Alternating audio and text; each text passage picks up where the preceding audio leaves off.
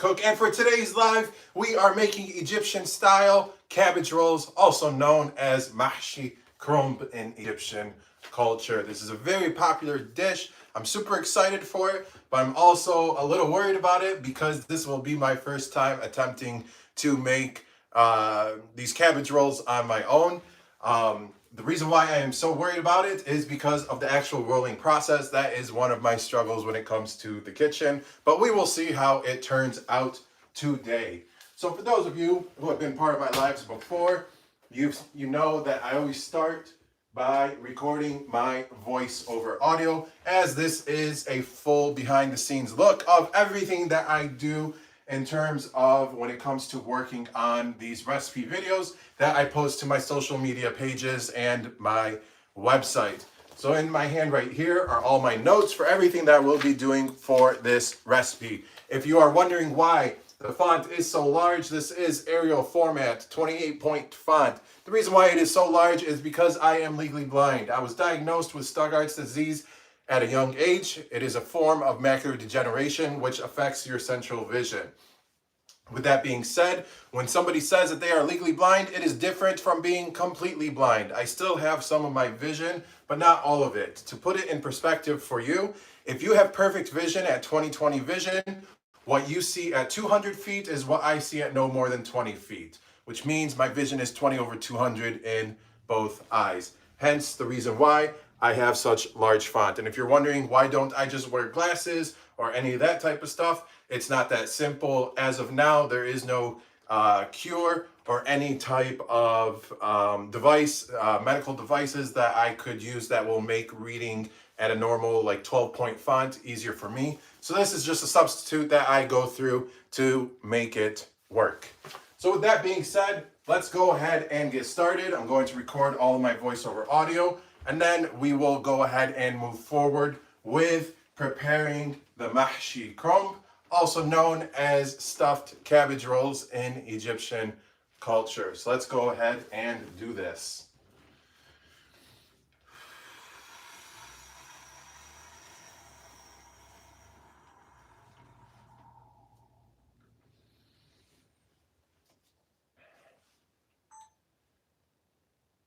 In Egyptian culture, we call this Mahshi Kromb.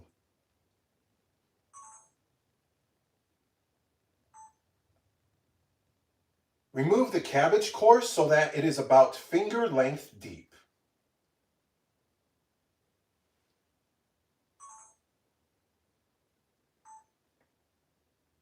Add sea salt to a pot of water and bring it to a boil.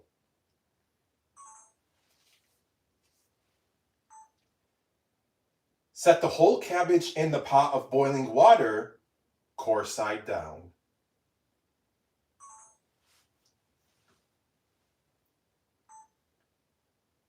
The water level should slightly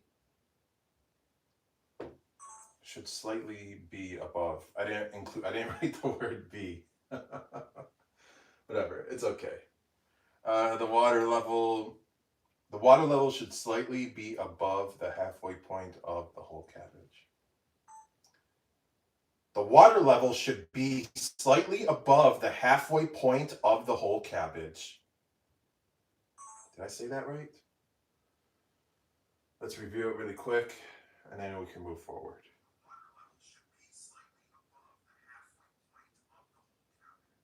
Okay.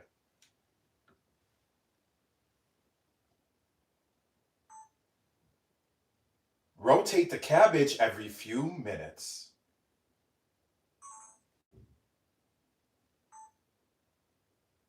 The outer layer leaf should easily peel off.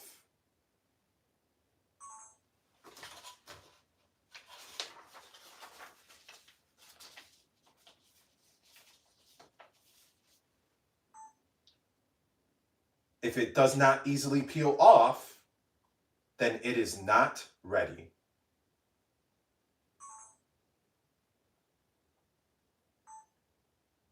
Submerge it in the water and let it cook for a few more minutes.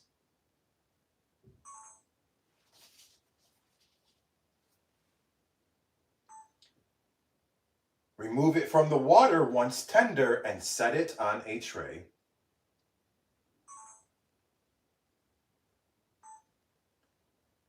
Take 1 cabbage leaf,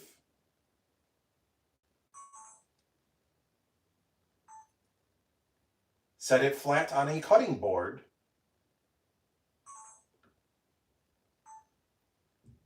and cut the stem out.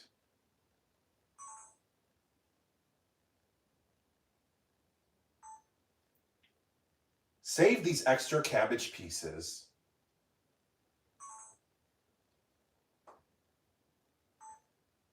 You should be left with 2 leaf halves like this.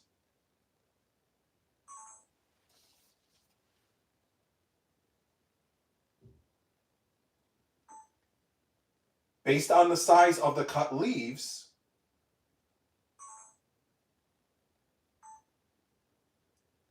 either cut it into 2 or 3 even width pieces.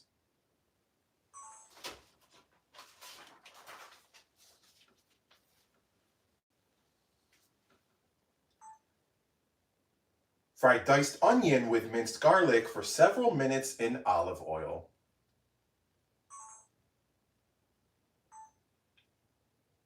Add a touch of semna for elevated flavor.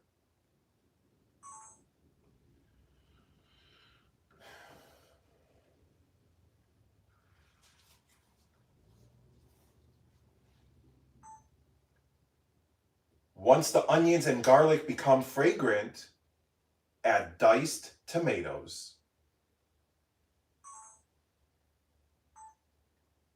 Season it with ground coriander, ground cumin, sea salt, and black pepper.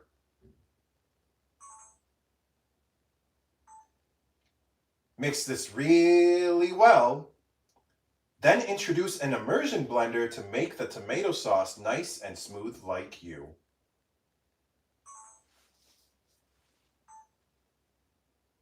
Immediately turn off the heat.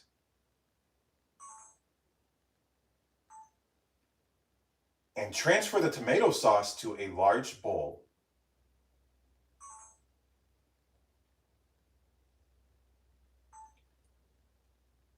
Allow it time to cool down, then add chopped parsley, chopped cilantro,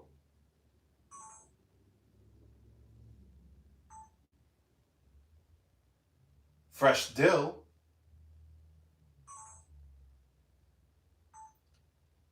and washed ruz.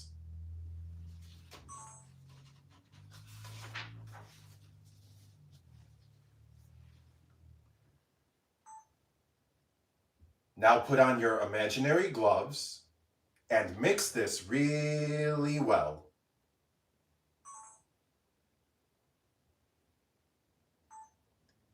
Lay the cabbage leaf down so that the lines are... Let's try that one again. Oh boy. I'm doing okay today in terms of reading my lines. Let's try this one again. Lay the cabbage leaf down so that the lines are facing left to right.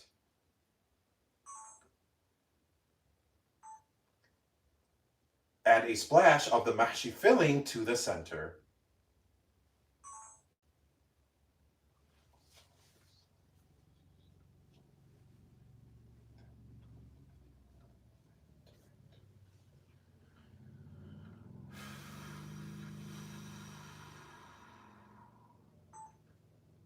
Fold the side closest to you over the filling and tuck and roll it tight.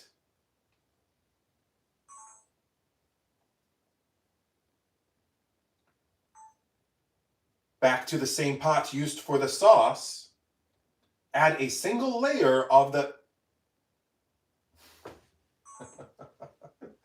Let's try this one again. Let's just get rid of this one.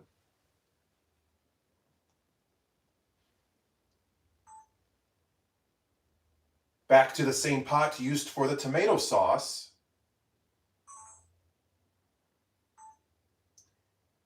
Add a single layer of the odd end cabbage pieces.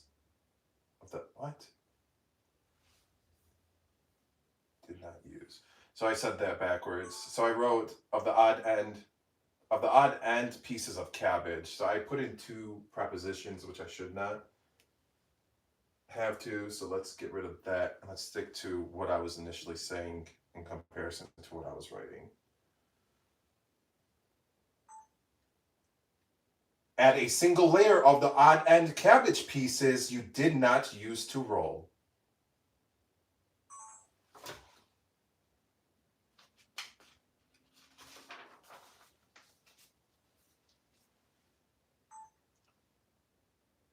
Set the rolled mahshi in.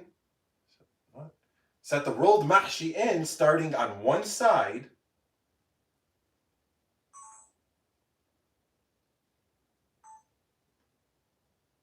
And work your way across the pot while keeping it tight.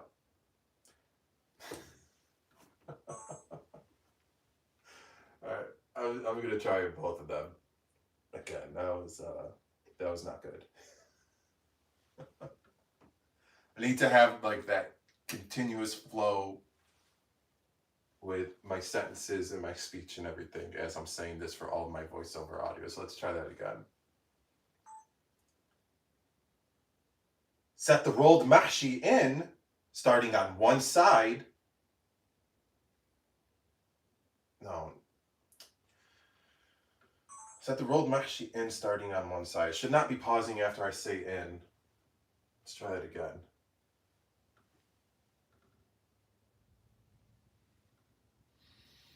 Set the rolled mahshi in, starting on one side, and work your way across the pot while keeping it tight. I should be okay. It's the end that's kind of throwing me off in the first half of the sentence. So let's try this again. Set the rolled mahshi in the pot starting on one side and work your way across the pot while keeping it tight.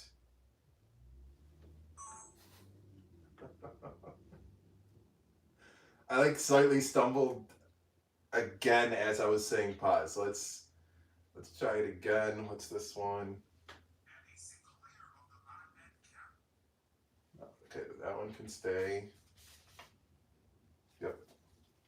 All right, let's try this again. I think this is like take 5 or 6 or something like that.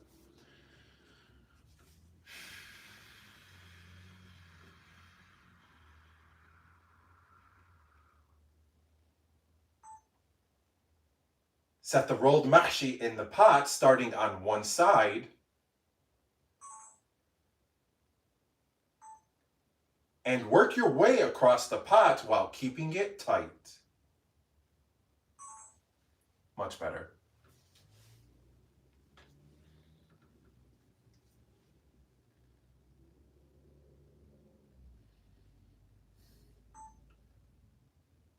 Alternate the direction of the next level. I should say layer, not level. This is not a video game. We're making mahshi here. So let me say layer instead of level for this one.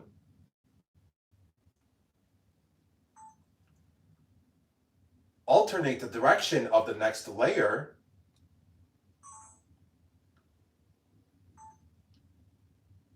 And repeat the process until complete.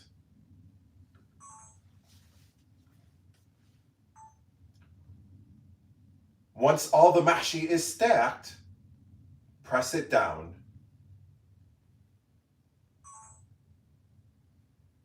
I should say, let me try it.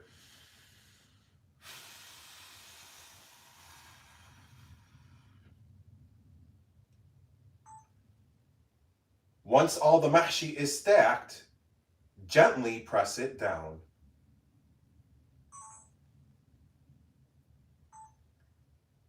Combine water with sea salt and a splash of tomato paste.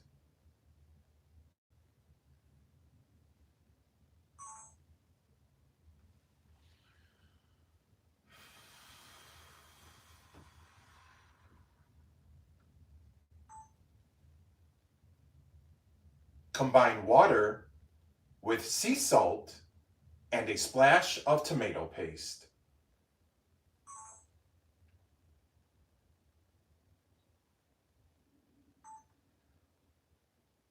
Pour it over the mahshi just enough to almost cover the top layer.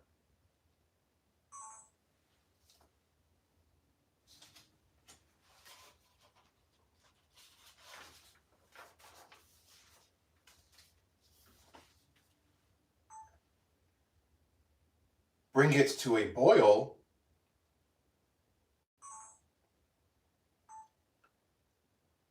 Turn the heat down to medium-low.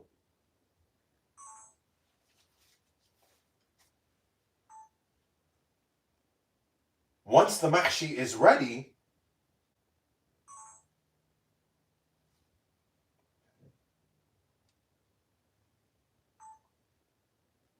set the serving plate over the pot.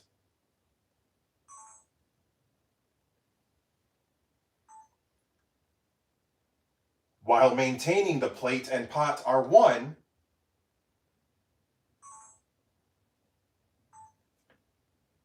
flip it in a smooth and quick motion.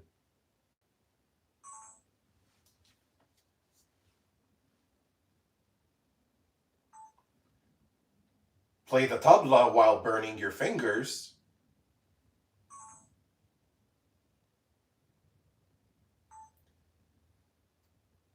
Then gently lift the pot up for the reveal.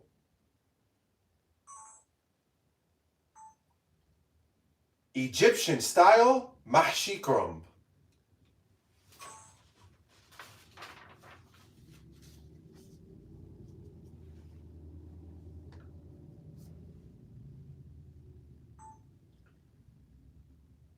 Add olive oil and semna to a pan over medium-high heat.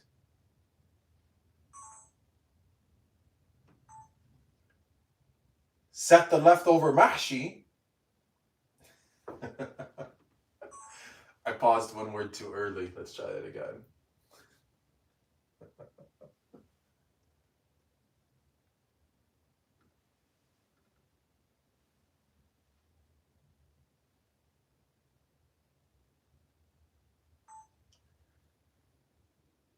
Set the leftover mahshi in the pan and let it cook for several minutes on each side with the lid on.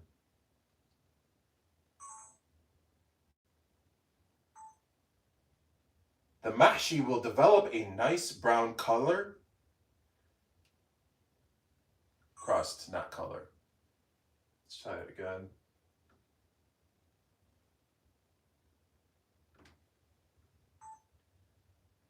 The mahshi will develop a nice brown crust like this.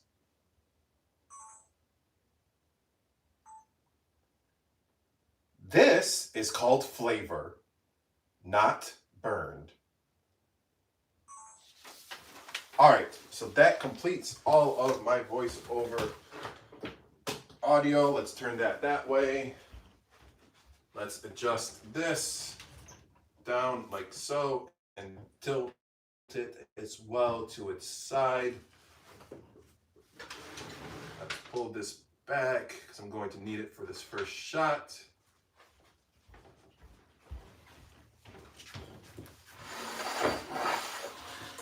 And then actually, first shot is with the cabbage, so I need to push that forward. And once I get everything situated here, I'm going to bring you guys over for a better point of view over here on the countertop.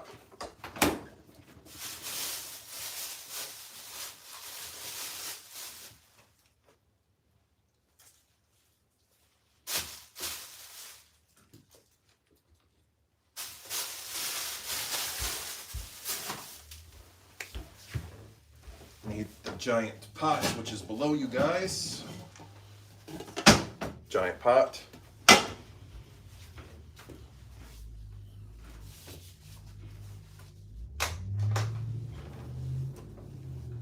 These can go over here for now.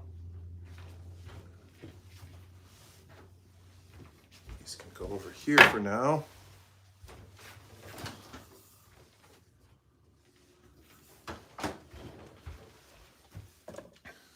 let's bring you guys over, get everybody set up here.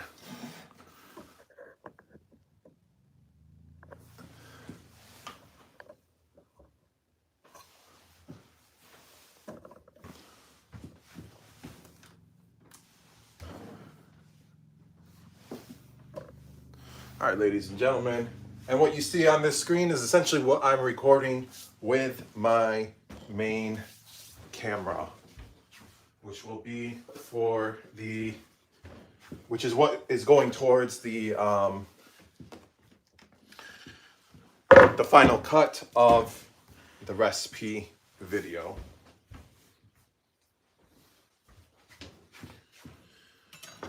All right.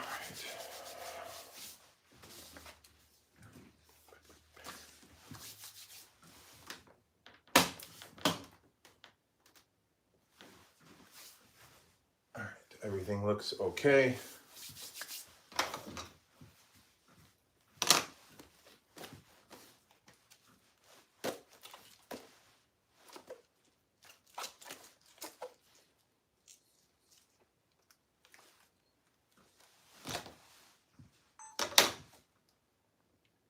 Start this recipe by preparing the cabbage. All right, let's review that one, and then we can adjust the camera angle down. Start this recipe by preparing the cabbage.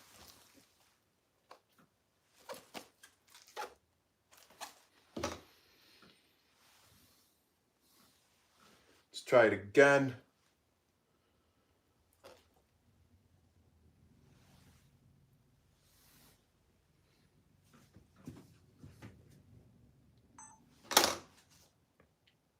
Start this recipe by preparing the cabbage.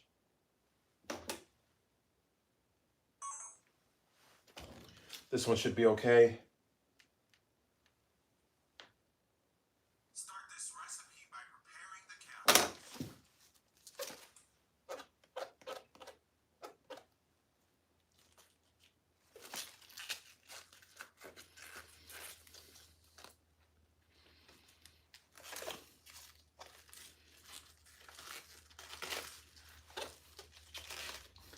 Let me remove just this outer shell. I just don't like the way it looks on the camera.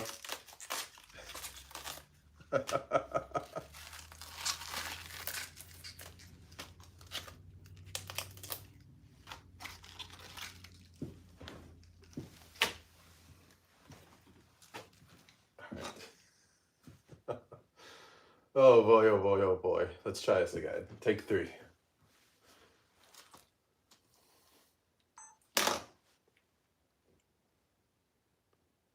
Start this recipe by preparing the cabbage.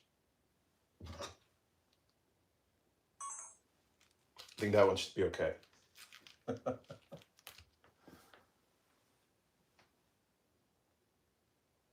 this recipe by preparing the cabbage. Good to go.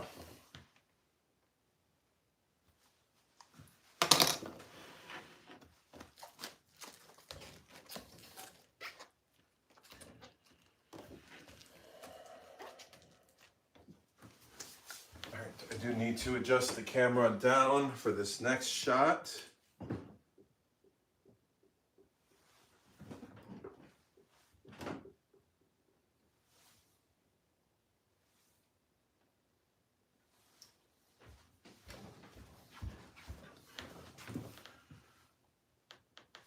Up a little bit lower.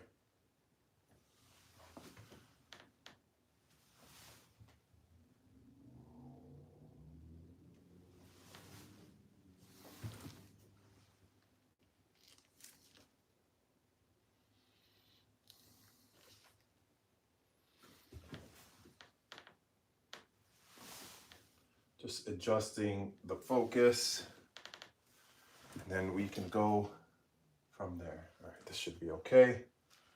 Let's get this out of the way temporarily.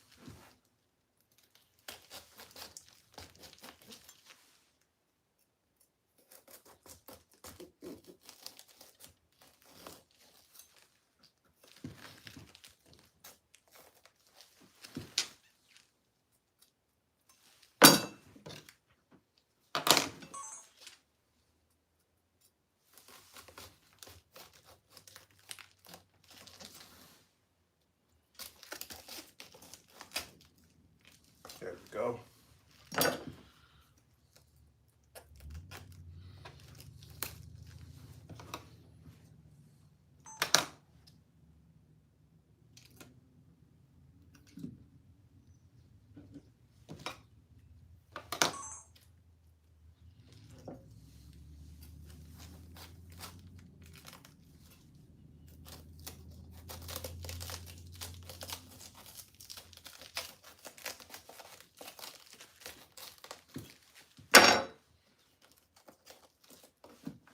Just cleaning out a little bit more from the core. You want it to be about finger lengths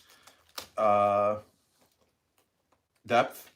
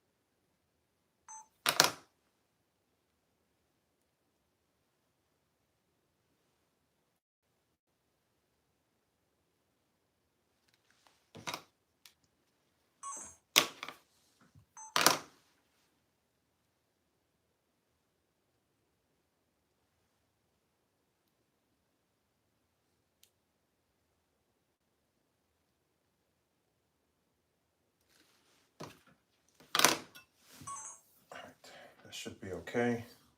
Let me grab a small tray. This next part. Let's see. Remove. Okay, I did that.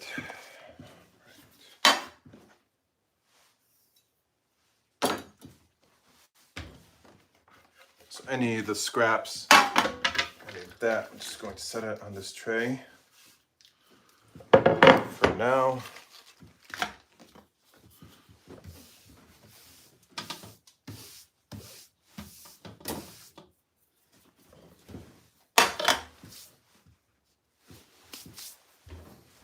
Now we need the countertop stove. Oops.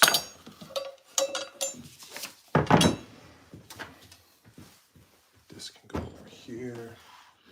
And I need the giant pot.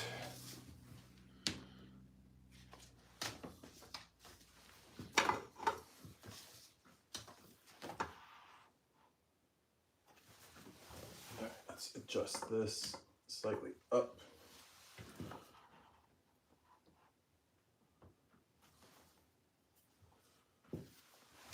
Right. Coming over with some water.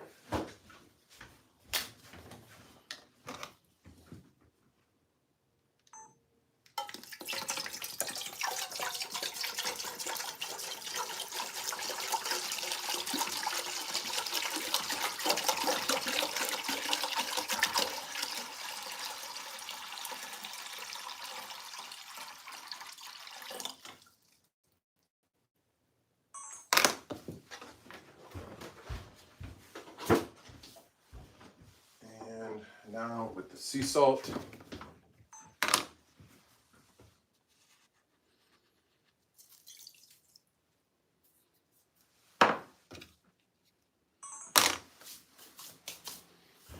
Need to adjust the camera for this next shot.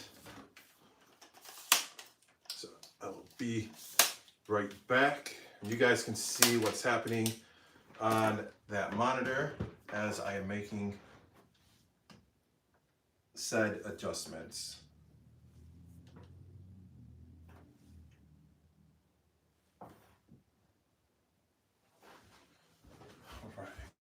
Let's see how we look. Oops, I can just adjust this like that. And that should be okay.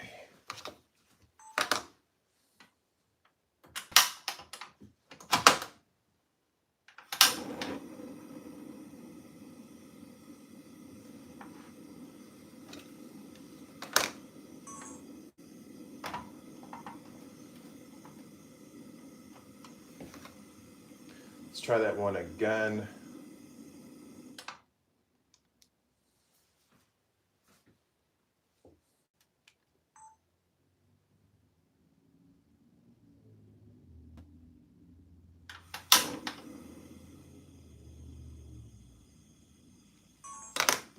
All right, much better. This can go on the main stove. Let it reach a boil. And while we're waiting on that to reach a boil, we're going to work on some of the other veggies that need to be prepared. Like the tomatoes, onions, and garlic. So just one moment as I come back over with the tomatoes.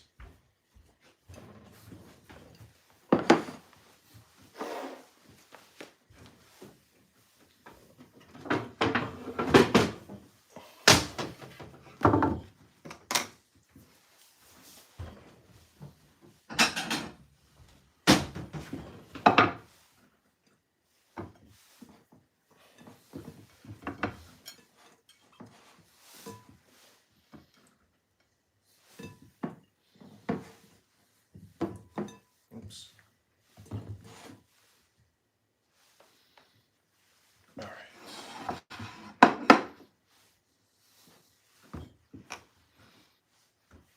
Let me turn off that camera for now as well too, just to save on the battery, because it does tend to heat up when I go live. Let me grab a smaller knife.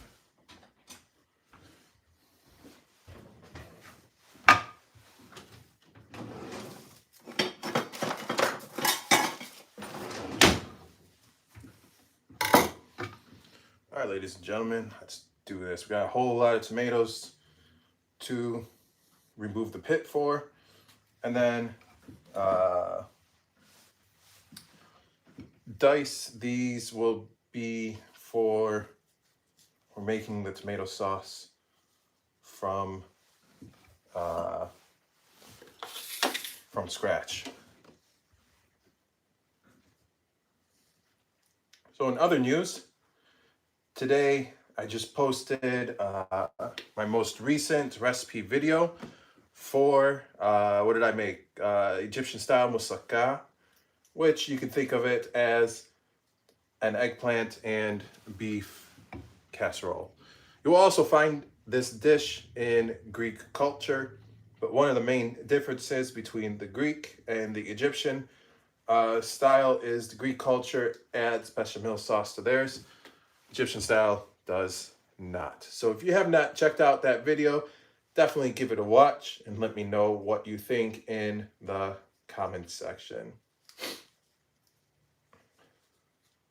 Also, want to give a shout out to one of my members, John Smoot.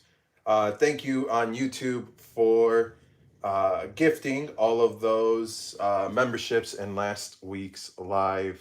It was actually while we were making the moussaka. So thank you very much. I appreciate you and all your support and enthusiasm on my YouTube channel. It is much appreciated.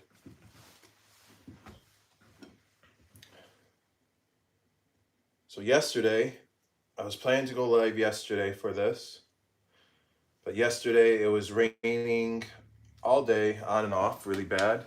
And when it rains here, because of my sky window that I have in my kitchen, I also have other sky windows like in the bathrooms, in the rest of the home. But when it rains here, It gets so incredibly loud. It literally sounds like a drum line. Um, so I was planning to go live for yesterday, but given all the noise from it literally sounding like a marching band drum line in here, I knew that noise would interfere in terms of the recipe video itself. Like if I was just going live just to go live, okay, I would have done it. But considering that I am working on the final cut of the recipe video, I don't like to have any of those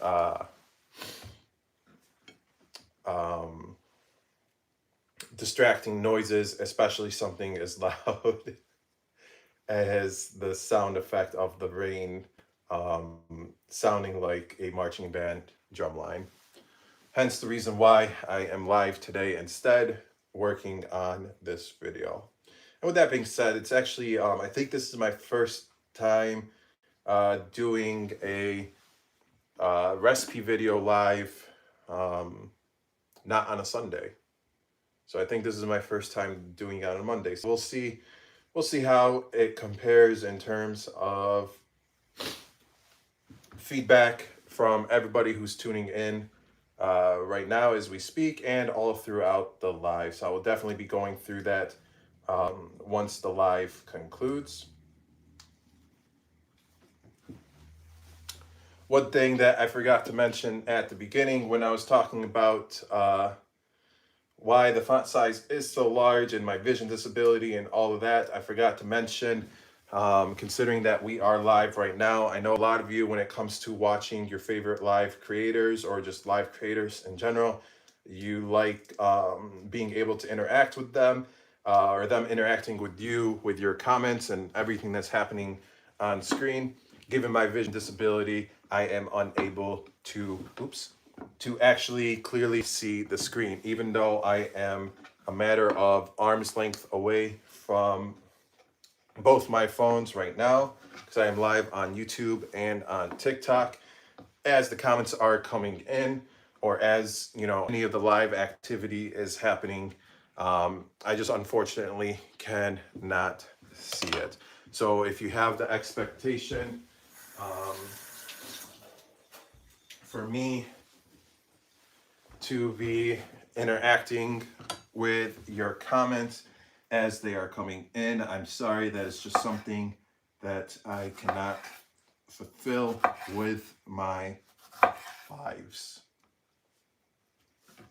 But that does not prevent you guys who are in the lobby to interact with each other and to keep the conversation going amongst yourselves.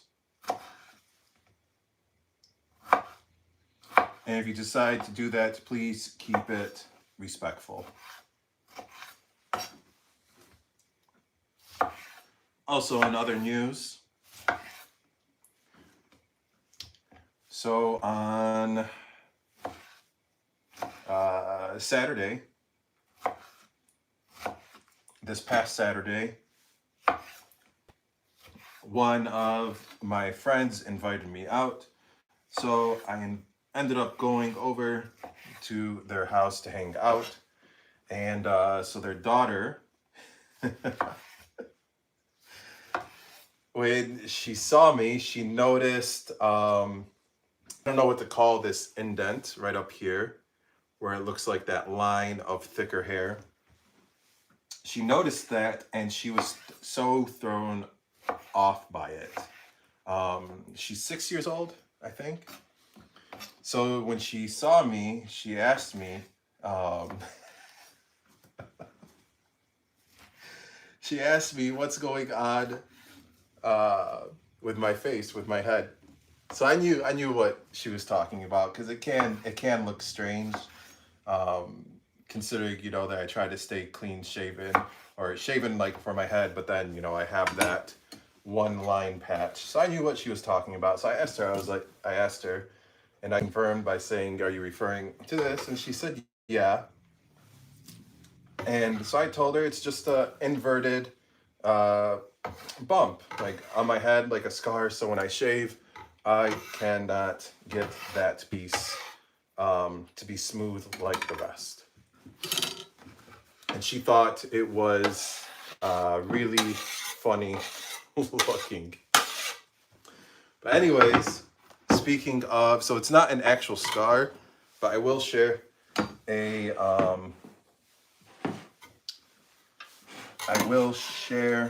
story of an actual scar that I have on my head, which is somewhere in this ballpark over there on the left side. So that actually happened when I was a little kid. So for those of you who grew up in the 80s and 90s and are familiar with back in the day when homes actually had the swing sets in the backyard. I don't even know if that's still a thing anymore. Is it here in the US? So my Uncle Hamdi, Allah yarhamu, he had in his backyard one of those playground swing set things. And one of the swings on it was a 2-seater swing set. It was actually the type where the 2 seats are facing each other. So if I'm sitting here, the person across that's sitting in front of me is actually facing me. So my friend and I, my family was invited over, and a few other families were invited over. And one of my friends was there, and we were outside playing, and we were on this swing set. And we would do this thing instead of like sitting down in the seats and swinging, we would actually stand up, because in between the 2 seats there was like a square leg, something for you to put your feet on, like a footrest, I guess you can call it. But it was like very, very, very like thin metal, like thin pieces of metal, or like thin pieces, like rectangular pieces like that, but like aluminum or whatever type of soft metal, which is meant for you to rest your feet on. So so we would stand on that platform, and we would hold on to the sidebars, and we would just like pull with all of our weight all the way up, in order for us to swing much higher and much faster than in comparison if we were sitting down and swinging on this thing. So it was time for us to, it was getting close time for us to eat dinner. So we get called in, and for whatever reason, my shoes were off. I took off my shoes. So I had my shoes on like when I was outside, but for whatever reason, I took them off when we were playing on the swing set. And I went to go put them back on, but they were positioned right behind that double seat swing and the fence. So I go to put my shoes back on, and I'm behind it, and my friend was still on the swing, and he was still doing what we were doing, where he was standing up and pulling himself and letting go. But I told him to hold on, because, you know, I was sitting right behind the swing and the fence, and I was putting on my shoes. So I don't know what happened there, whether he heard me or did not hear me. I'm assuming he did not hear me. It was just like a miscommunication, but he pulled back. He pulled against the 2 bars, like himself forward with the entire swing, and he let go. And that metal floorboard thing, footrest at the bottom, came swinging and right into my head, right over here where that scar is. So it knocked me back. I started crying like crazy. I was in like 2nd or 3rd grade when this happened, I think. Started crying like crazy. I grabbed my head and I look at my hand, and there was blood everywhere. And I remember going to the door wall and knocking on it, like I was so dazed and out of it that I couldn't even manage to get the door wall open. And that's all I remember from it. Next thing I remember after that is waking up at home. I had Band-Aids on my head, Don't remember how I got home, when I got home, if I went to the hospital, what happened. Like, I don't remember any of that, any of those details. How many days passed, I honestly don't know. Whether it was 1 hour, 2 hours, whatever the case is. But that is essentially the story of the scar, the actual scar at the top of my head. So I have another scar, but it's not visible because it is on my chin and it is currently covered by my wild beard. So that one, it's actually going across my chin from left to right. That one also happened around the same time. This one happened from a swimming pool. So at the time, I had no idea how to swim, but I loved playing in the pool. So one thing that I would do when it came to jumping into the water, I would run and I would jump, but then like I would do a 180 with my body, so that way when I land facing the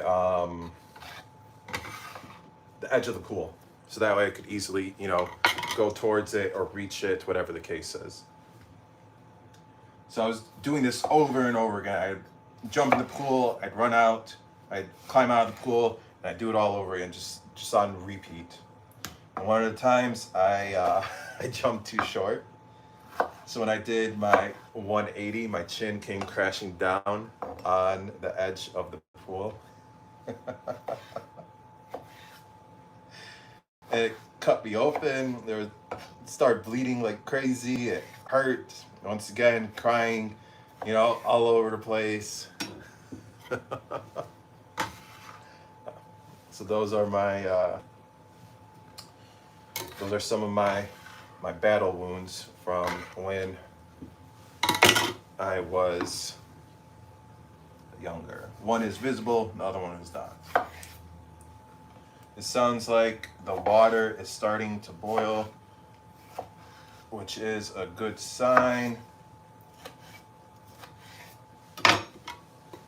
We have a few more tomatoes left, which is also a good sign. We got 5 tomatoes left. I'm just roughly dicing them. This is all contributing towards the tomato sauce. So evenly chopped or diced because we're going to blend it all smooth anyways.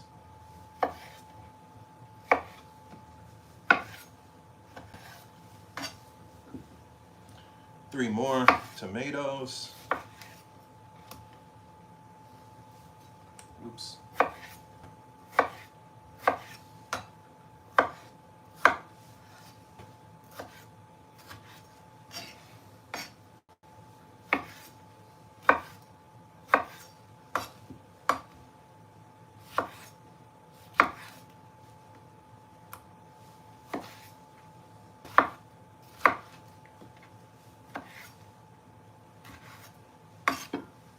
Final tomato.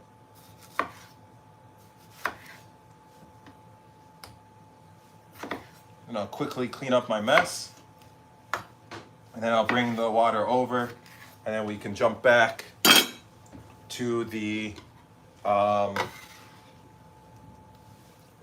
cabbage.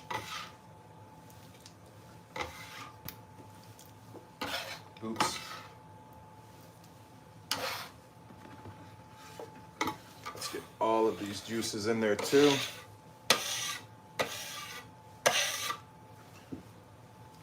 Be right back.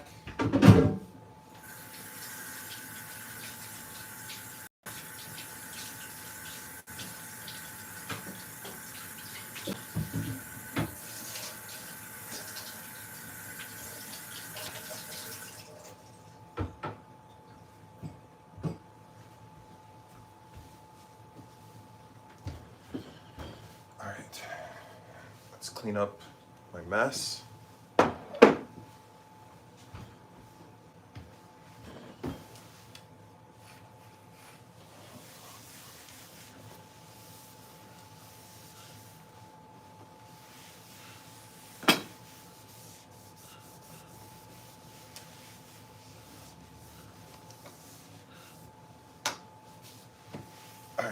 think that should be okay. Let's bring the stove, the countertop stove back over.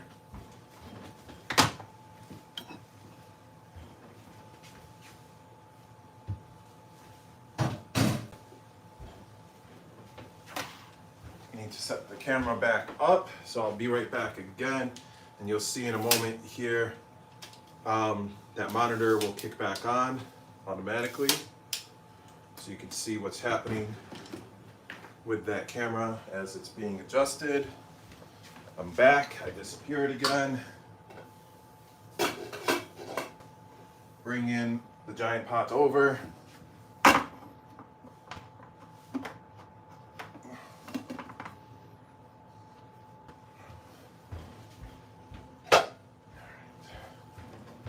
I need to adjust the camera.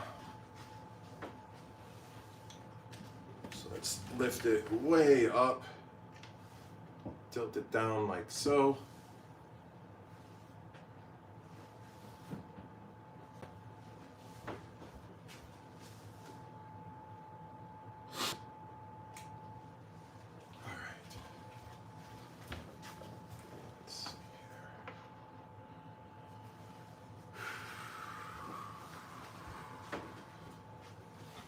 Let me make another adjustment, just tilt it a little bit more.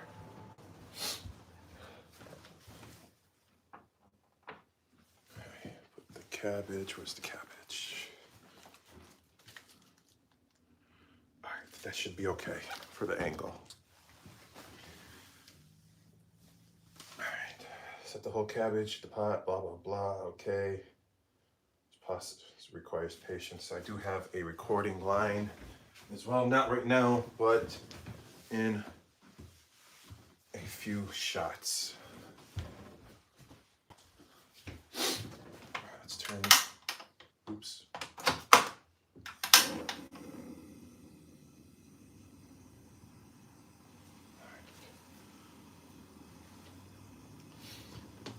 Let's see, set the whole cabbage, core side down, the water level should be, all right.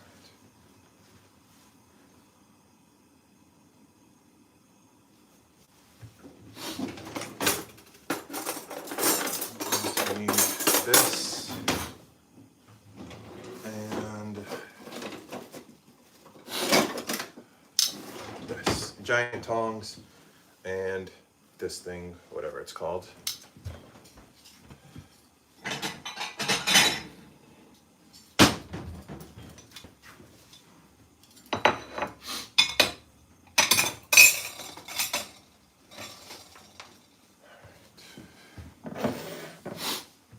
Let me actually plug in my phone to charge as well.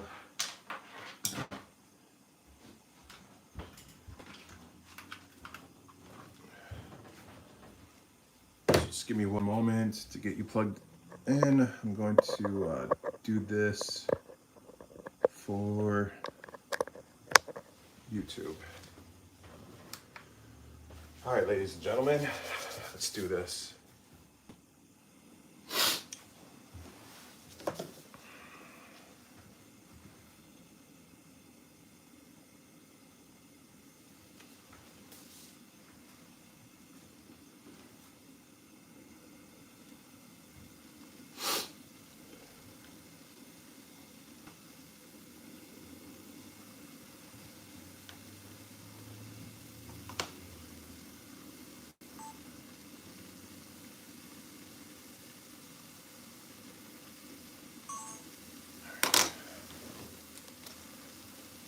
All right, we're putting this in the water, core side down.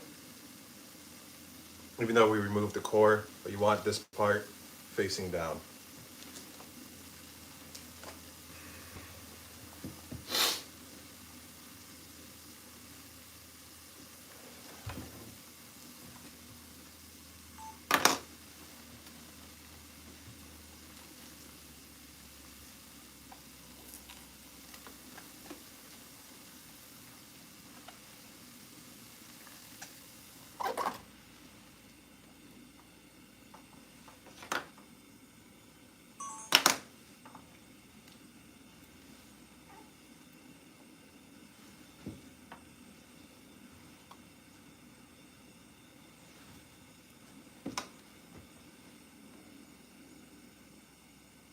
I'm just slightly adjusting the temperature. Give me 1 second. It looks like TikTok wants me to do this CAPTCHA nonsense. Oh my goodness.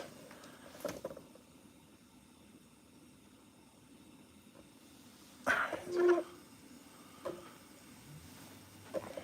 right, sorry about that, TikTok.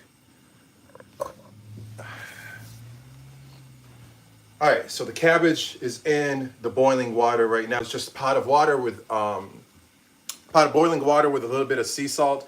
The water level is about slightly above the halfway point of the cabbage, and you essentially want to let it cook for a few minutes on each side.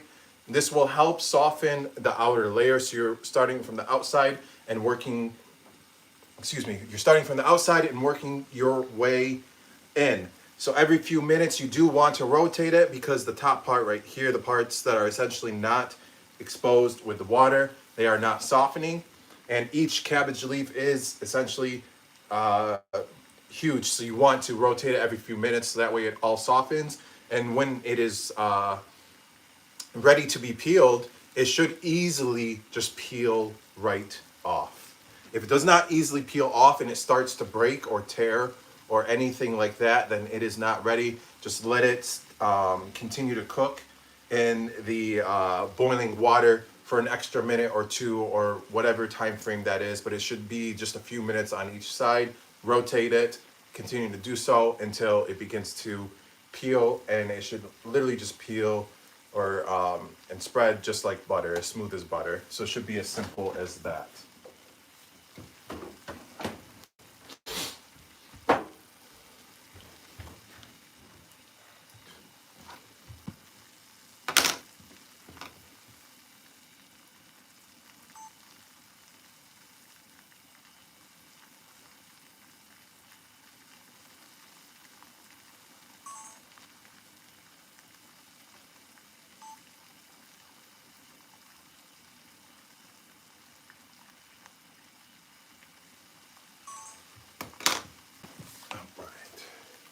The whole cabbage at that water level.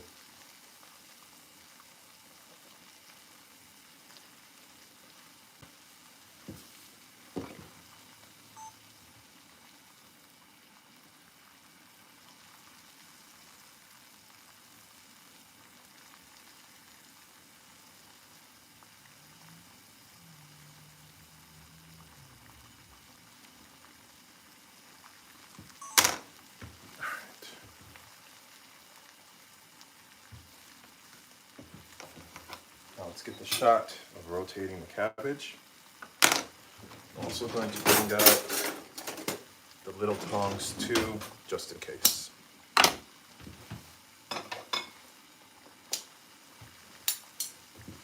Let's turn down the temperature a little bit so the water is not as violent.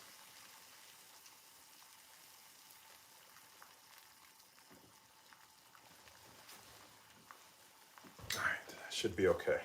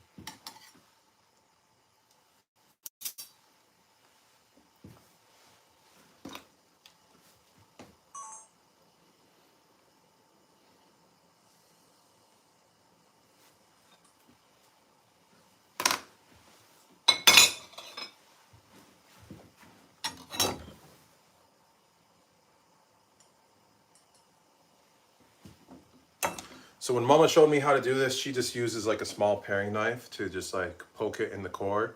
And you essentially have good control of rotating the cabbage around when it comes to rotating it, especially when the cabbage is still at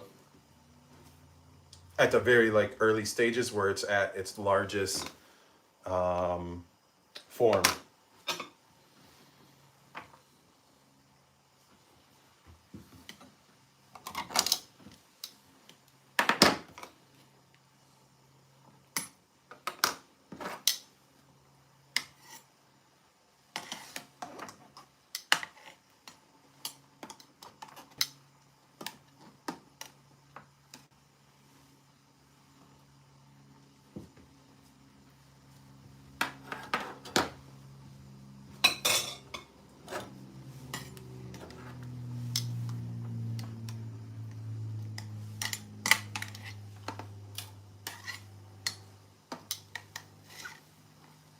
But when you do it, if you use the knife method, don't poke, this part of the cabbage, because you want to keep the leaves themselves, you want to keep the leaf whole. You don't want to have like any tears or cuts or breaks or cracks, any of that type of stuff in the leaf itself. So that's why if you use the knife method to rotate it, only poke it in the where the core is.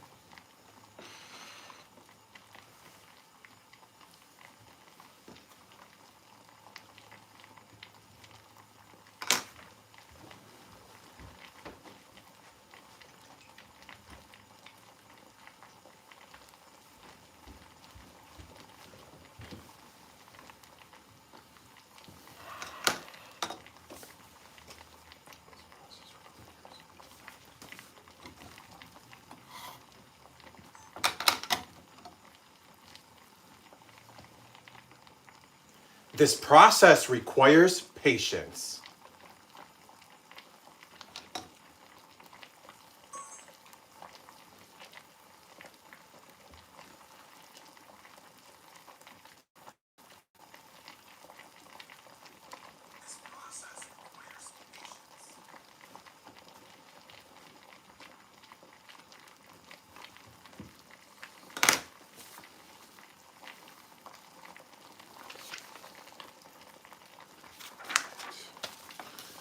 Now it should be ready for me to start peeling the outer layers. So just let me adjust the camera back onto the pot. Let's go from there. It's way too low. Let's go a little higher like so, and adjust the angle like that. Let's see how we look. It's still really low. Let's tilt it a little bit more and adjust the zoom.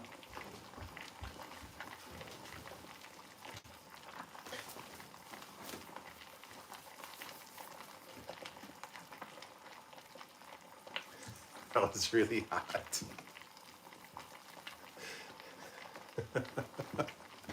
All right, YouTube, you guys can still see the hot in you TikTok. All right.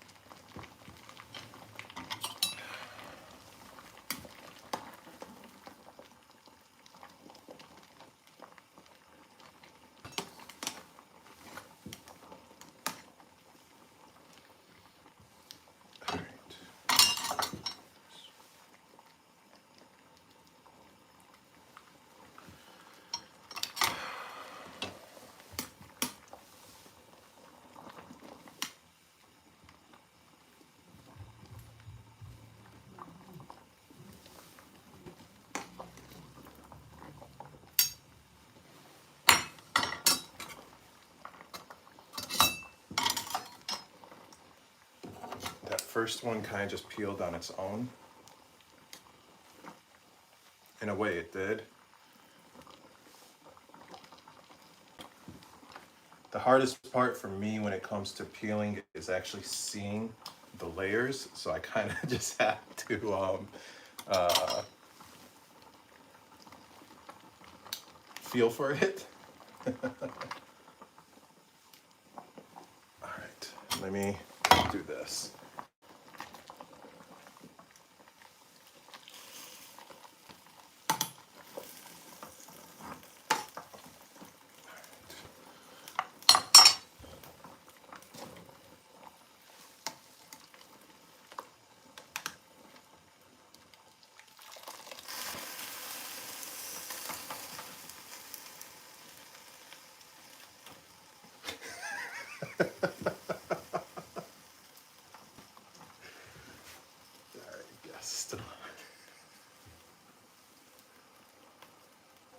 Oh my goodness.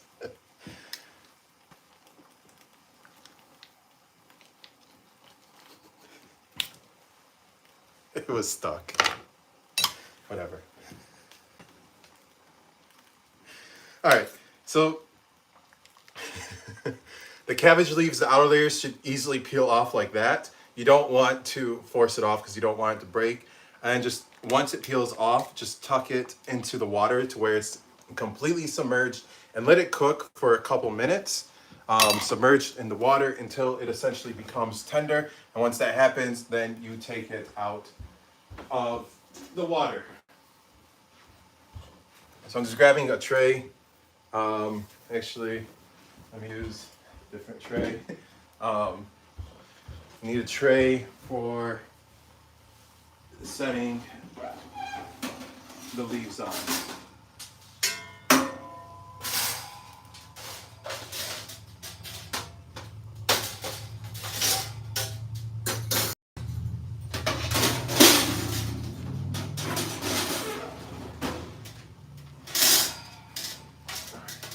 This should be sufficient.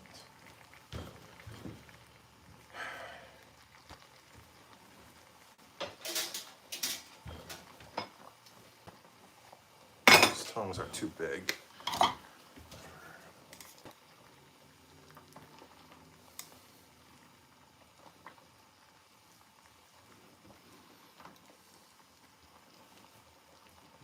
And the greener the cabbage leaf, the better the mahshi, the better the taste for the mahshi. But as you go into the cabbage deeper and deeper, the less green it is.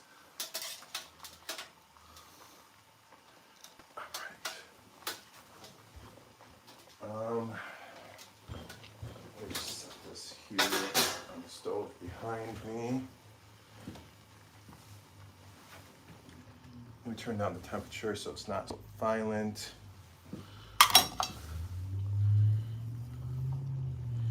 Just getting a feel for the next layer.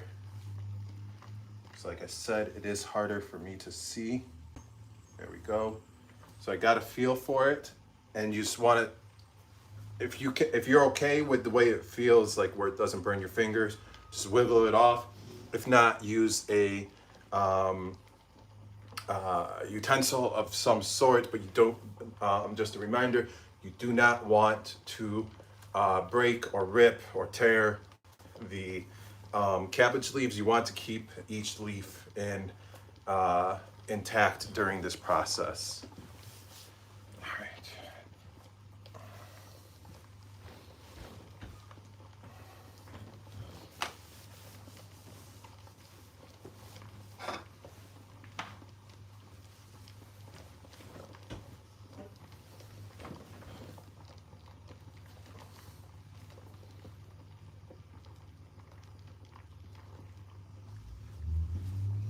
All right. Let's do this.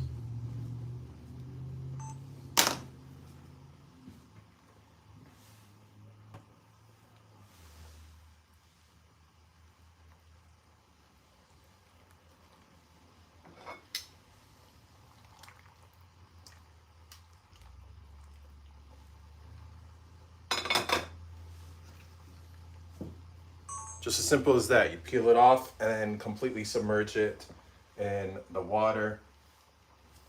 Let me make sure that shot is okay.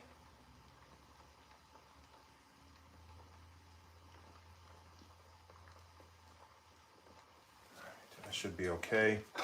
I'll do another one as well. Let me swap these tongs around because it's easier for me to navigate with this one, closer to the action.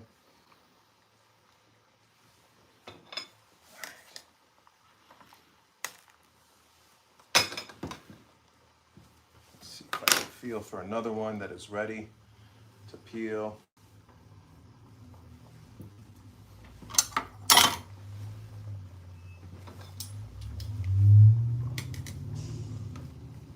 Let me rotate going to use the little knife method. Just rotate it that way, much easier. Oops.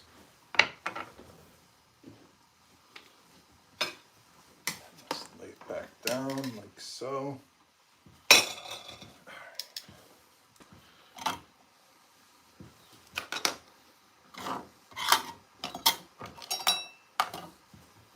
Let's see if one's ready for me to peel.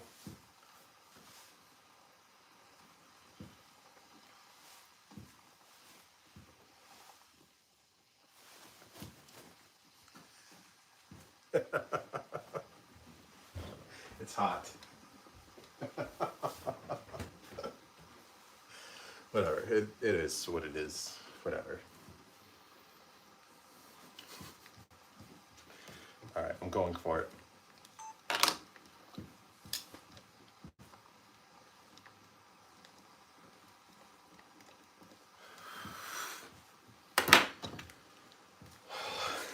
I'm not going for it. Let's try this again.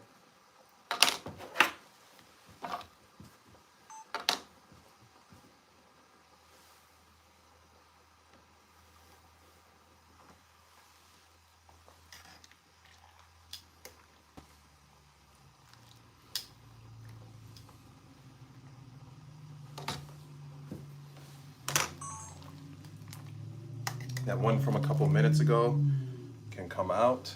And I accidentally ripped one of the sides, but that's okay. When it comes time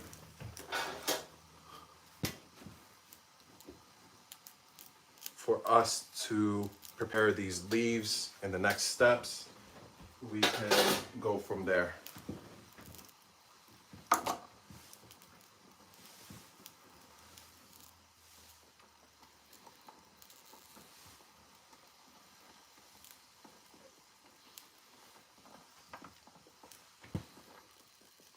This one's over here.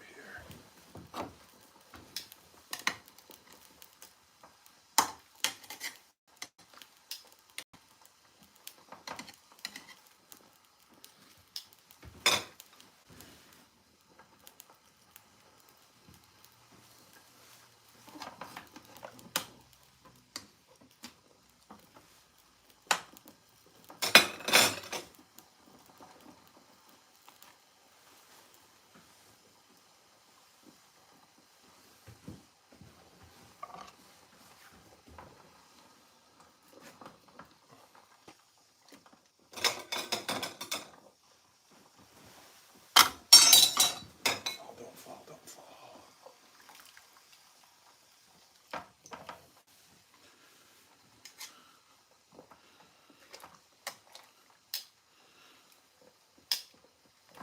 All right. It's good.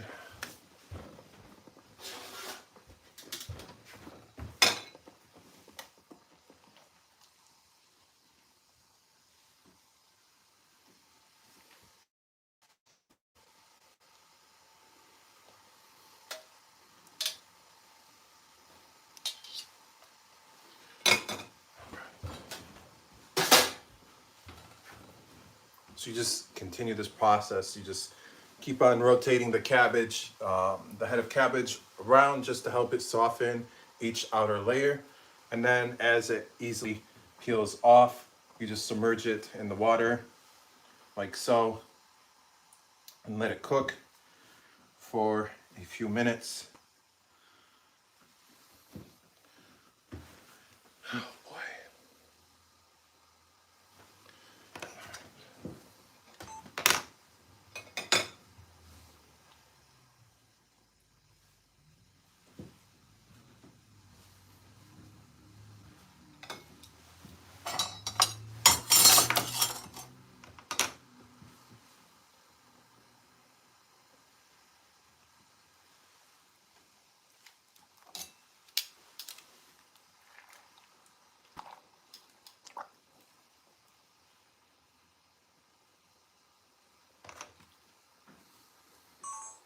All right, that one should be the winner of what I'm going to use, as I'm saying that it should easily peel off and then submerge it in the water.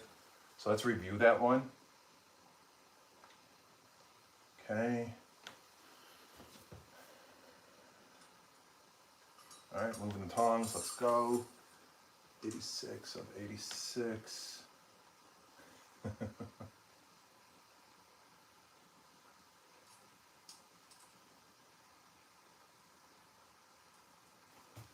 I think that should be okay.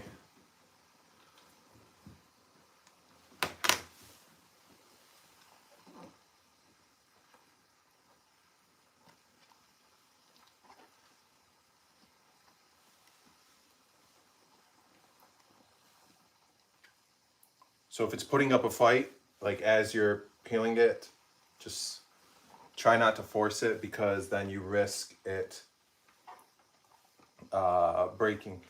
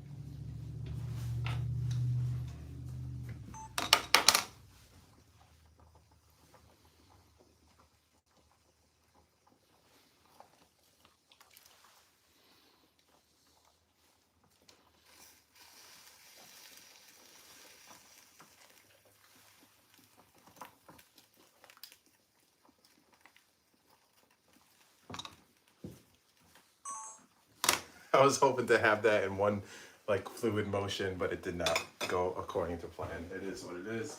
I can try it again.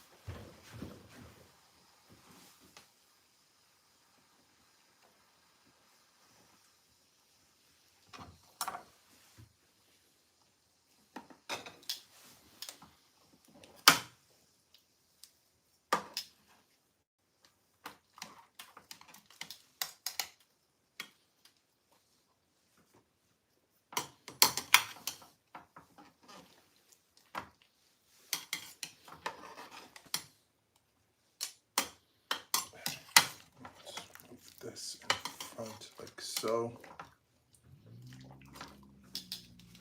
All right, this one right here should be a winner. So let's go ahead.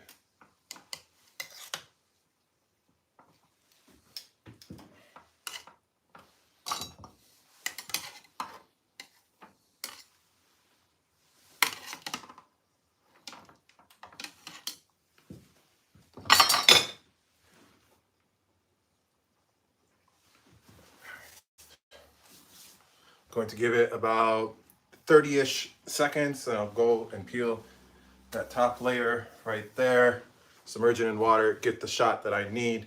Then I'll remove the other one and set it on this tray. These are the ones that are all set for now. You just want to simply lay them on a tray like so. As you can see, each cabbage leaf is ginormous.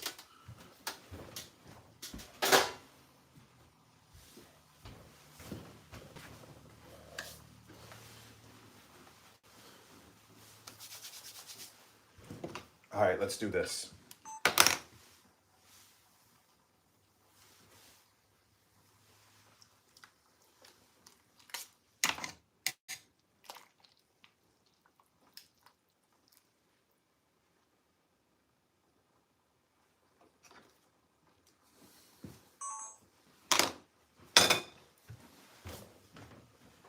Should be okay. And then the one I'm going to give this one a couple minutes, like 1 or 2 more minutes before I take it out. Let's see if I can get another piece going.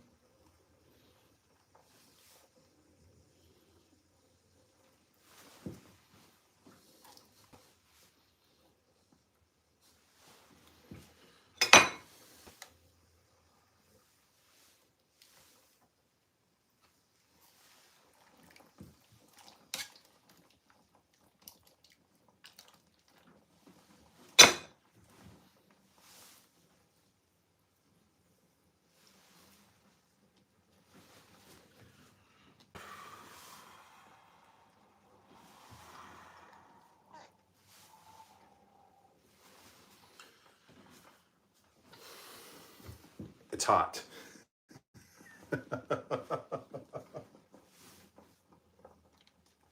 Oops, accidentally just ripped a little bit.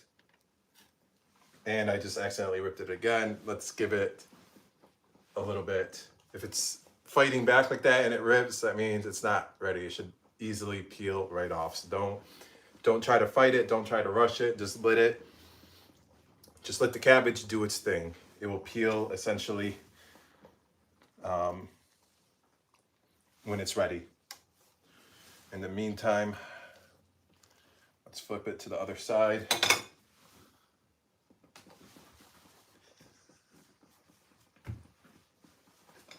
Whatever, don't judge. I literally just flicked it, and the part that was just submerged in the boiling hot water, I go and immediately touch. So whatever, it is what it is. as I'm still trying to do it. Oh my goodness.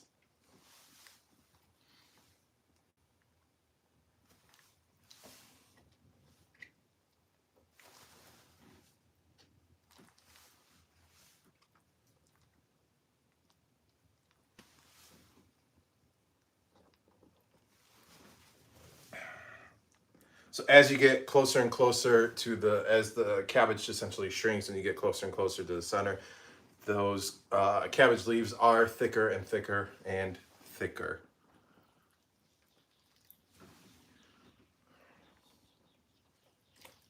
There we go. Got that piece. So not only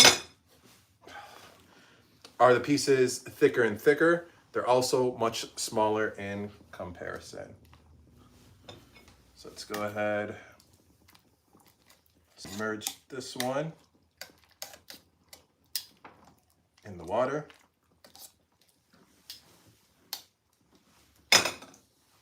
Let's grab our tray.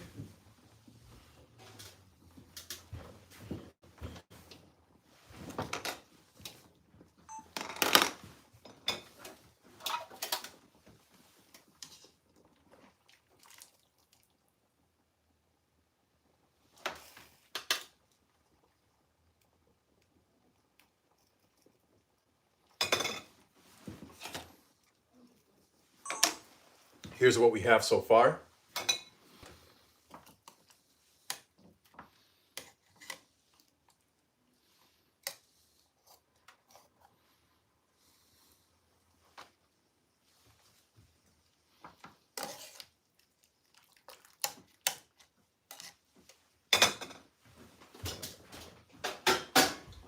All right, let's continue rotating and peeling the cabbage leaves and also burning my fingers all along the way.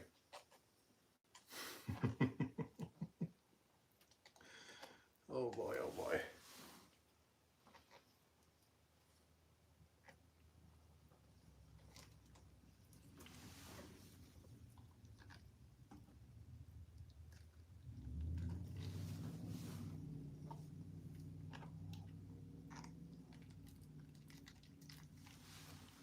That piece is almost there.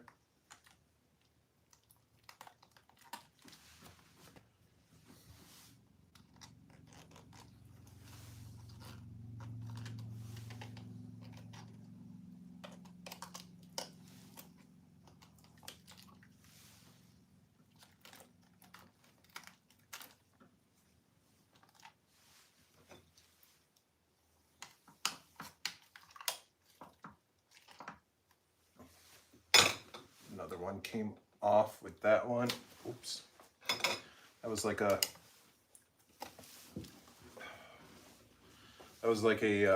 2-for-1 combo.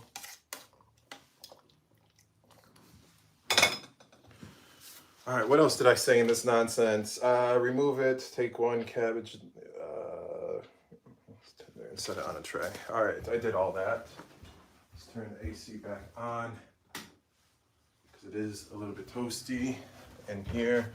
Let me turn off this let me wash my hands first, and then I'll turn off the camera.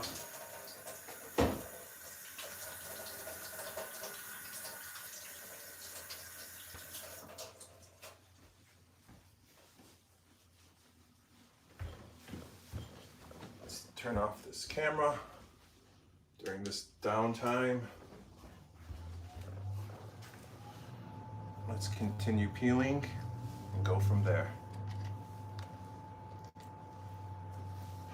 See, that easily came off, but then the downfall to this piece of cabbage is that the leaf itself is so thick, so we most likely may not use that for the rolling. We will see how it goes when that time comes. Let's see.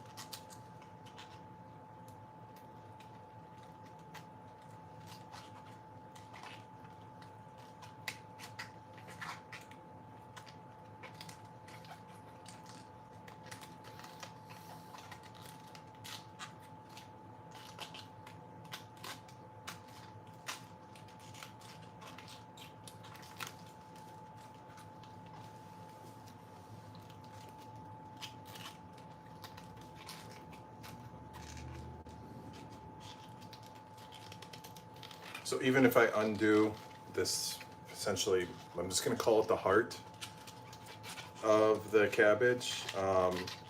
It's so small, like it's so thick and so curled on itself that you won't really be able to roll any of the mahshi with this. However, you can still cook it and repurpose it for other things. So any of the odd end pieces that you can't use, because even in the next step, we're going to be cutting out the spine of the cabbage. Anything that you do not use, you can always repurpose for another dish.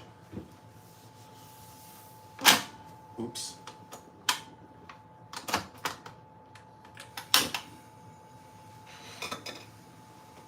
All right, so now all the cabbage that's left is undone, all the cabbage leaves. So we're just going to give it a few minutes here, let it cook, let it soften and tenderize a little bit more. Let's go ahead and push these all down under the water and just let it cook and do its thing. All right, what am I gonna have to do next? Let's see, save, whatever, okay. So after this, we're going to be cutting all of the cabbage leaves and preparing them into said portions that we will be using for the mahshi itself. So once these are all set, then we will go ahead and move forward with that. And after we clean up all the cabbage leaves and portion them into the little pieces that we will be using for rolling the mahshi. After that, we're going to set it to the side and we are going to work on making the tomato sauce. We're going to be making it from scratch. Earlier, while we were waiting on the water to reach a boil, we did dice a whole giant bowl of tomatoes. We also need to prepare the onions and the garlic as well, so we do need to dice those up still, and then we will move forward from there.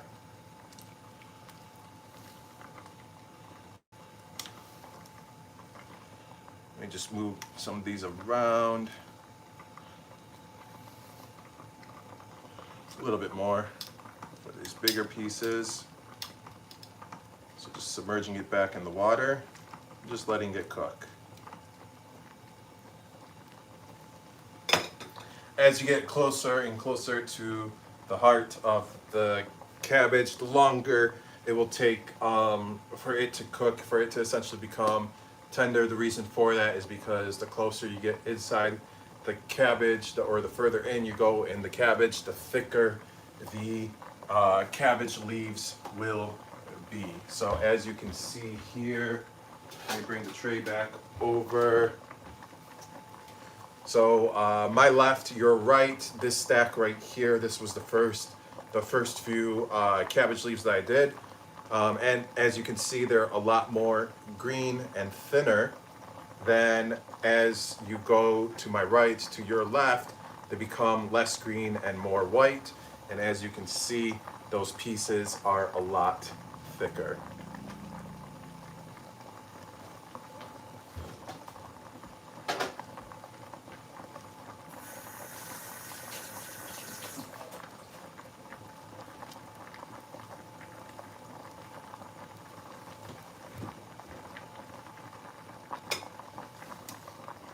Let's check out.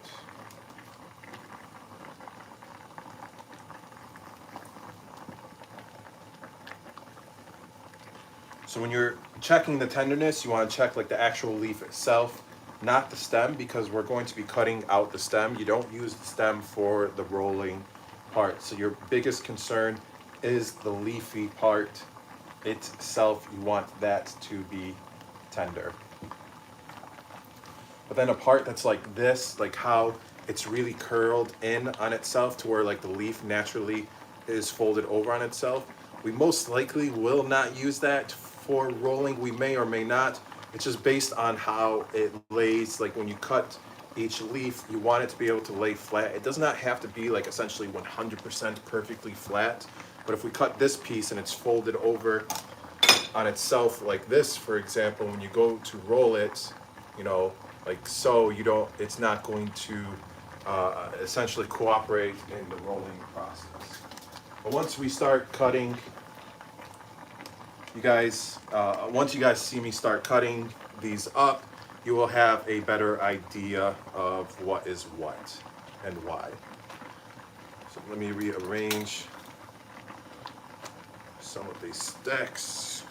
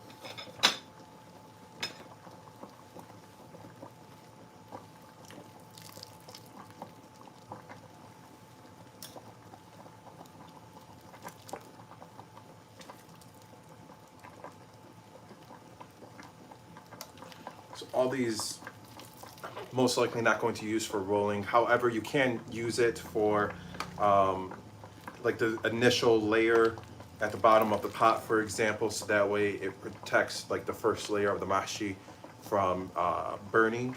So we could use like these odd end pieces for that. So that's why it is, oops, that is why it is important to save any of these odd end pieces. Not all of it will be repurposed for this mahshi. However, some of it will, and the rest of it, give me one moment, the rest of it, you can repurpose it for another dish of some sort.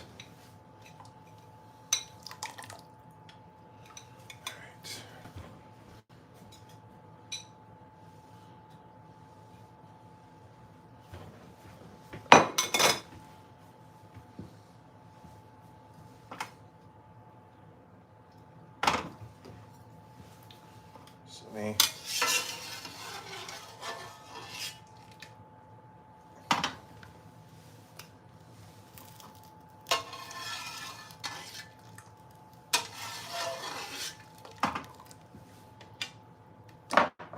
Just scooping out any little pieces that broke off.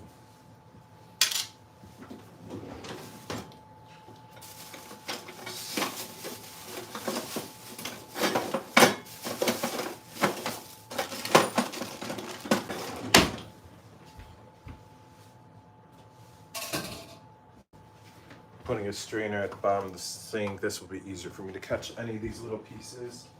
Be right back. All right. So that is all set. Set this aside. This countertop stove can be set to the side as well. Let's wipe down my area.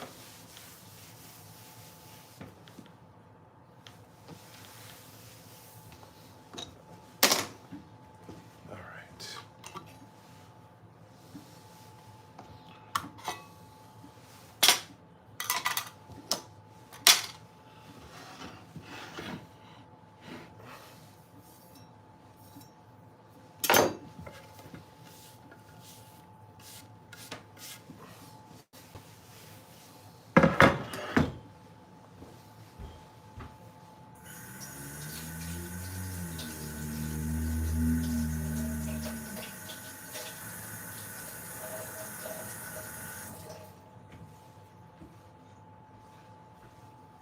ladies and gentlemen. Knife is clean.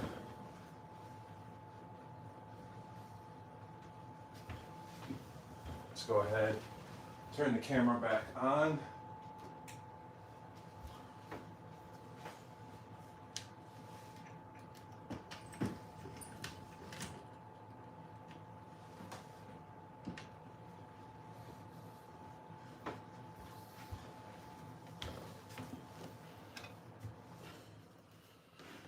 All right, let's see here. This can move out of the way for now. Where's the cabbage leaves? Go.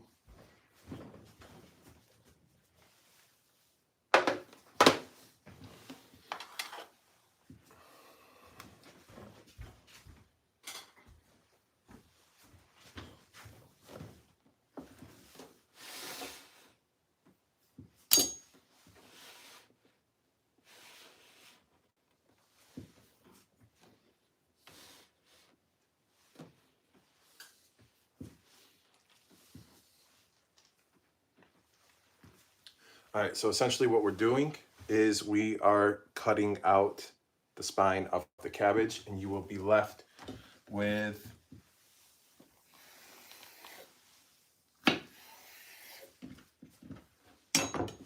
cut out the spine like so, and you'll be left with these two halves like this.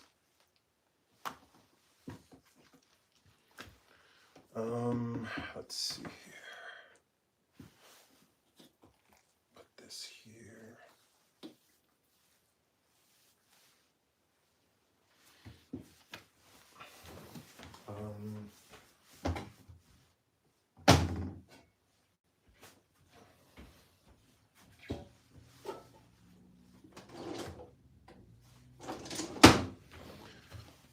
I'm going to put all the scraps that I'm still going to use just in this pot for now.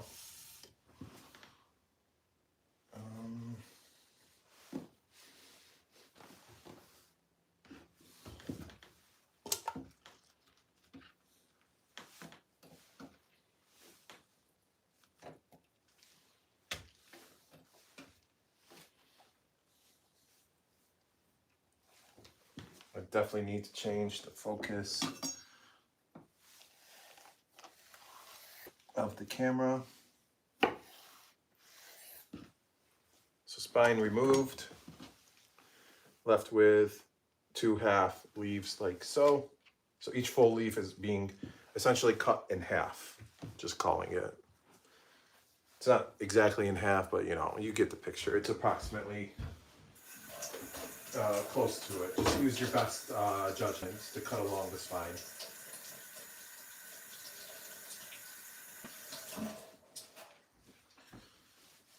I need to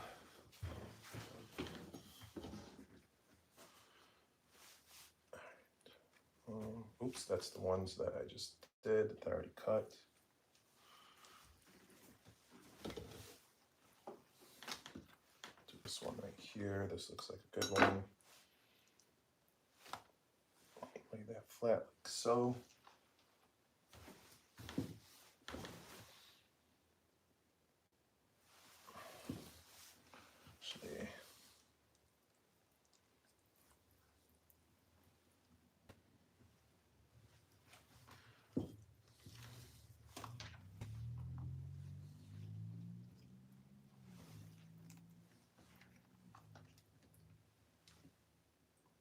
That should be okay.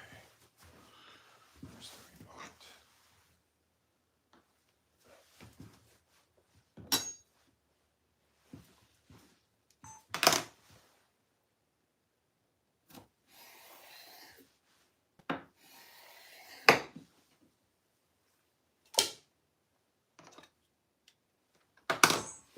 How did I say it? I need to make sure that my voiceover audio matches what I said. Take one cabbage leaf, set it on a cutting board.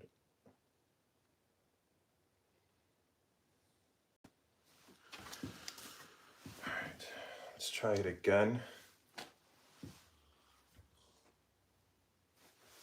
Not this piece, let's do this piece instead. instead.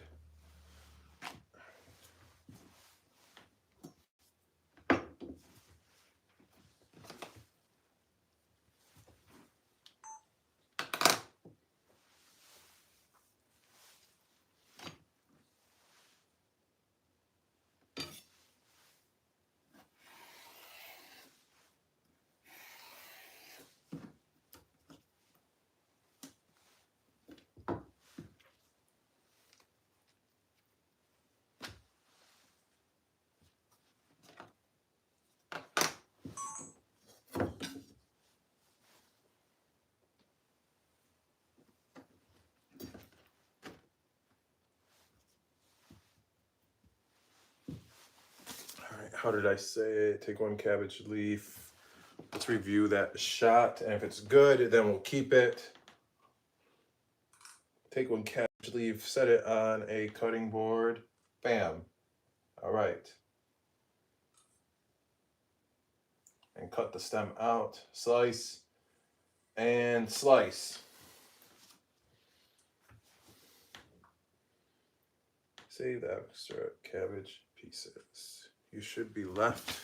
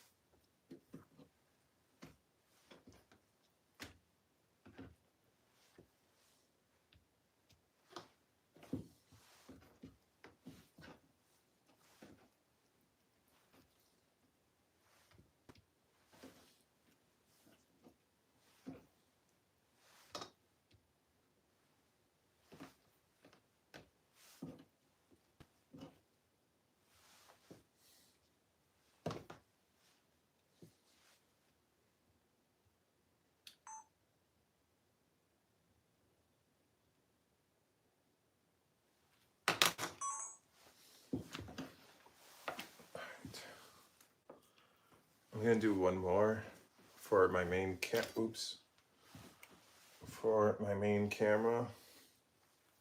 See the greener pieces, because they're so thin, they don't take as long to cook. So if they become too tender, they will fall apart.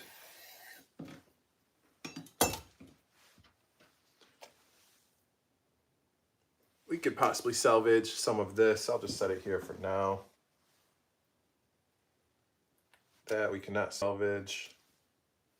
This we still can.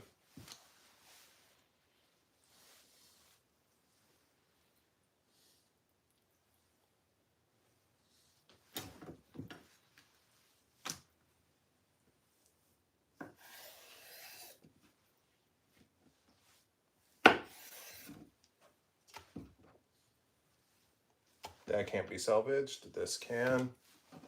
These green pieces though, the greener the piece, the better the Mahshi Kromb will taste. That is 100% for sure. Okay, that's too small of a piece.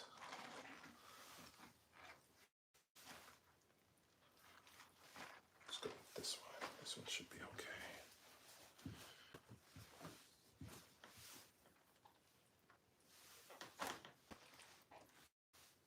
All right, this piece will be good. Let's do this.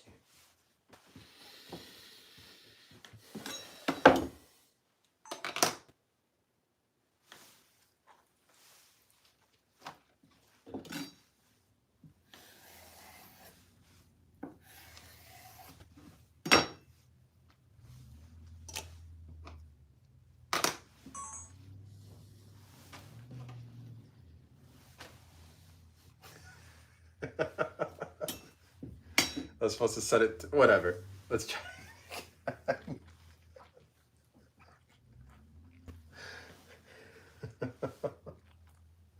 All right. This right here, this is good. This piece right here is going to be the winner, okay? This is going to be the piece where I get it right. Oh boy, oh boy.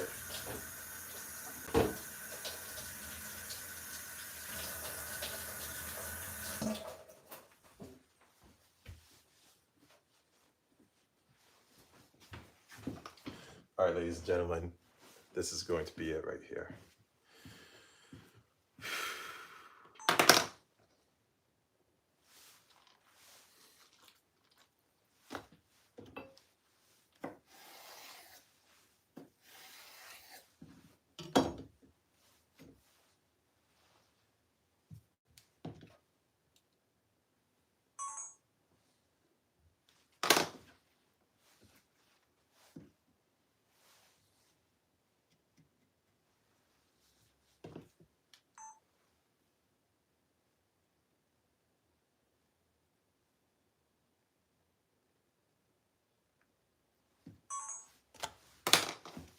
All right.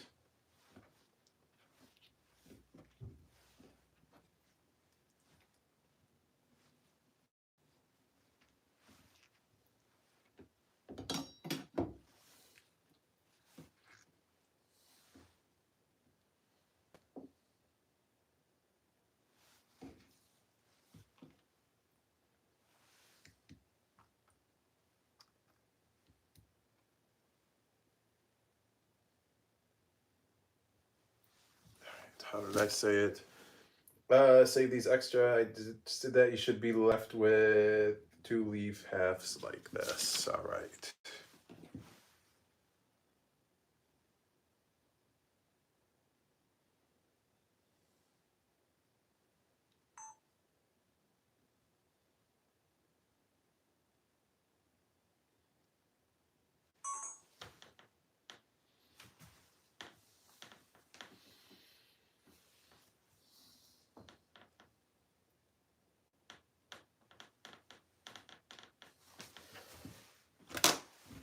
That should be okay. Now let's go through and just finish off the rest of these cabbage leaves. Simply just removing the stem.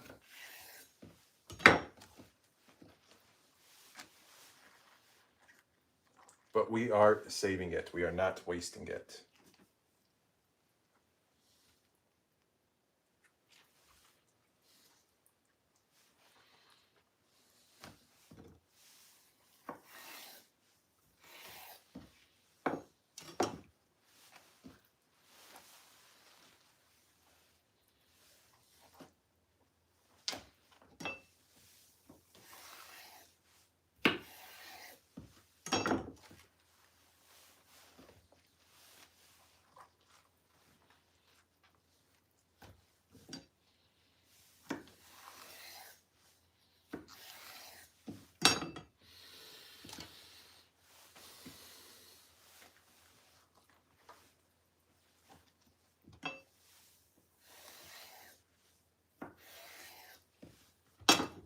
Reason why you remove the stem, because when it comes to rolling, you really can't roll it because of how thick it is.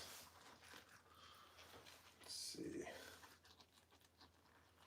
This piece, see how this piece is really just curled? Not only is it thick, but it's also just very curled up on itself.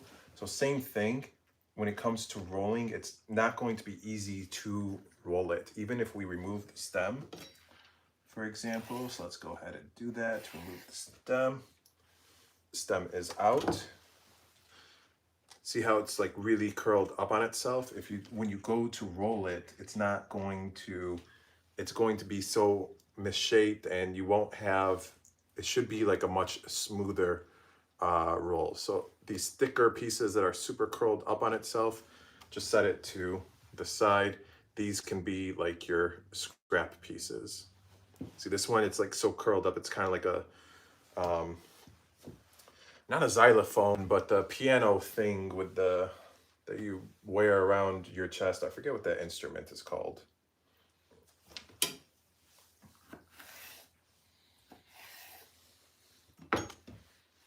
And this piece is just too small for you to roll on. Not only is it too thick, it's too small. Same as this, so we're going to repurpose it for the end. And then is this the last piece? I think it is. Even if we remove the spines, same thing. The ends are, see how it's literally folded kind of like a paper fan. You won't be able to roll that. So just that whole piece in its entirety can go in the scrap pile that we're going to repurpose. And then here's like the center or the heart of the cabbage, same thing. That will be repurposed. You can repurpose it for another dish, or you can use it for not the centerpiece, but like any of these like scrap leaves you can use as when it comes time to start layering it. The bottom layer, we usually put just one single layer of leaves as like a protective like cushion for that first layer of mahshi, so that way it does not burn and or stick to the bottom of the pot while it is cooking.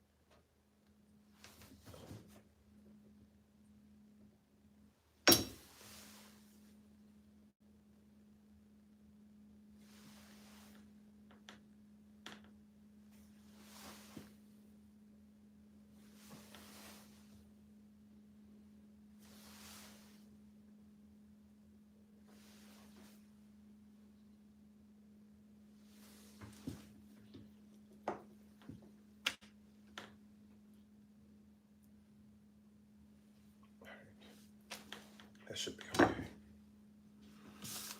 How did I say all this nonsense? Based on the size, the center of the cabbage.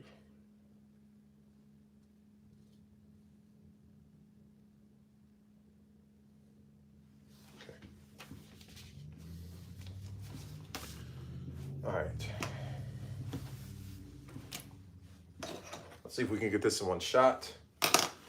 So based on the size of the cut leaves, I either cut it into 2 or 3 even width pieces. All right, so let's look at this one. Cut right here and right here.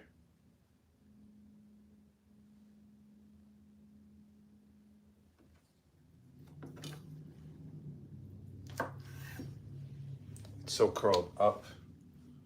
So I'll just cut this one in half to make this first one, easy.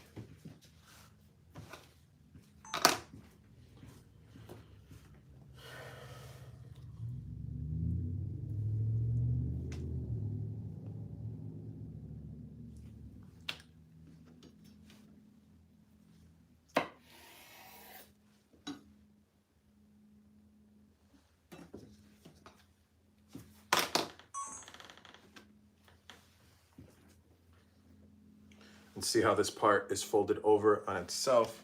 I'm going to cut that part off too. Then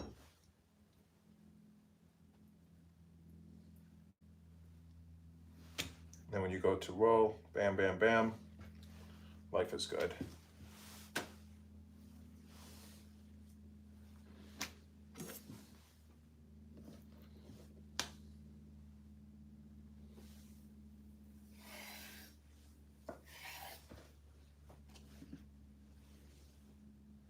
Got 2 ripped, so just throwing it in the pot. We can repurpose that.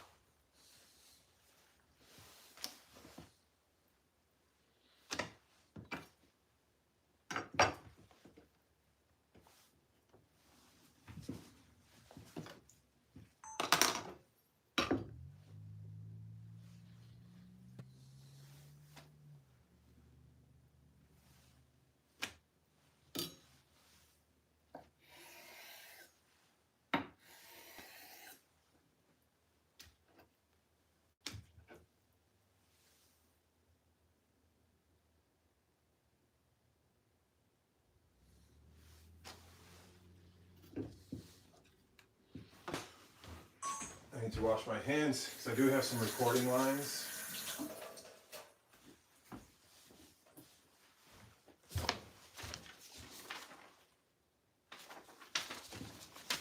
Actually, let's get through all of this. This is the one that I'll use for my recording lines.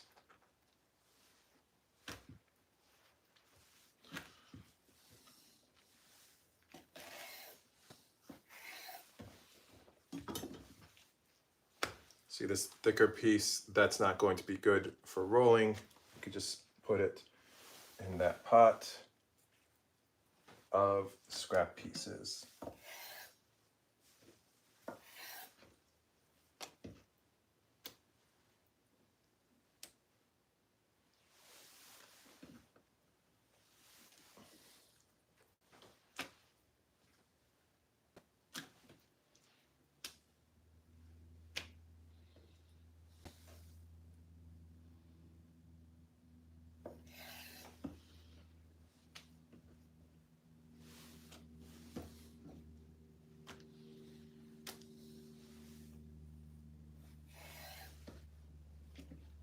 So based on the size of the leaf, like lengthwise, you either want to cut it in 2 or 3 pieces. And if you have a piece of that's like this, where like it is essentially fine from here up until the end, you can just cut off the end right here, because see how it's like really much thicker and it starts to curl up on itself. So you can just simply cut it right at that part where it curls up. That can go in the scrap pile and you move on with your day. But something like this, where a good majority of it is just really thick and curled, scrap pile. But then one like this, where it's still really thin, that could still be salvageable and used for the actual mahshi rolling itself.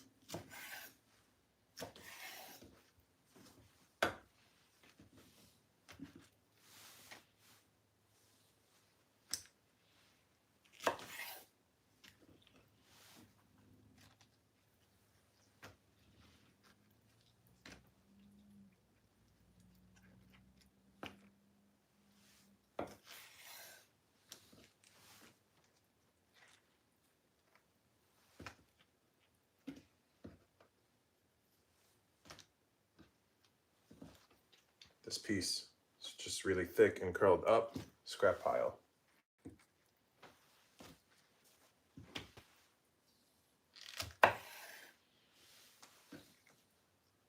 This piece, no bueno, scrap pile.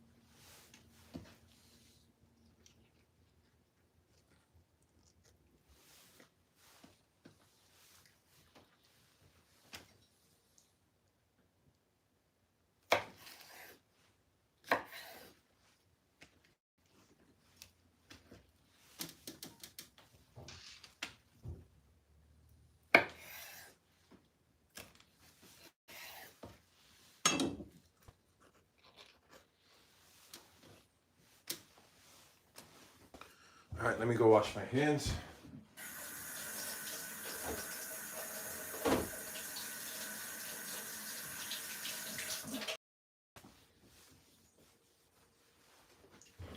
I need to adjust the camera up onto me for these recording lines.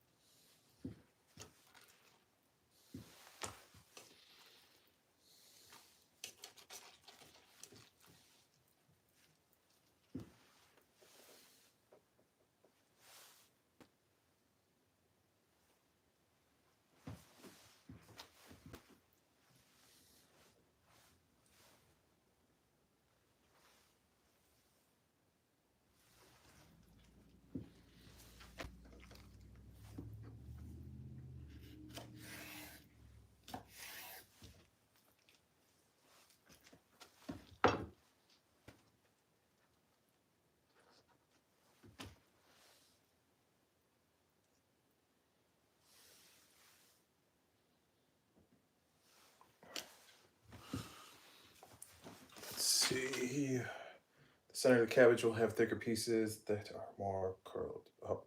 There. The center of the cabbage will have pieces that will have leaves. The center of the cabbage will have leaves that are thicker and more curled up. You do not have to use these for rolling.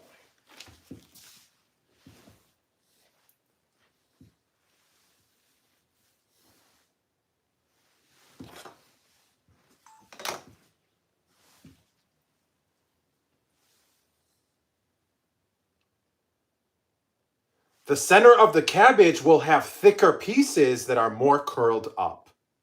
You do not have to use these for rolling.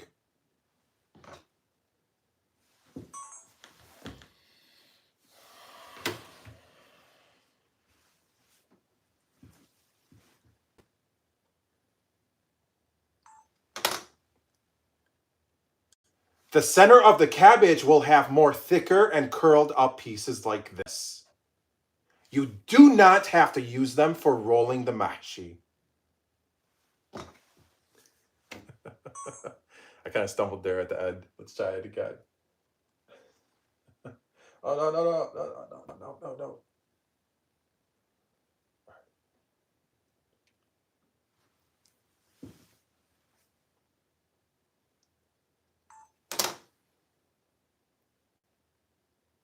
The center of the cabbage will have thicker pieces that are curled up like this. You do not have to use it for rolling the mahshi.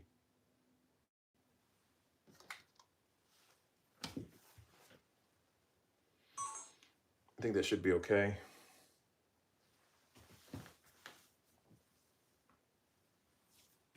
The center of the cabbage will have thicker pieces that are curled up like this. You do not have to use it for rolling the mahshi. Good to go. All right, let me wash my hands again.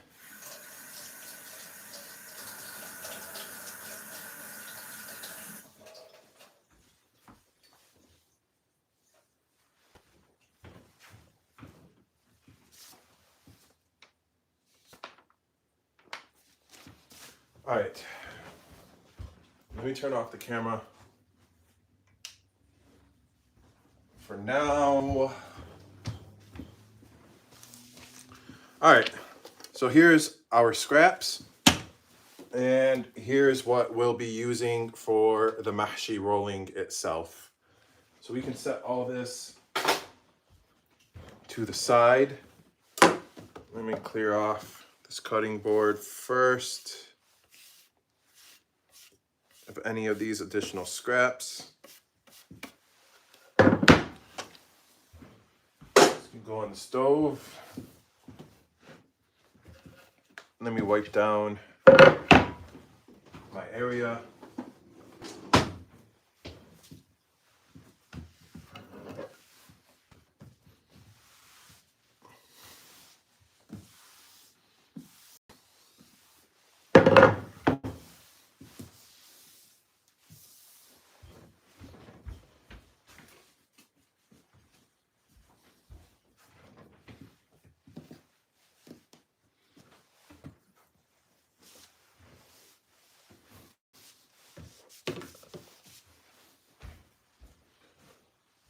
Right.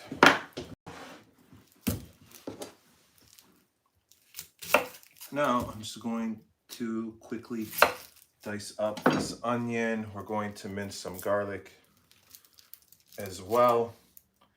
And then we will begin working on the sauce, which will contribute to the mahshi filling.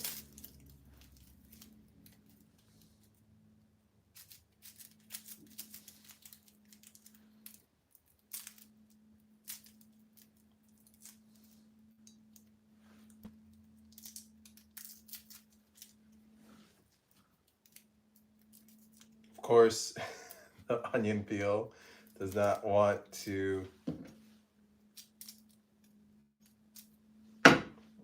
cooperate, but we will get there when we get there.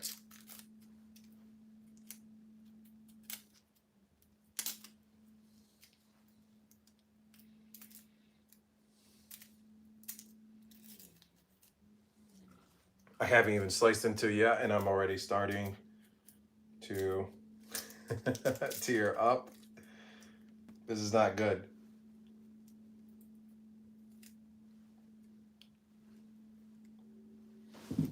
All right, clear off my cutting board.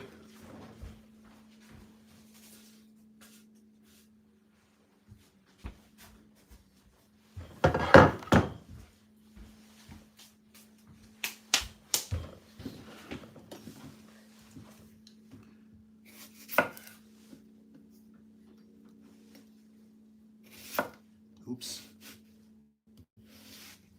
Did not mean to go all the way down for that one. It's okay, no worries.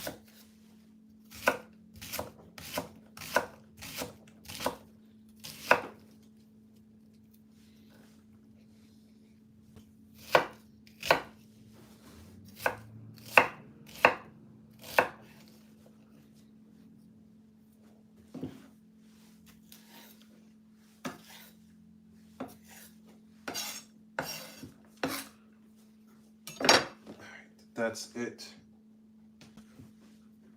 for the onions. That can be pushed to the side.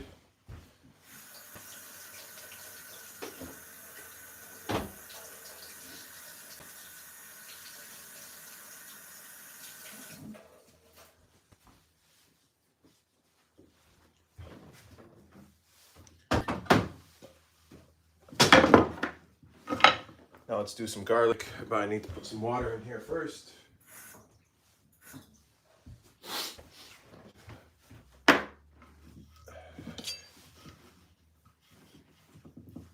So when slicing garlic, run a little water along your fingertips and the edge of the blade. This will make slicing the garlic much easier, where it will not stick to the blade. It should easily slide off just like that with a single swipe. Based on the amount of garlic you are preparing, you may need to apply more water to both your fingertips and the edge of the blade.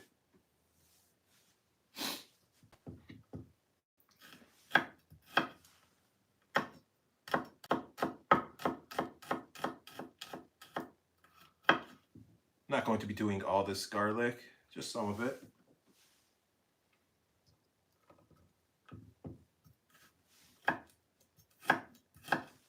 Then after this garlic, we can go ahead and start cooking.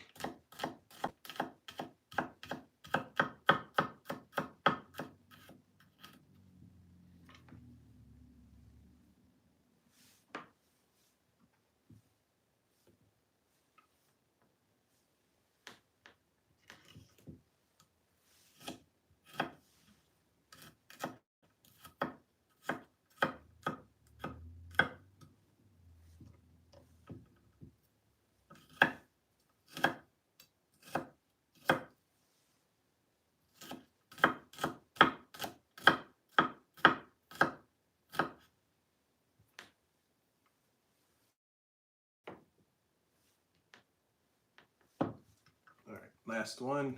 All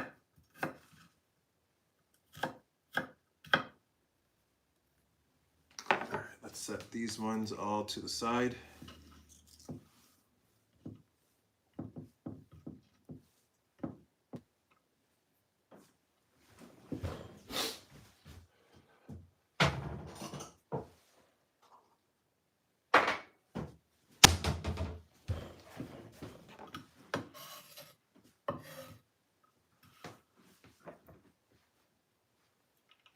Oops.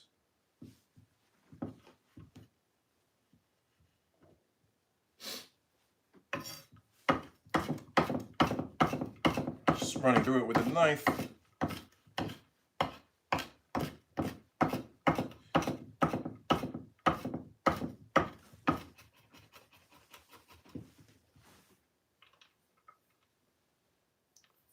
That should be good to go.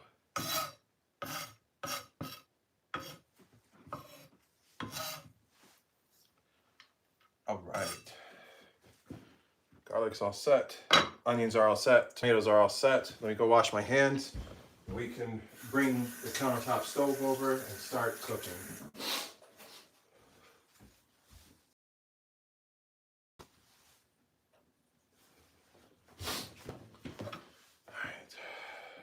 Let's move this to the side.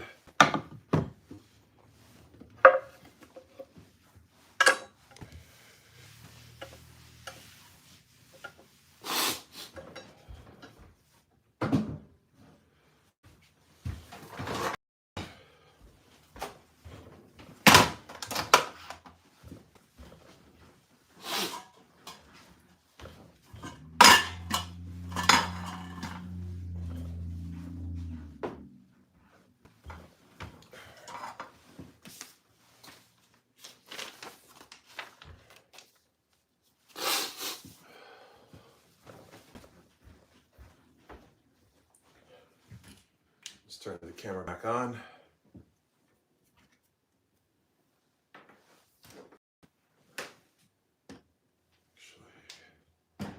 Let's see if I can keep it over here. Lift it way up. Tilt it down. Zoom in. Let's check it out.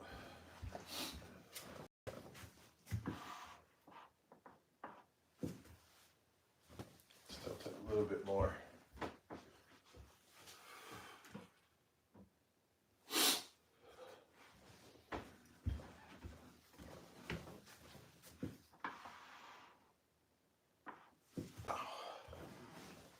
Just gonna bring it up on the counter.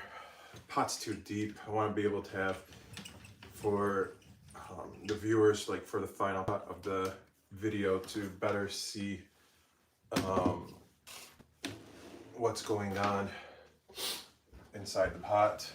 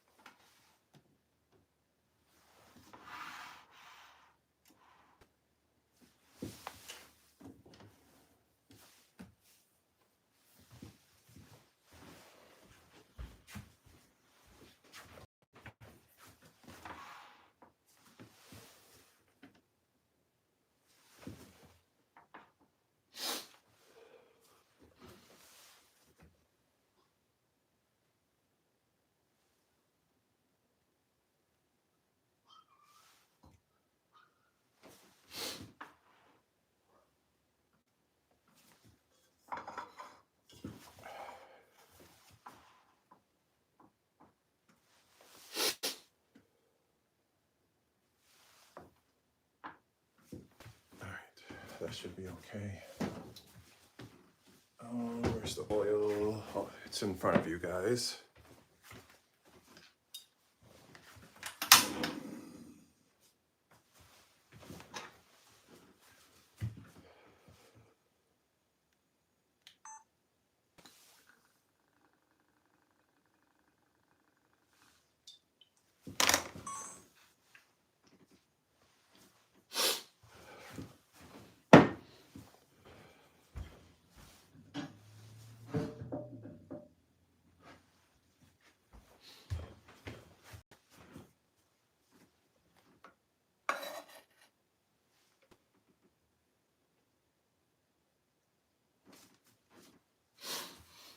Just going to give it like 30 seconds or so for it to heat up before we add the onions in.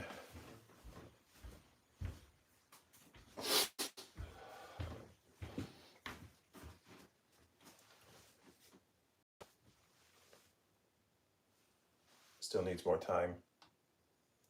You want to hear that sizzle when it goes in.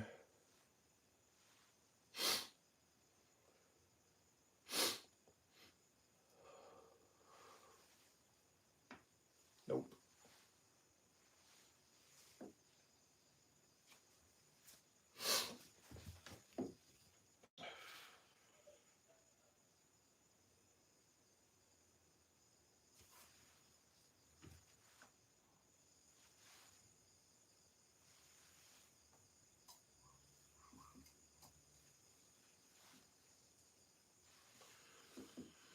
Still a negative.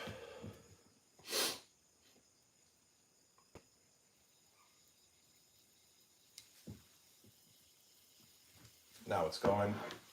One of the pieces of onion is still in there. Whatever. It is what it is. Let's do this.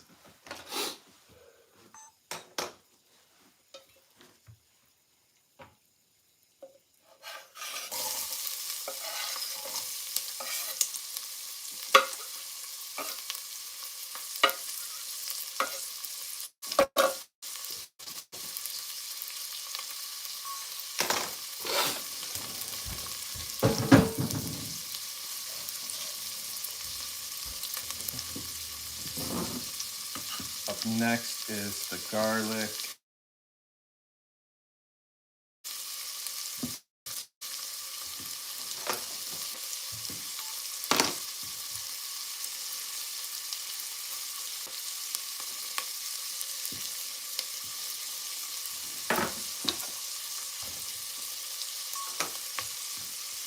That was the garlic.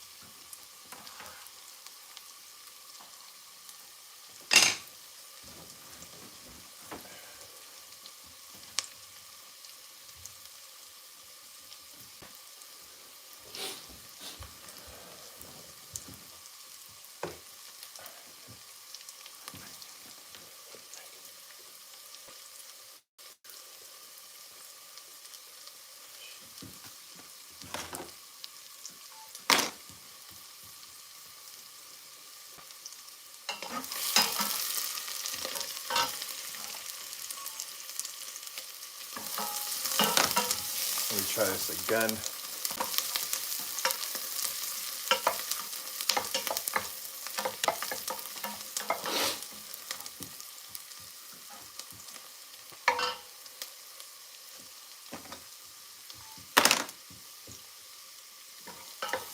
When making the tomato sauce, use the same pot you plan to stack the mahshi in.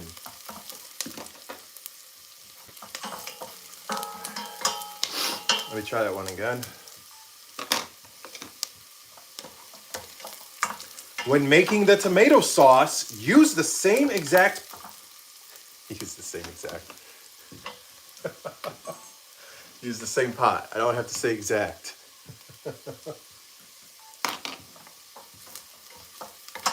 When making the tomato sauce, use the same pot you use. Oh my goodness. What is going on here? When making the tomato sauce,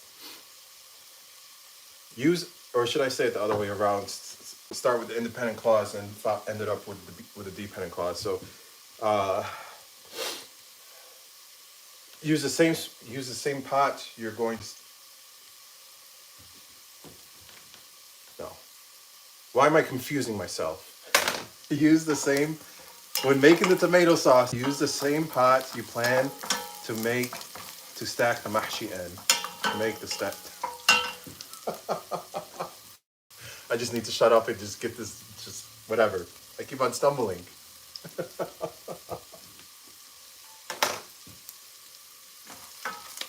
When making the tomato sauce, use the same pot you plan to stack the mahshi in. I keep on stumbling like when I say mahshi.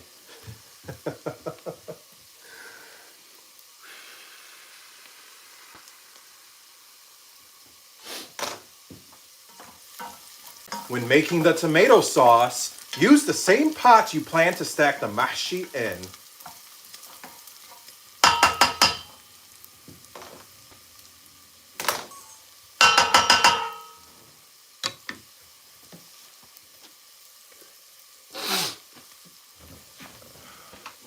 Let me temporarily turn it off while I have to adjust the camera because it is starting to develop that nice color.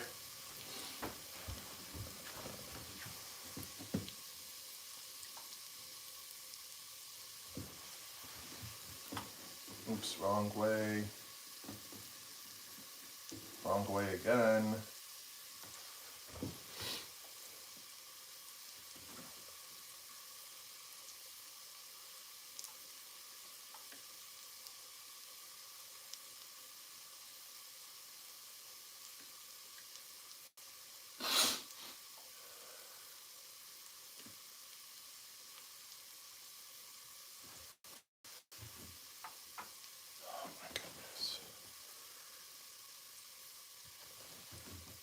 Trying to get it to focus is a challenge for me. Oh boy, oh boy. All right, that should be okay.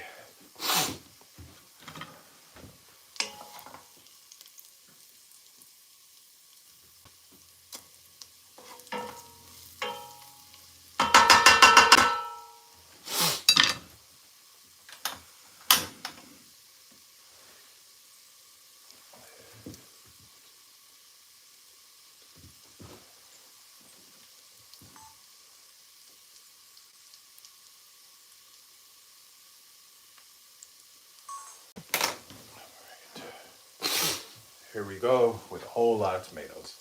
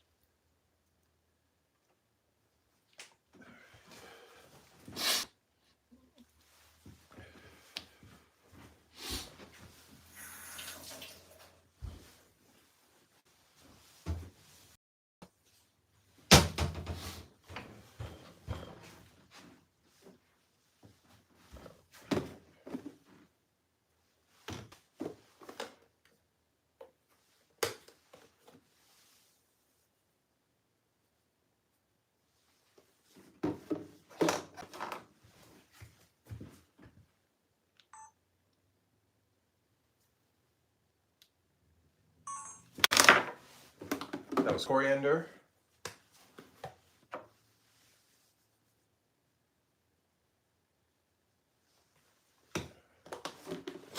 Up next, we got cumin.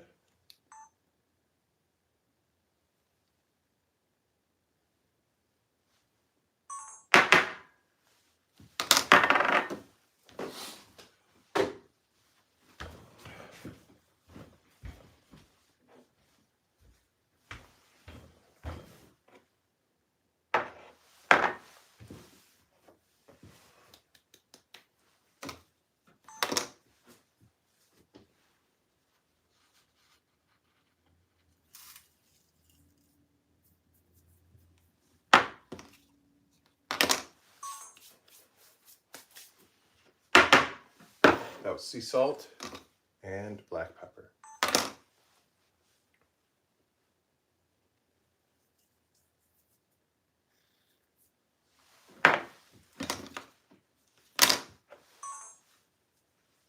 Just a little more, won't hurt anyone.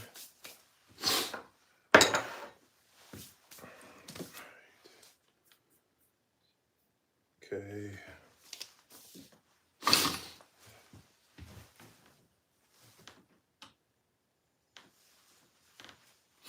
Now we got to mix.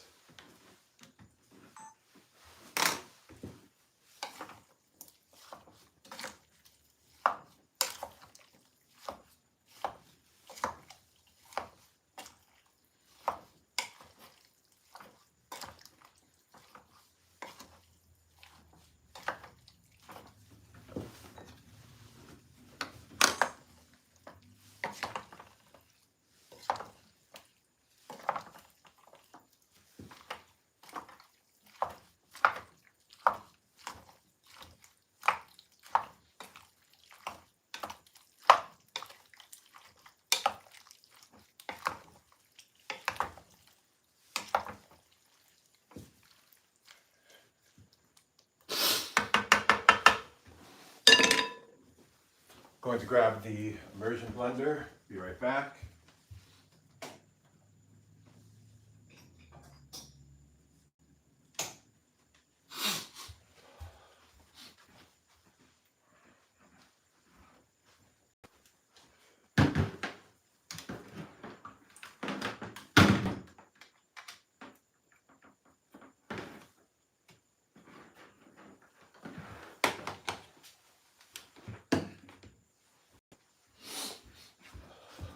This can go in the dishwasher.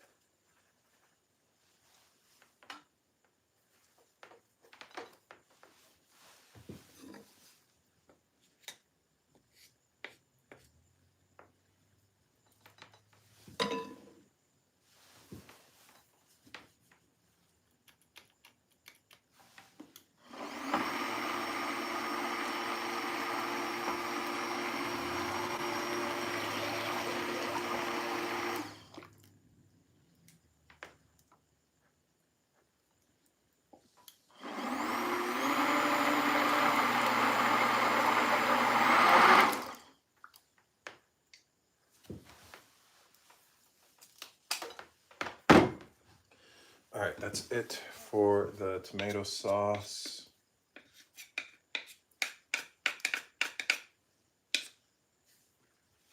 I'm going to go wash this, be right back.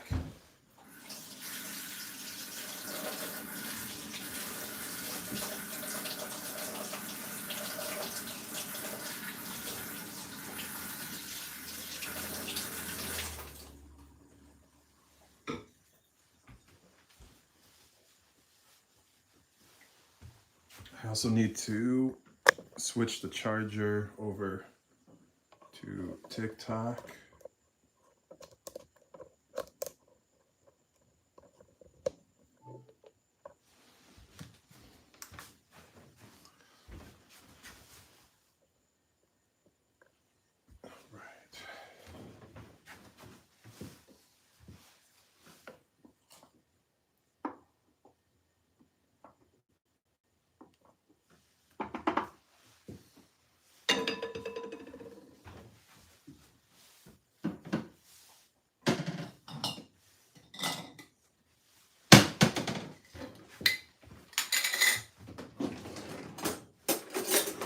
I'm actually going to take some of this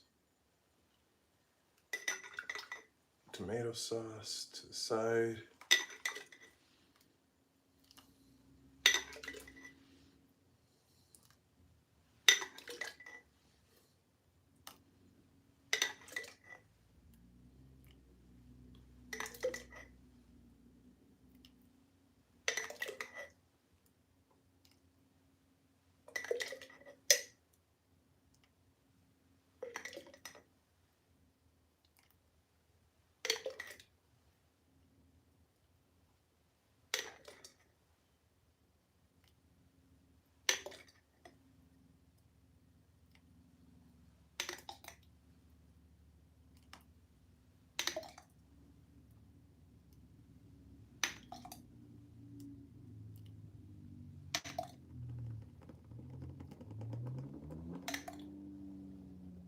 And the stove just died.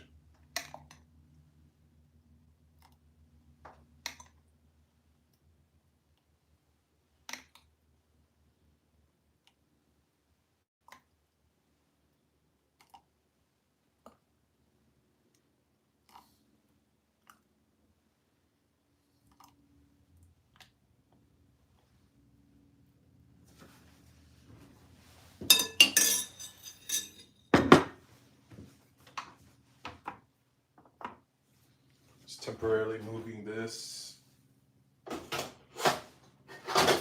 my main stove. Let me get this immersion blender out of the way since we're done with it.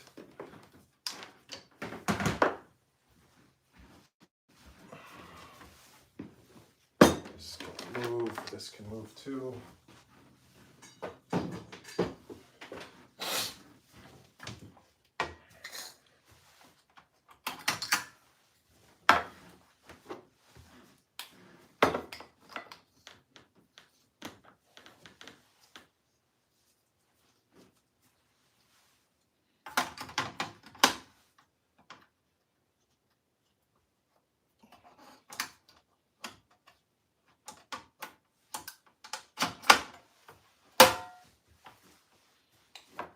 We are back in business with the stove.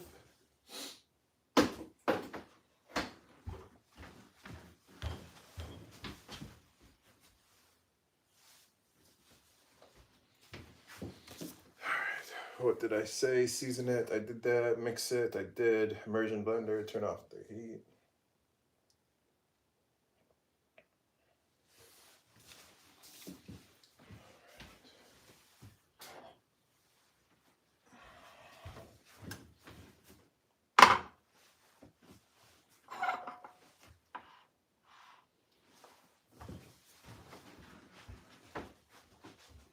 Need to adjust the camera angle, so just bear with me as I make these adjustments. You can follow along on the monitor there towards the right of your screen as you see what is being done in the middle of all this chaos.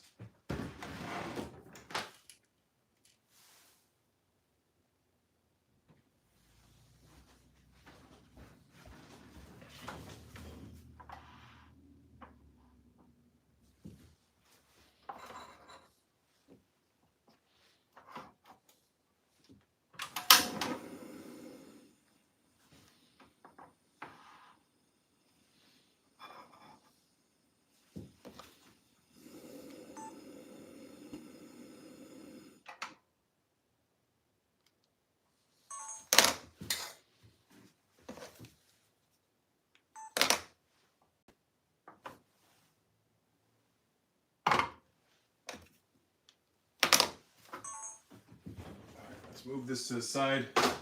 Move the countertop stove out of the way. And we have a tomato that fell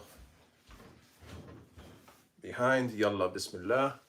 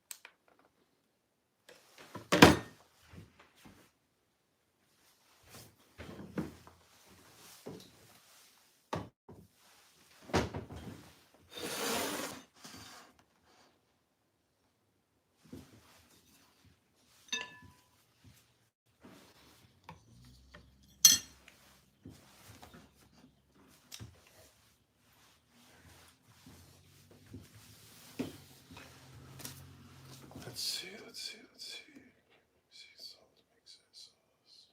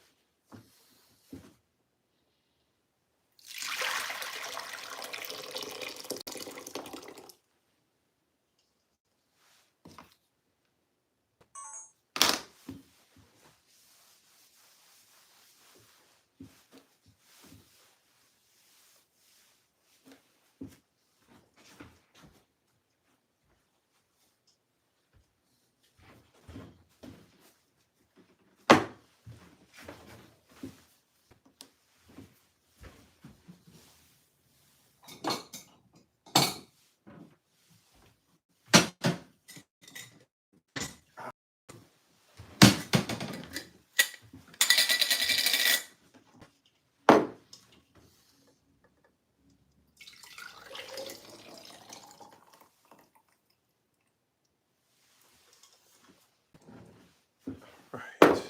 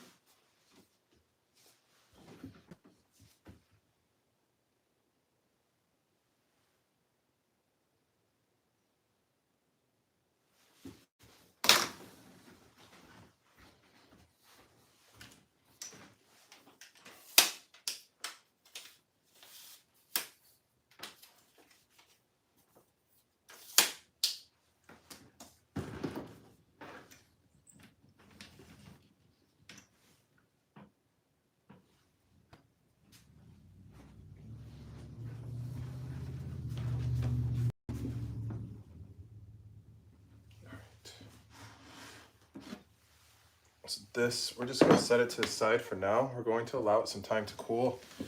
And while we do that, I do need to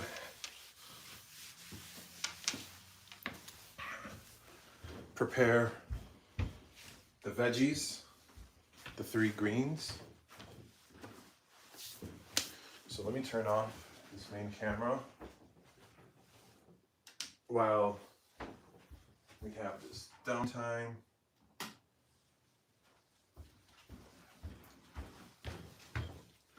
Actually, what I need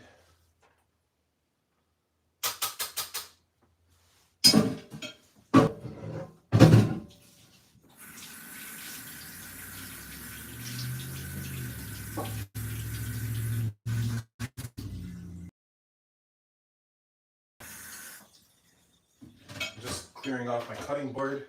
Here, be quick.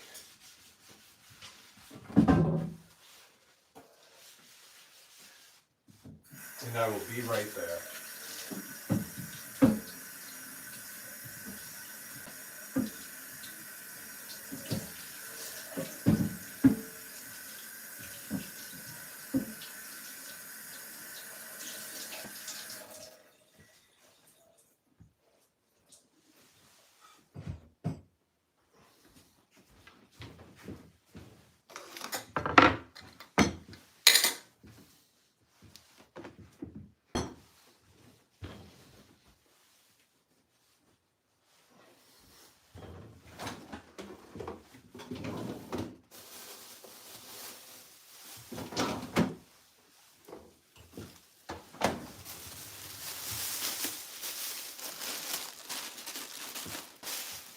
We got 3 greens. We got parsley, cilantro, and dill.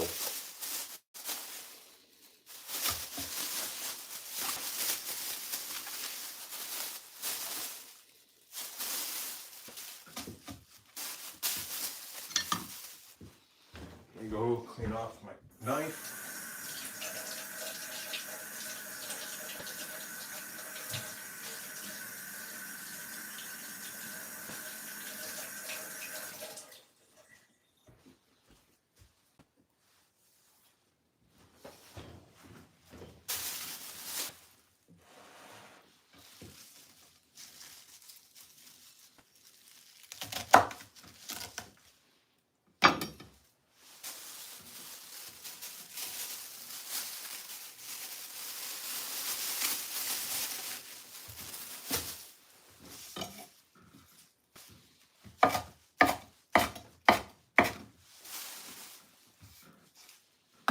Up first is the parsley.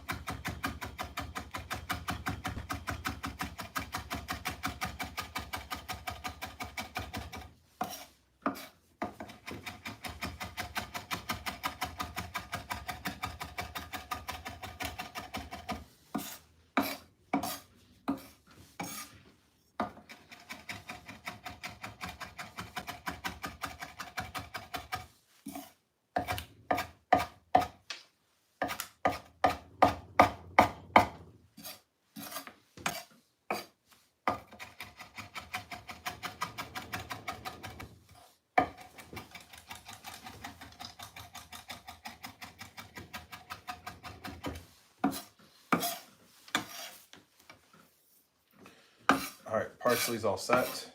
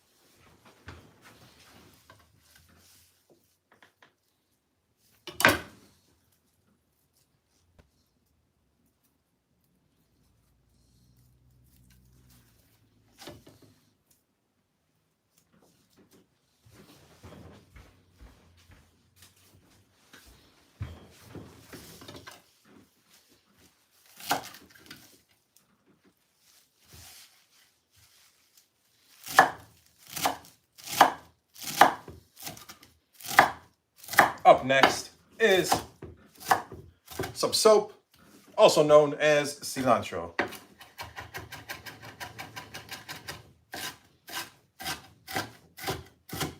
My favorite of the three greens, though, is the dill.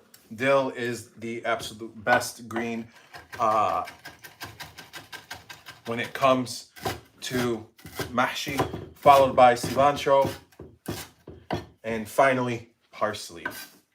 At least in my opinion, it goes in that order: dill, cilantro, and parsley, from best to least.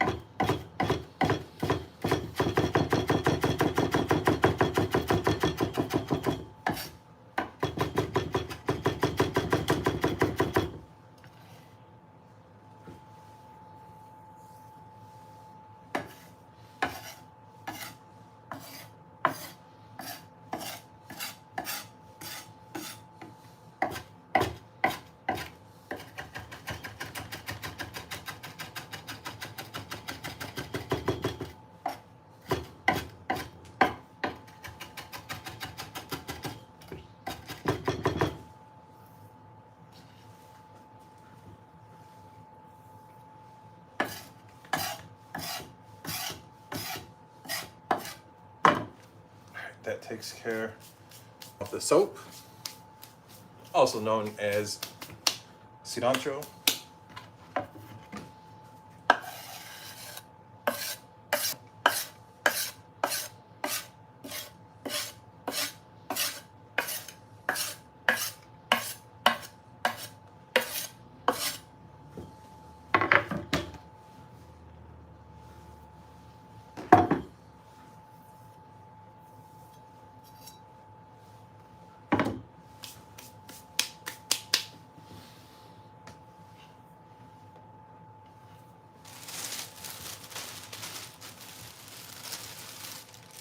My personal favorite, the dill.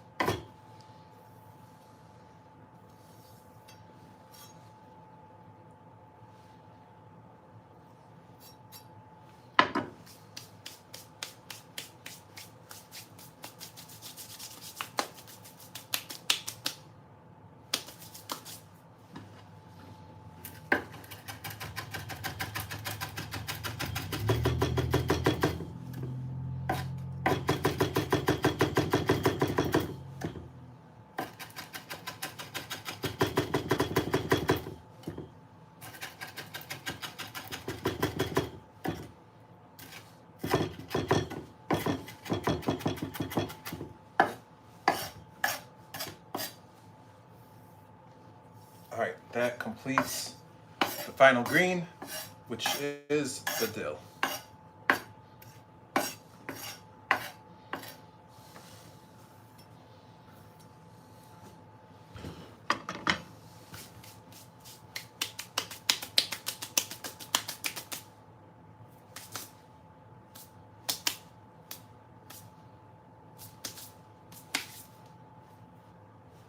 Hands are clean. All right, let's set these all to the side.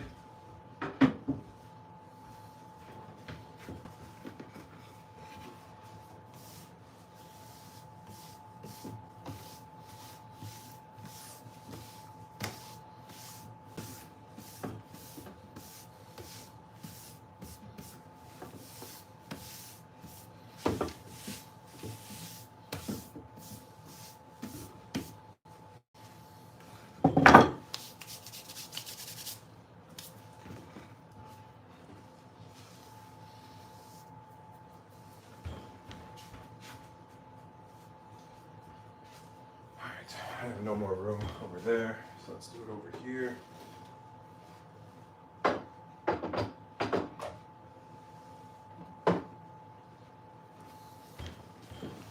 Just bring tomato sauce back over.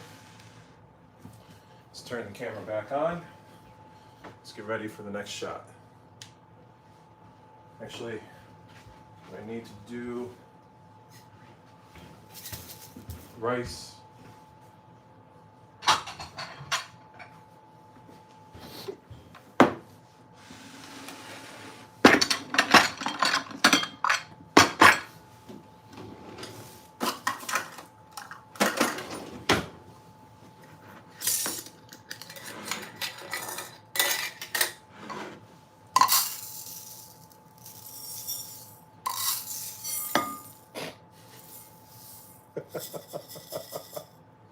Whatever.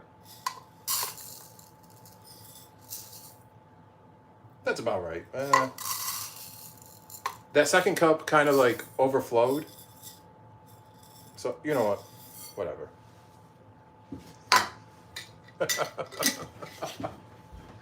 Whatever. I tried, I failed, and I succeeded all at the same time. So it is what it is. All right, these I don't need over here. Let's get them out of the way. Let's bring some water over. Just a quick wash. Splash, splash, splash. Okay.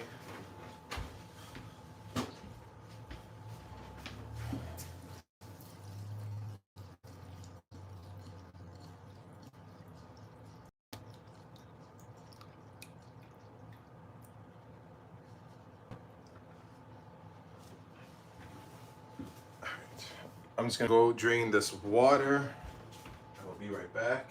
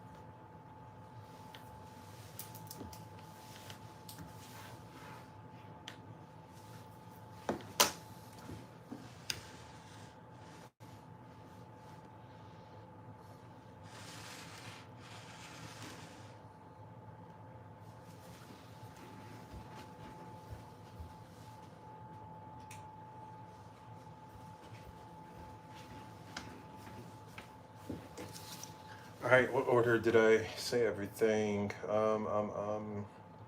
Immediately turn off the heat, allow it to cool. Okay. Parsley, cilantro, dill, rose, in that order.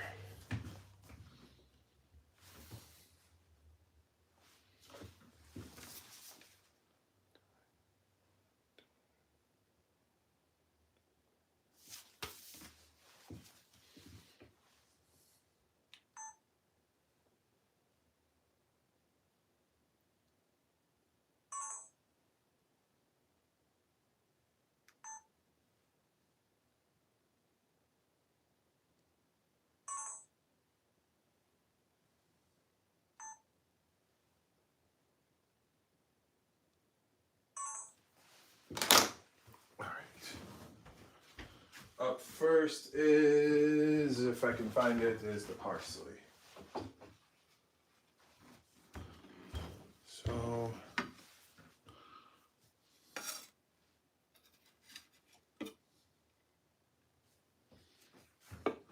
um,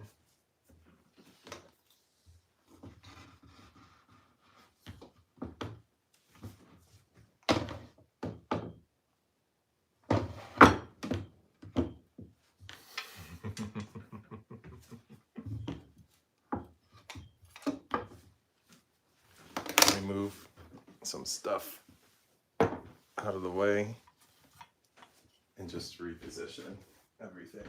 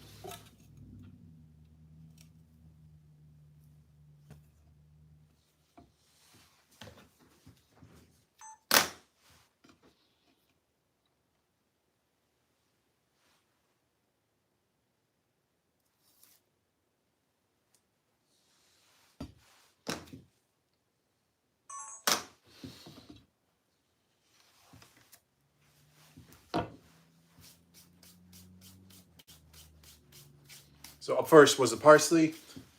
What I just did was the cilantro and a partial mess.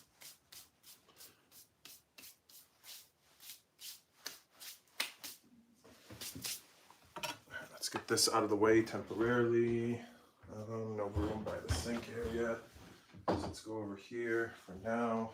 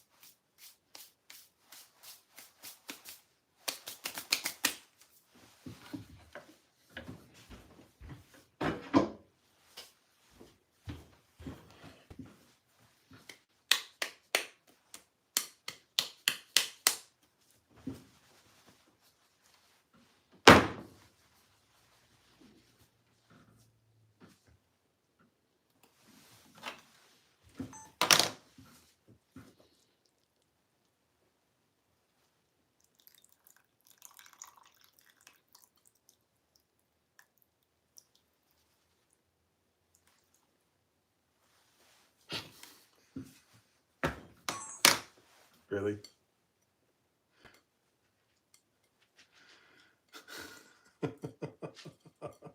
Whatever.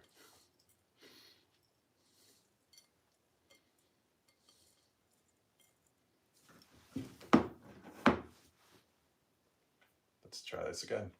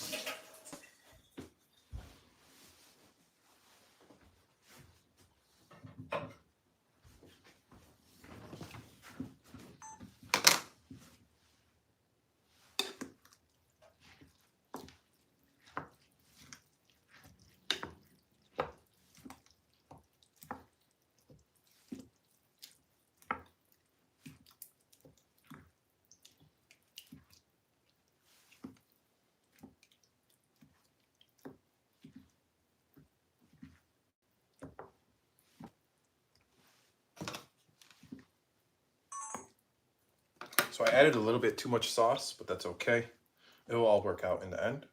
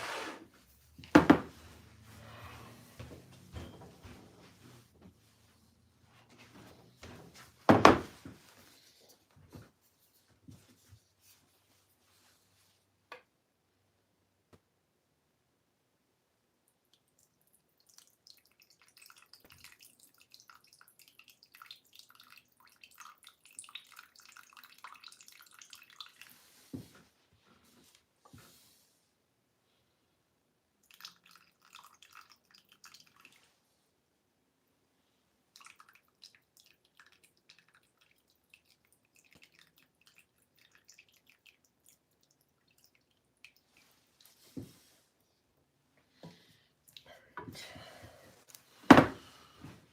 boy, oh boy, oh boy. I'm starting to go a little bit radio silent because I know of what's about to come with this whole rolling process. This is the part that I know is going to give me the most grief. So let's let me record the line that I need.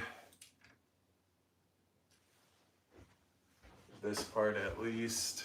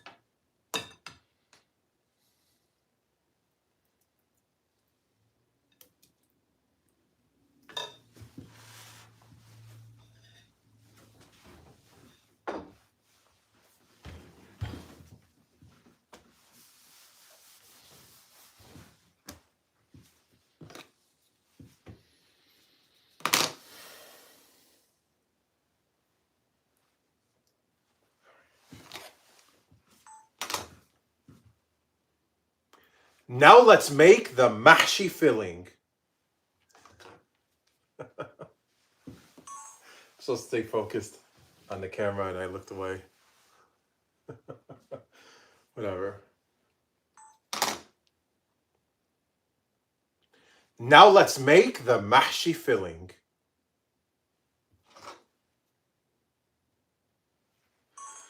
Oh boy, oh boy. Let's review it.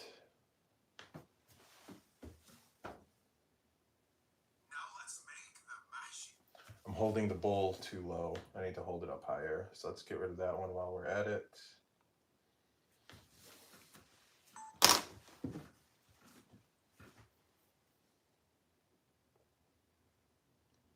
Now let's make the mahshi filling.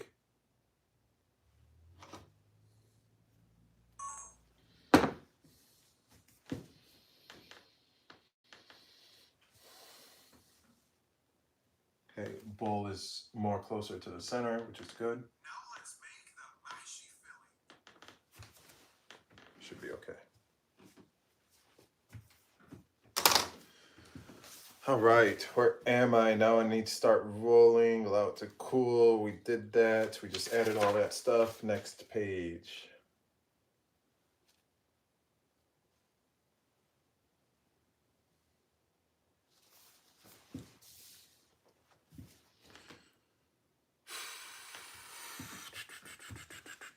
Okay, how am I going to do this?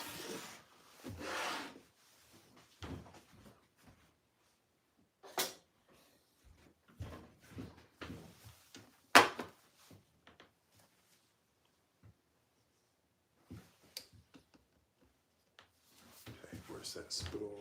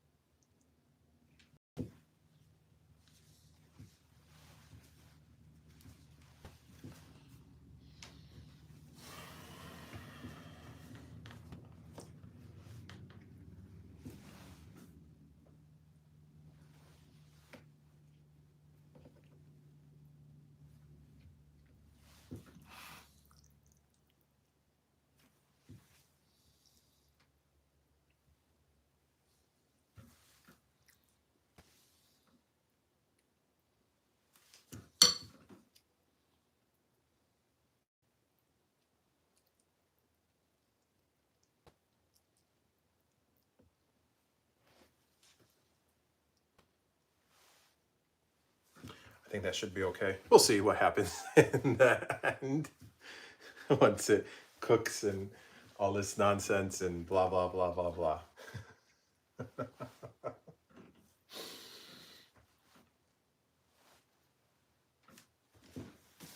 Let's see.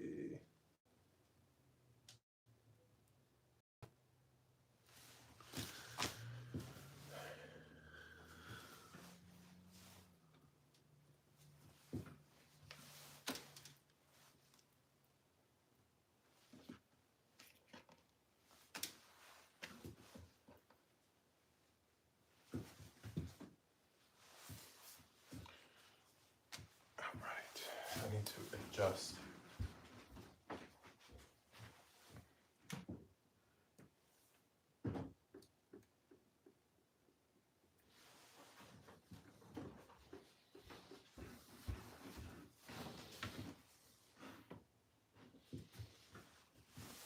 Let's zoom a lot more in, like so.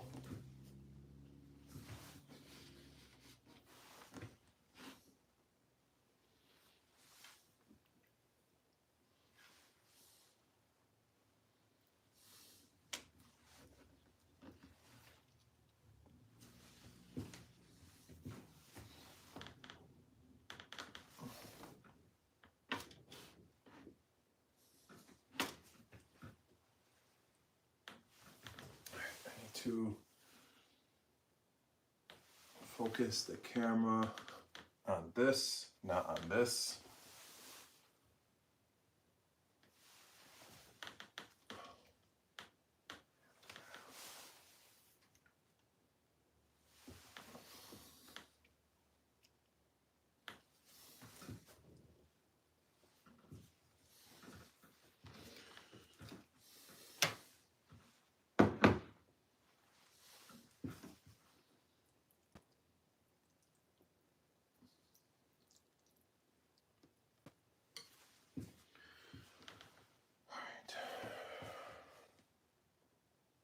Let's do this.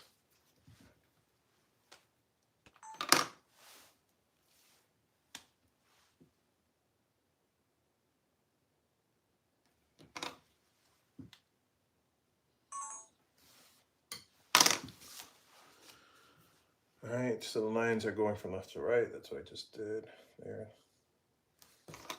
Make sure I got the timing right on that. Lay the cabbage leaf down. Lines from right to left, from left to right. How did the motion go though? Did it follow from right to left? So I need to do the opposite on my end. Because I say from left to right, but I pointed from right to left on screen, so I need to do the opposite. I need to keep that in mind for this step.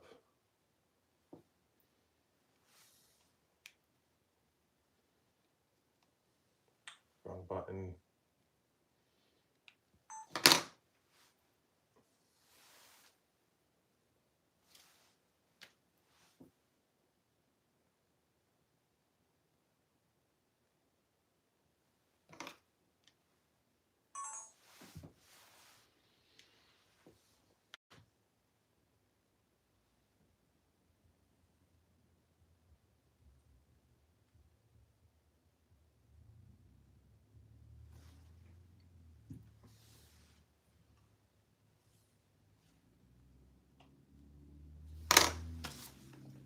All right, so I did that part. Add a splash of the mahshi filling to the center.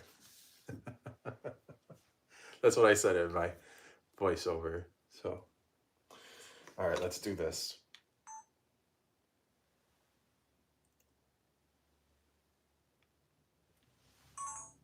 All right, the filling's in focus, which is good.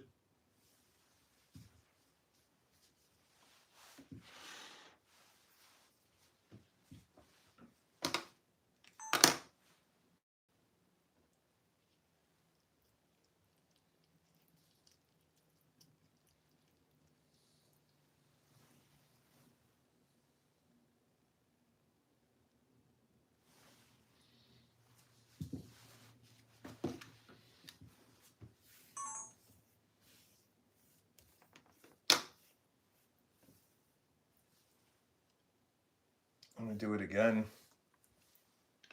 but with a piece that's not so triangular. In one moment, I'll be right back.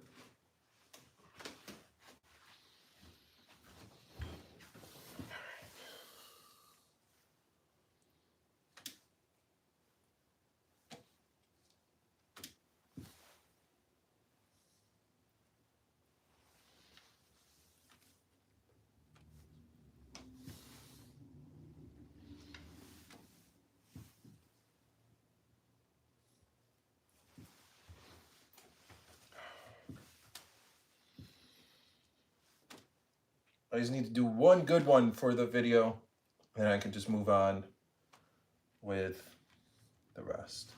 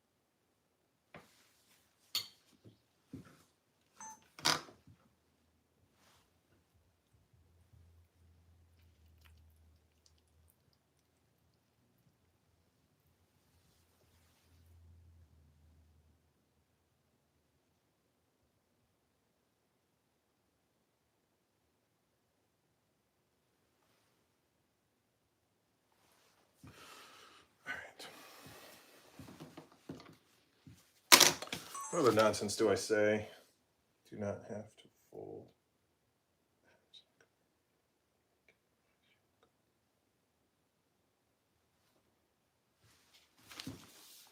All right. Do need to adjust the camera because I do have a recording line.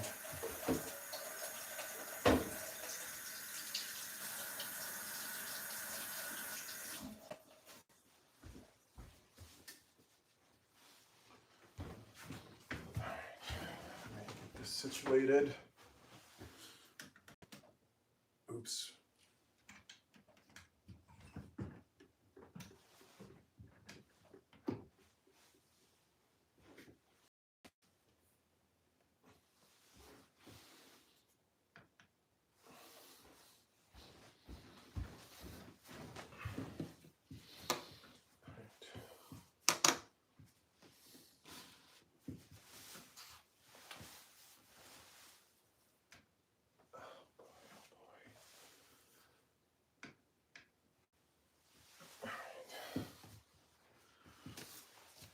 do not have to fold the ends like a burrito when making Mahshi Kromb. All right.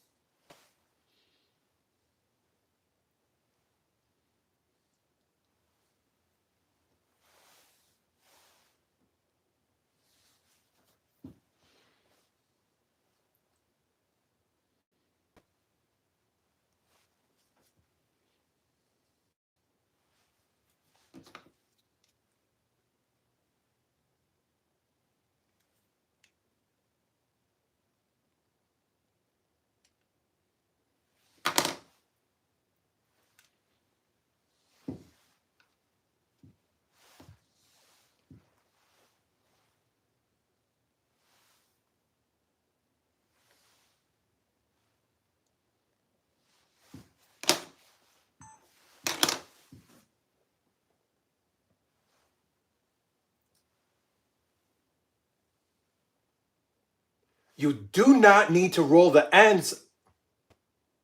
You do not need to roll the ends like a burrito when making Mahshi Kromb. Did I say that right? You do not have to fold the ends like a burrito when making Mahshi Kromb.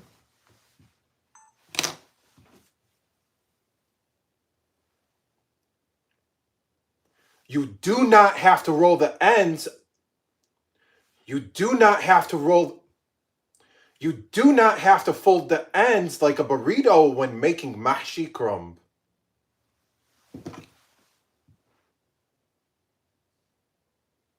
You're not supposed to roll the ends. You're folding the ends, and that's what I'm trying to say. But I keep on saying you do not have to roll the ends. You're not supposed to be rolling the ends in the first place. You fold the ends. Whatever. I'm done. I'm like confusing myself on my own words. All right, let's try this again. You do not have to fold the ends when rolling mahshi.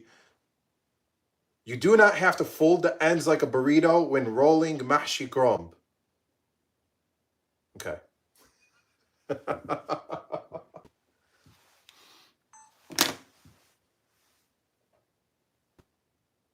You do not have to fold the ends like a burrito when rolling Mahshi Kromb.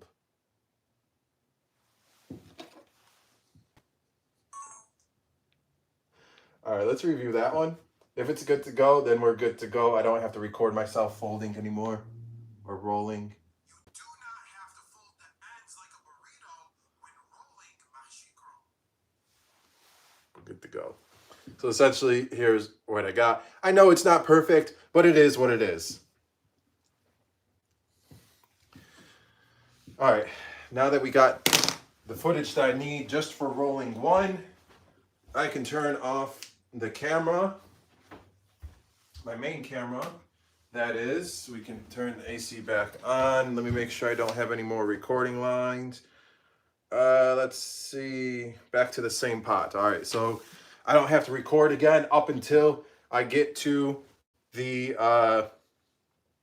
when it comes to stacking it all in the pot. So now, hopefully, I can just do my thing and roll the mahshi. So we're just taking a little bit of the filling, putting it near the center, like so, and tuck and roll until this one's a little bit thick, but whatever, I'm gonna make it work.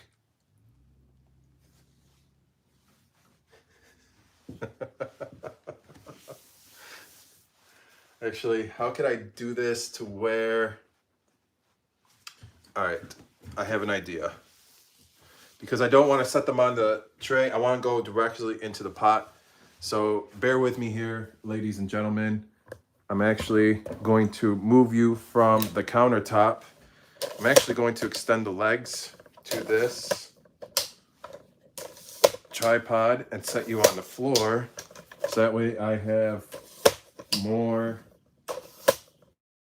countertop space. Oh, that's still too short. Let's go another one. Make you guys taller. There you go. And the last leg.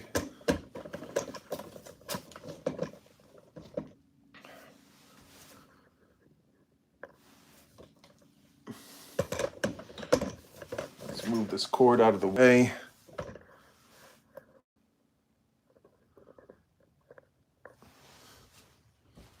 Let's see. I have no idea if you guys will be able to see me or not. Cutting boards over there. Let's bring you in a little bit closer. Oops. Cutting board is right there. All right. I think this should be okay.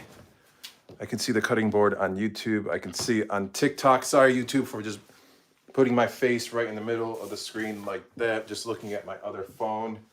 So here's what I'm going to do. Don't need the salt and pepper. Let's move us to the side. I don't need notes over here.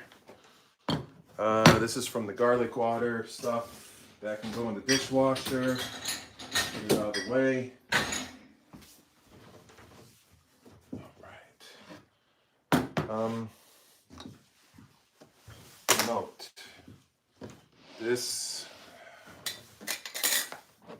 These can go over here for now. My kitchen is a disaster. This can go in the fridge. That's the parsley. Oh, I need to plug TikTok back in to charge. Sorry, YouTube, for blocking your view momentarily. Let's wipe down this area. Wipe, wipe, wipe. Right. Get it cleared off. Let's come a little bit closer to you guys, like so. Oops. This can go over here. Right. Let's see here. Tilt it down. All right. It looks like... Here, let me do this. Let me actually lower the screen. So I'm trying something new here for the first time. So I guess we're all learning together as I do this. So I'll be standing right here, rolling right here. The pot will be right here. I need to adjust my main camera onto where the pot will be. So let's go ahead, bring that over here. Bam. All right. Now I need to set up this camera onto said pot. Just bring the camera up. No, not on my face.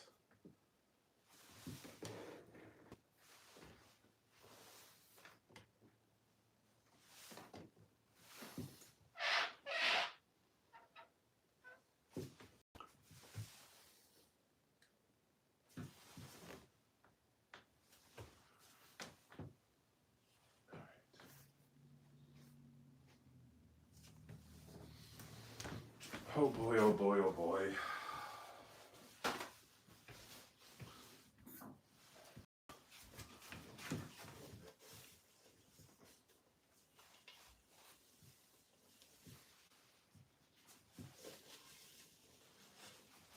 Just wiping near the rim and lid of the pot.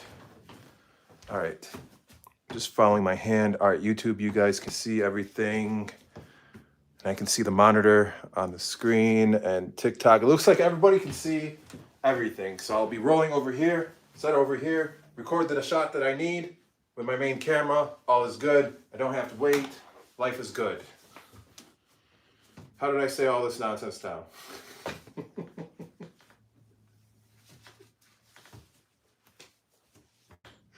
Oh my goodness, I'm losing it. Back to the same pot used for the tomato sauce. Add a single layer of the cut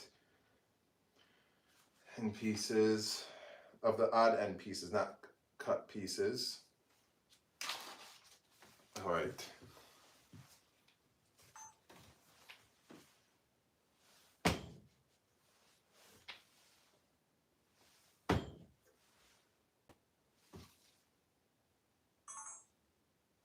All right, so that's that.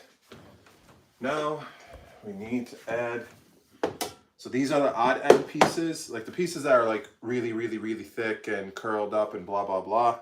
So these we're actually going to be using, we're going to do just a single layer in the pot, just at the bottom. This will essentially help prevent the first layer of the mahshi from sticking, from sticking to the bottom of the pot, in case you have like the temperature too high or if it burns or whatever the case is. This will help prevent that from happening. I don't want to go with like the extra crazy thick pieces, especially like the stems. So I'm trying to find like flattest I could go.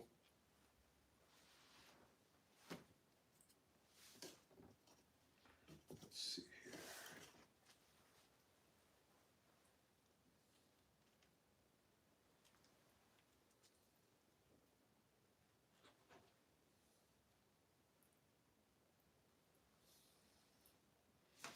This, you know what, I'm gonna go for it and use part of it to roll and see what happens.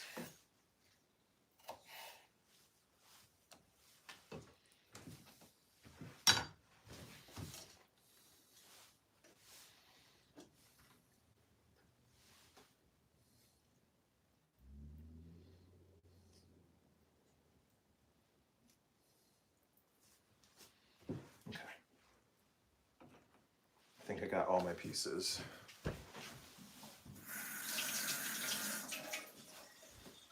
We just need one single layer.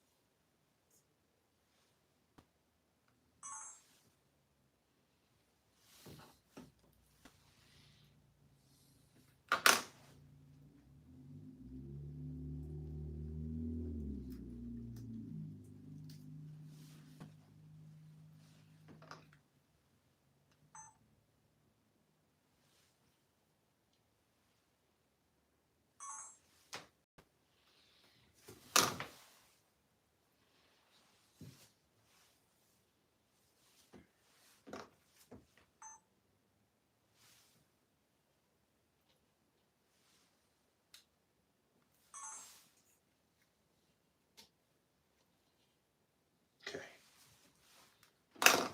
Now, let me wash my hands and let me adjust the focus better on inside the pot.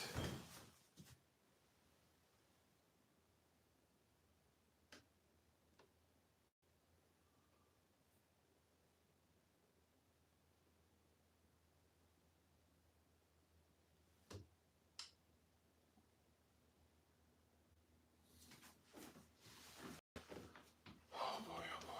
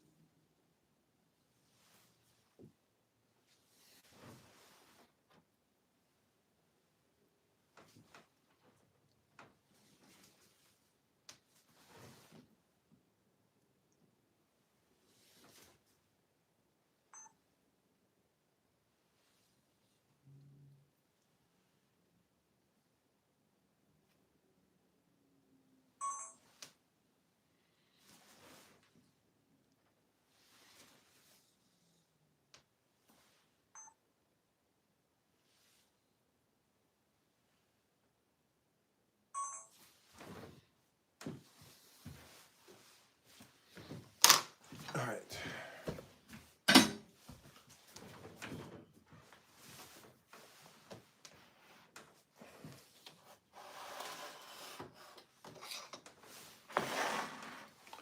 All right, ladies and gentlemen, so what I'll do is I'll roll a few and I'll stack them and so on and so forth.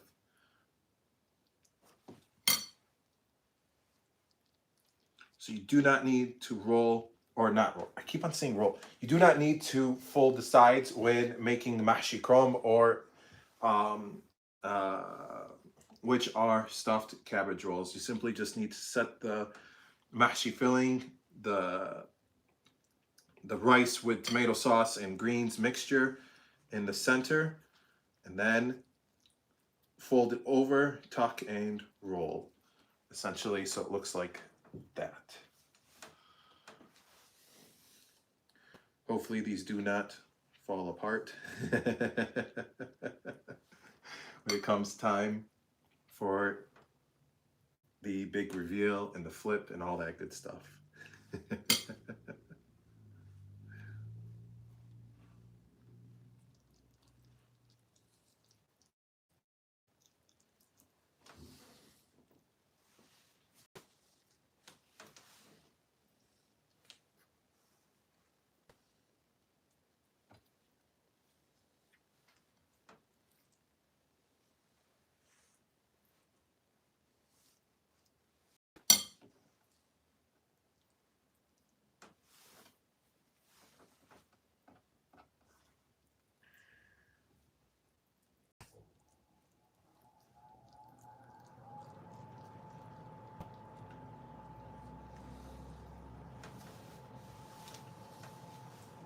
So this is my first time, my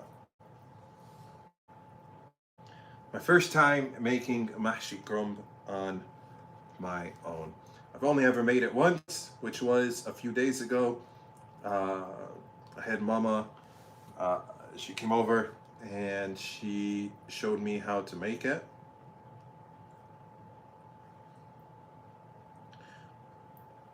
So this is my first official time doing it on my own. And when she was showing me how to make it, I kept on putting too much rose in the mahshi, and she kept on telling me that's too much rose, it's too much rose. And I kept on telling her I do what I want, but a lot more theatrical with my expression.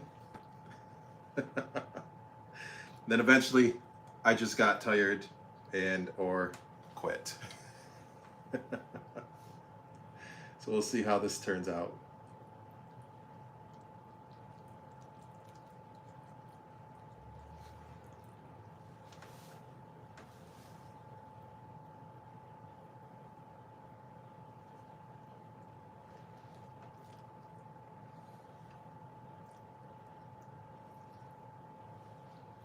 Doing the best I can not to overpack these, but you know, we'll see what happens.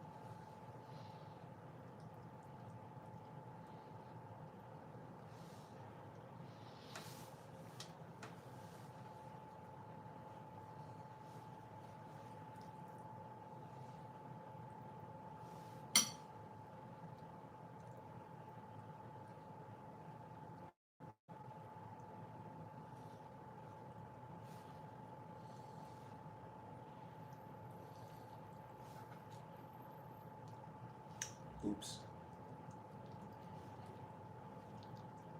Kind of just ripped that one, but whatever, it's okay.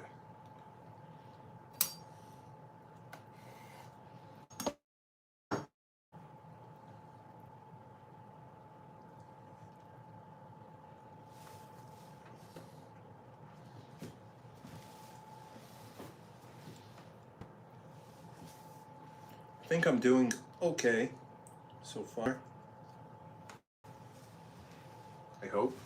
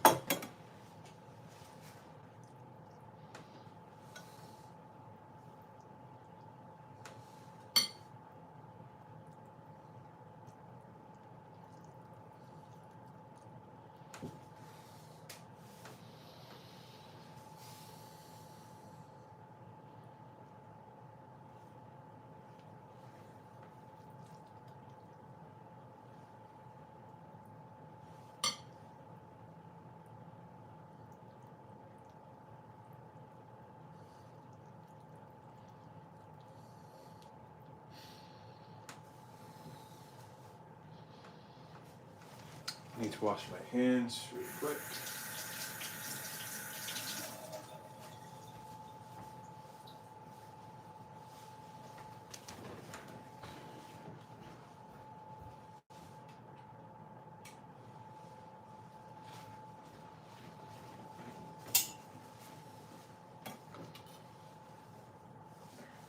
There, so let's continue.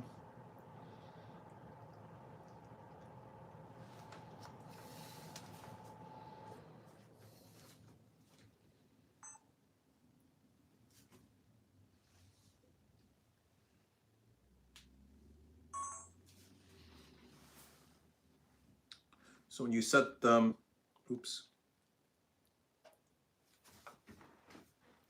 I'll go back to that one. When you set it in the pot, you want to keep it nice and tight.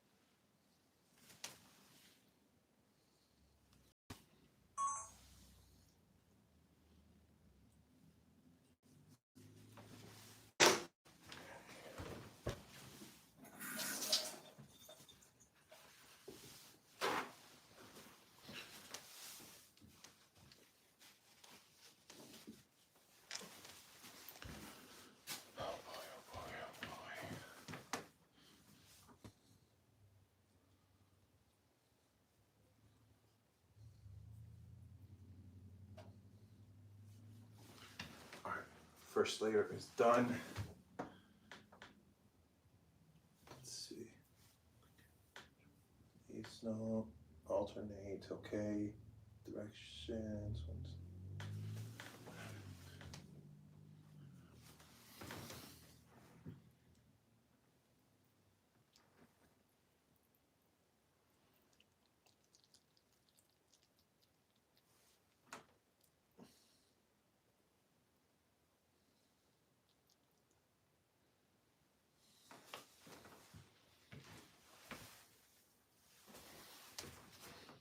Where's the, where did that go?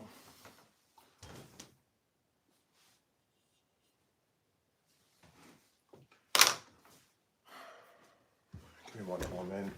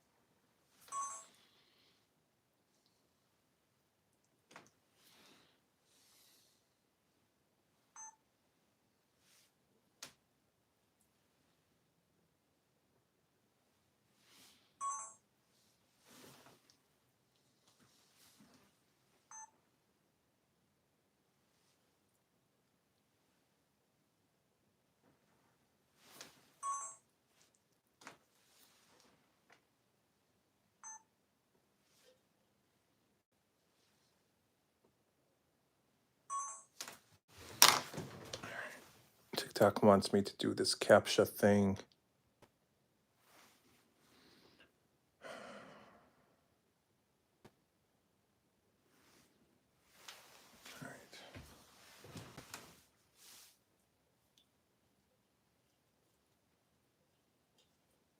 All right, second layer is complete. And when you go from one layer to the next layer, alternate the direction they're going. So if they're all, facing this way, then alternate it. That way, when it cooks and you go to flip the pot and reveal it, it should help secure the stack of mahshi.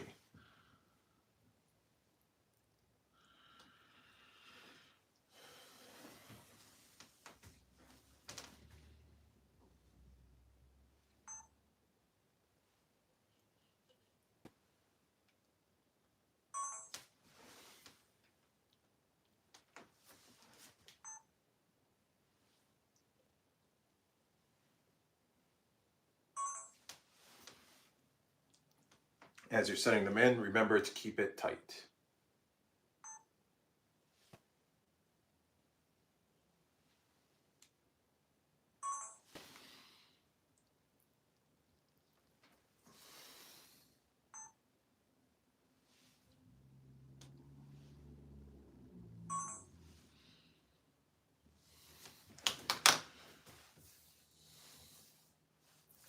So we're on stack number 3. We're going to for sure finish number 3. And based on how many leaves are left, I don't think we're going to have enough for 4, so we'll stop it at 3.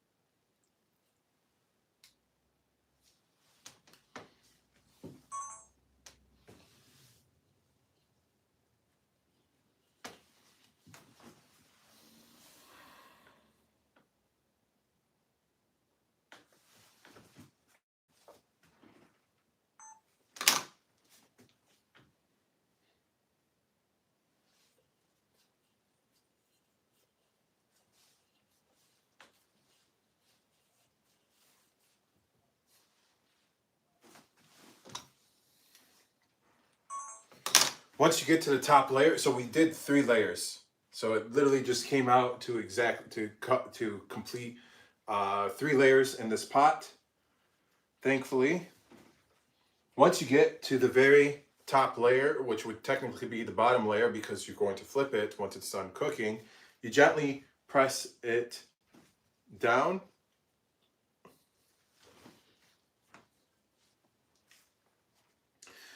Let me go wash my hands.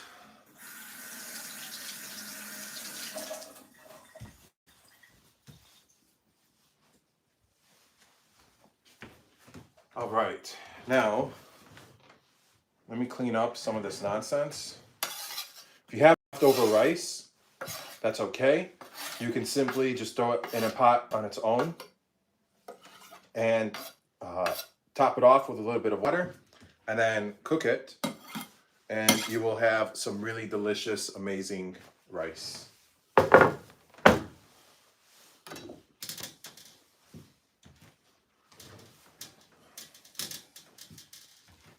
So the hard part is done. Thank God.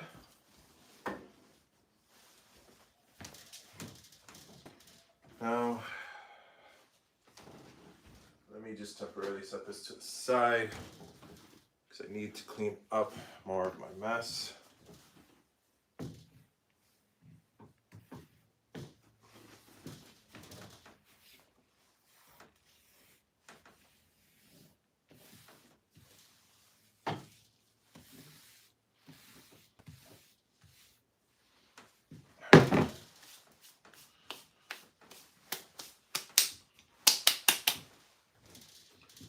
Let's see here.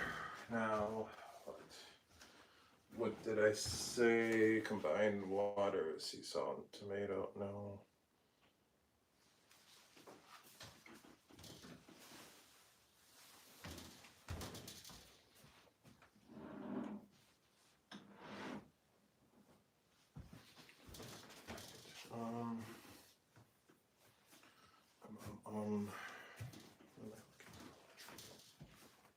Sit down.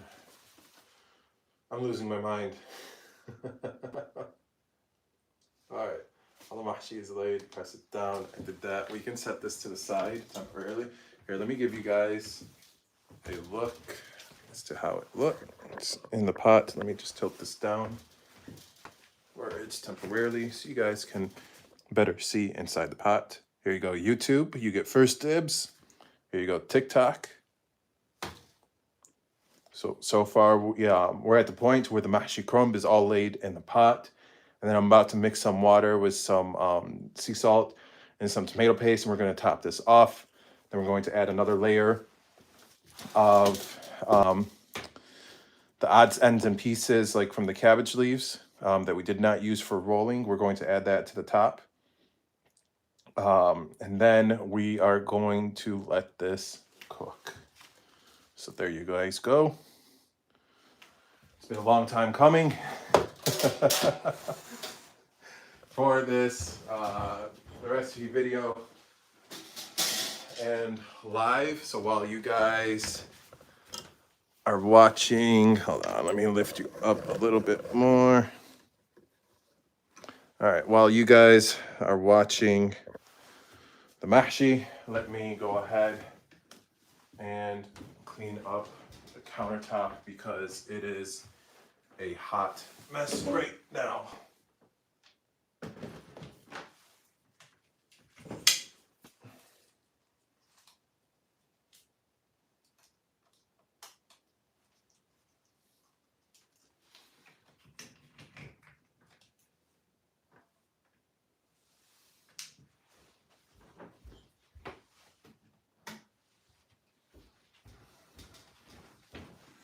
Temporarily move this away. This can go to the side for now.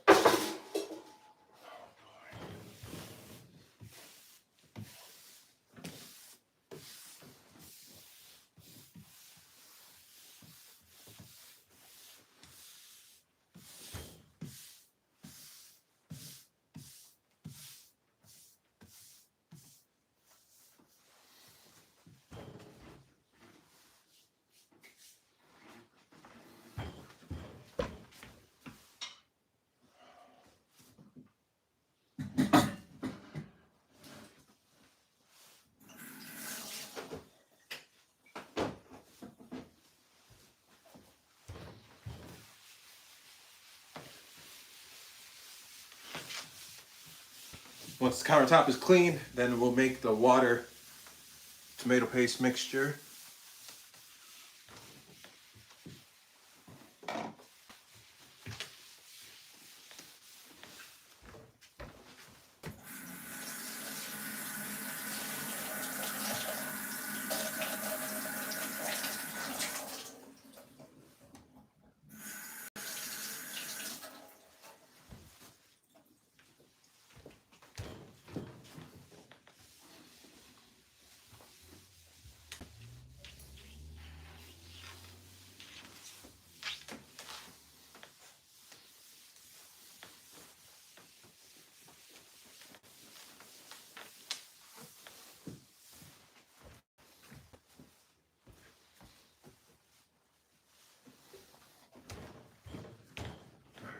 I need the spoon.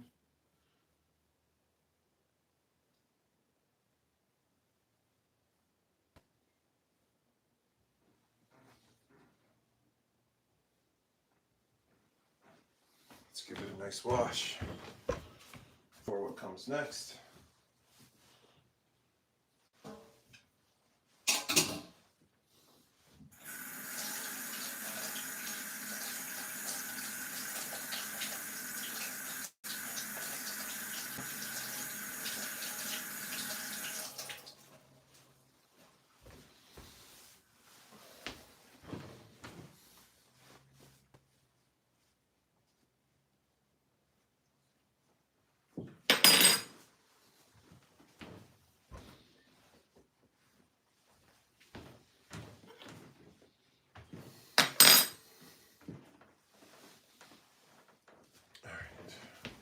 This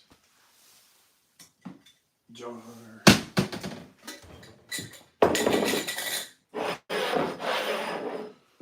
Oh boy, oh boy.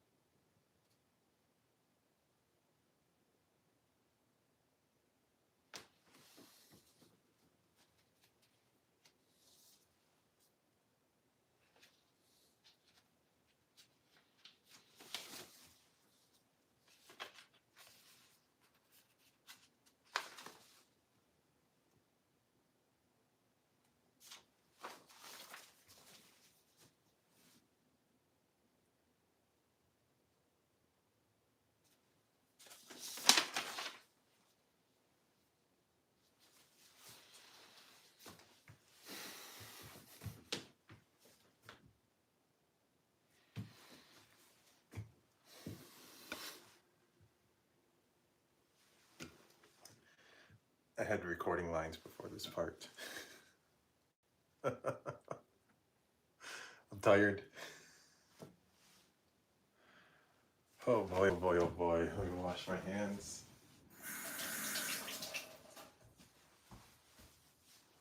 Let me adjust the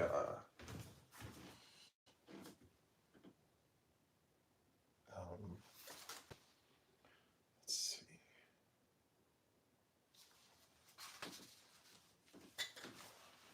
Here, let me get rid of this.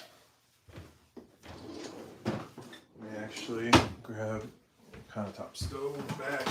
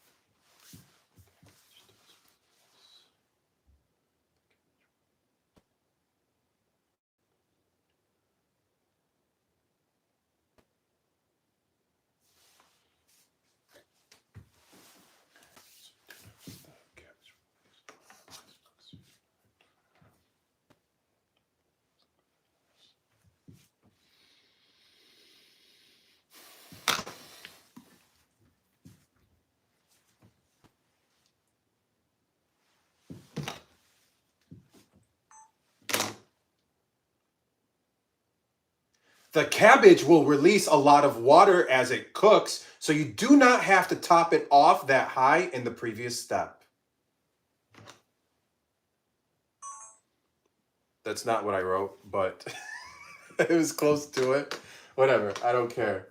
As long as it's okay, we're good to go. As long as it sounds okay, we're good to go. The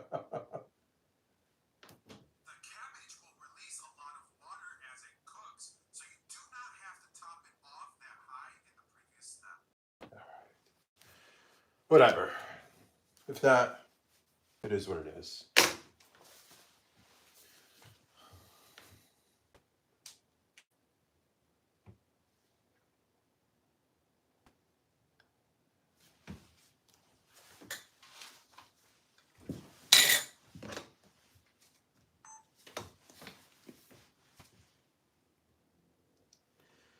Oh, but we add lahma broth to ours. Okay, خلاص. I will go yell at the cow and the rabbit.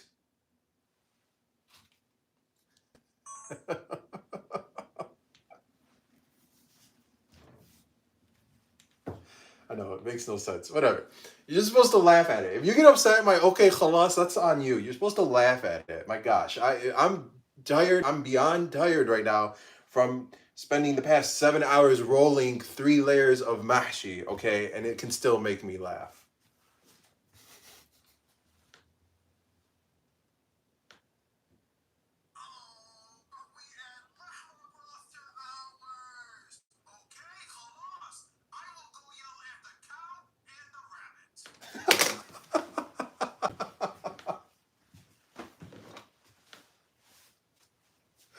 I'm done.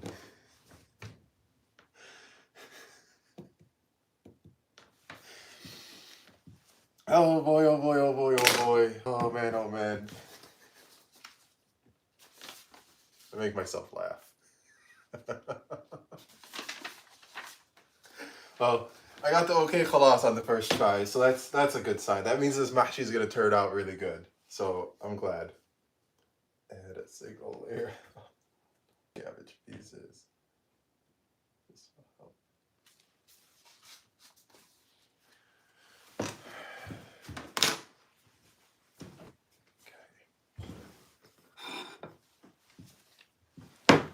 Now we can get rid of this. Bring the countertop stove over.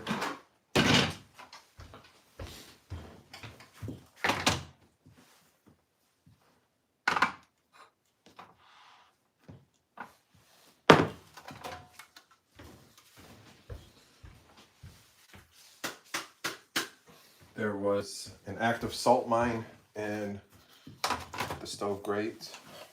Wonder how that happened. Alright.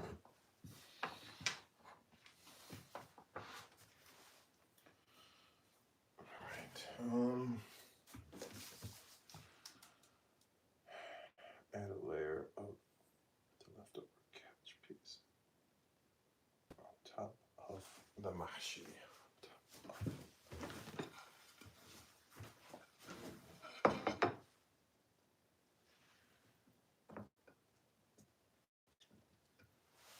Center. Bam. Bam. Bam.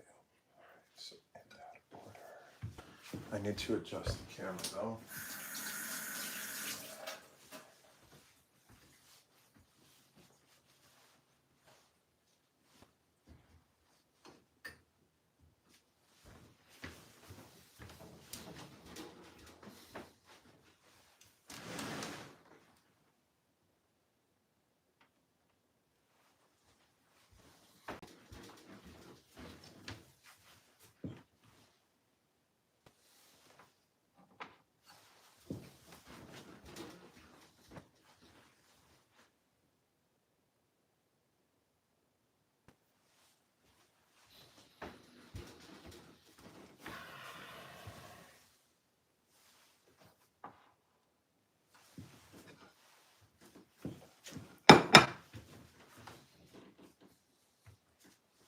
Alright. Add a single layer of leftover cabbage pieces on top of the mahshi. Add a single layer of the leftover cabbage pieces on top of the mahshi. I gotta say that as I'm doing this. I don't know why I wrote it that way as I was writing it. I highlighted it, which is my way of letting myself know I'm going to be saying whatever it is that I'm saying as I'm doing it. I don't know why I did that for that, but whatever. It is what it is. Add a single layer of the leftover cabbage pieces on top of the mahshi. Add a single layer of the leftover cabbage pieces on top of the mahshi. All right. I think I got it. I do got it.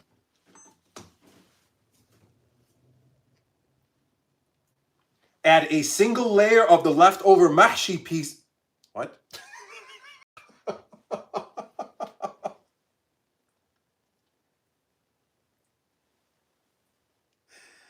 A single layer of the cabbage pieces, not the mahshi pieces. All right, let's try this again. Add a single layer.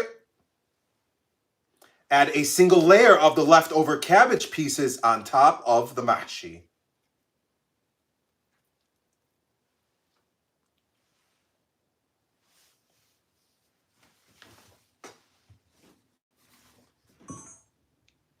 I'm so stupid for saying that. I like worked myself up. I worked myself up, and then in the end, I flopped within the first. I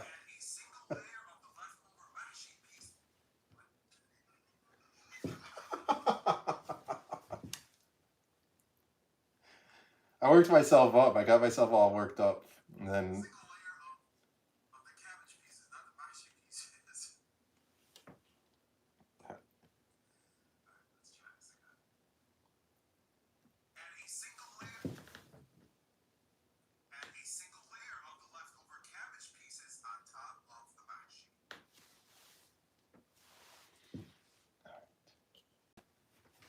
Let me go wash my hands.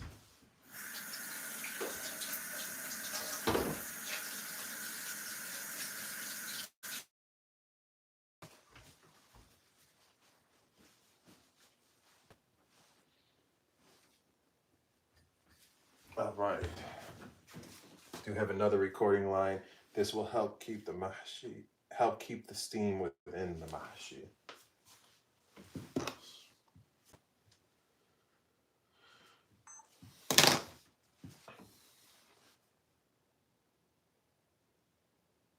This will help keep the steam within the mahshi.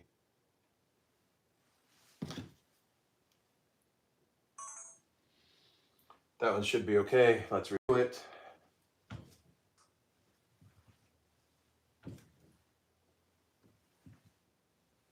This will help keep the steam within the mahshi.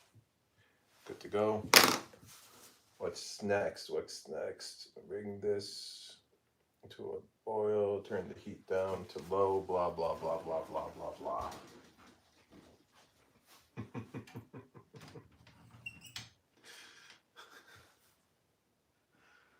Oh boy, oh boy. I need to adjust the camera for this next one.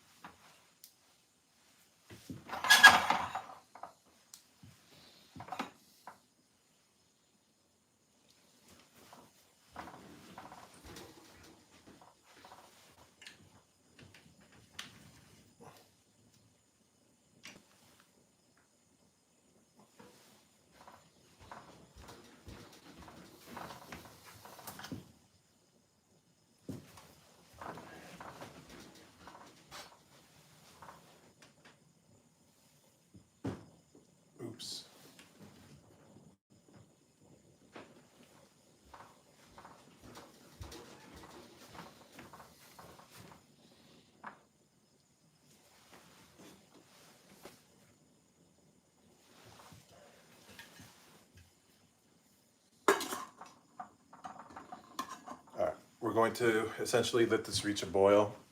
Shouldn't take that long. I can already hear it like bubbling. And then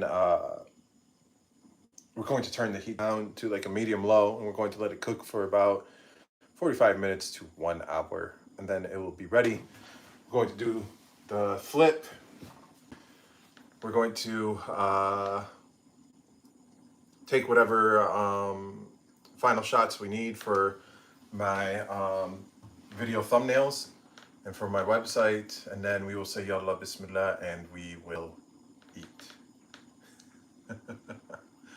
So I think this is, this definitely is my longest live that I've done. It's just when it comes to like rolling in general, or forming any type of thing, so even like if I make kofta or if I make ta'amiyya, anything that involves me like rolling or forming like little kofta shapes or any of that type of stuff, I really struggle with. I think I started this live at like, I don't know, 3 something, like 3-ish. Let's just say like 3:30, maybe a little bit earlier, a little bit after. So yeah, and we still have at least another hour for it to cook, basically, and then all my stuff that I need to do at the end.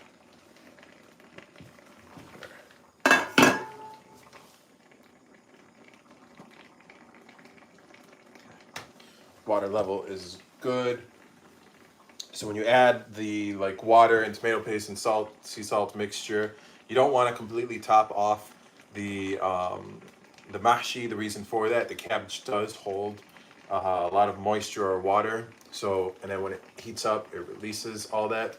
So if your water level of the sauce is up to here, when it's not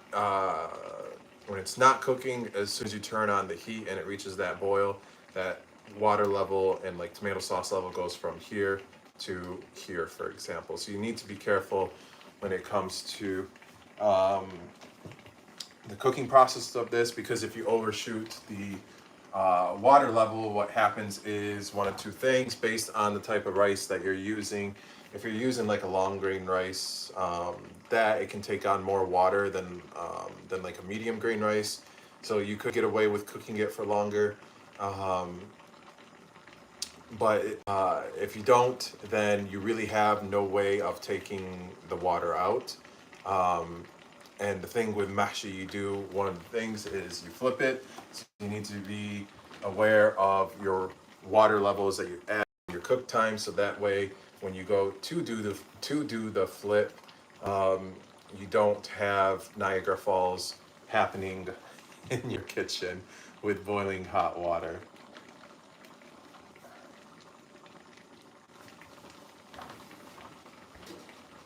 Let me adjust this, actually.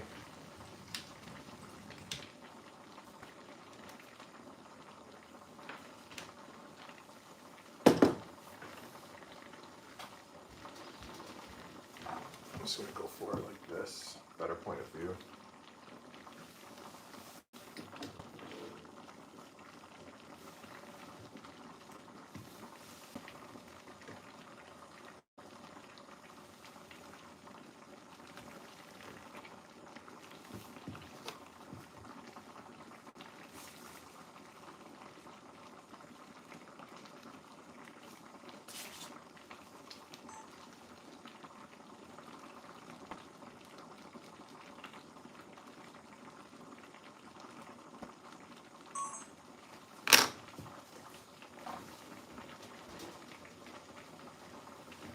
Just that quick of a shot.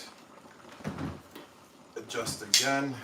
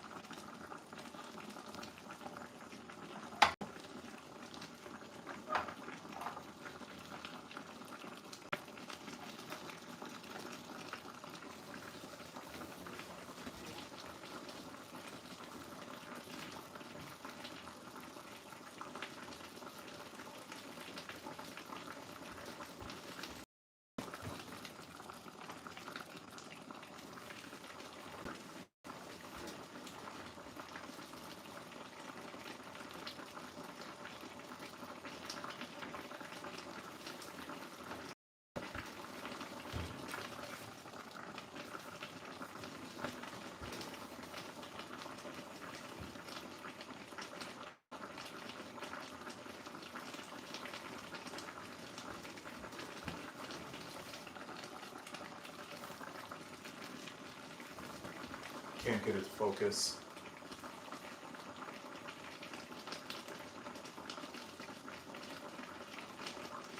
I need it to focus.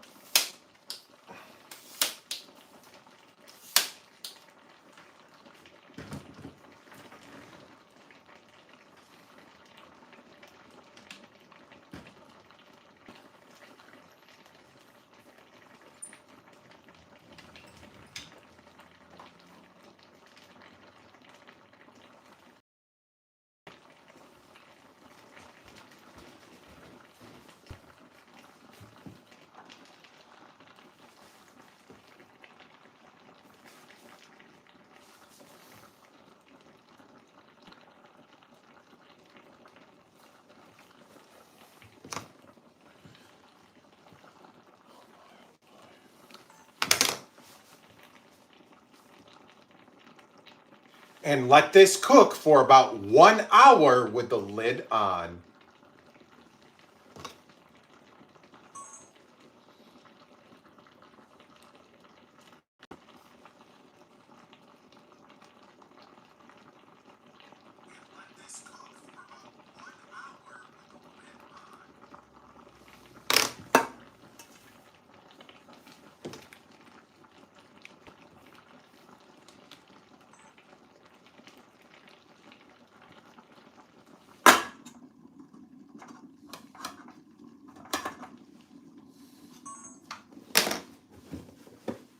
All right, let's move this over to my main stove.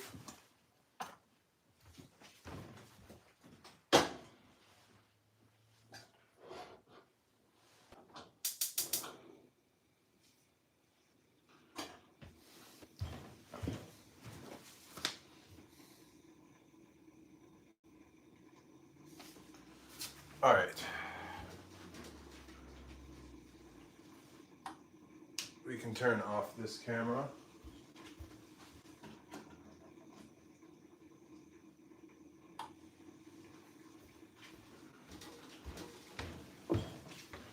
And all right, let me rotate you guys around.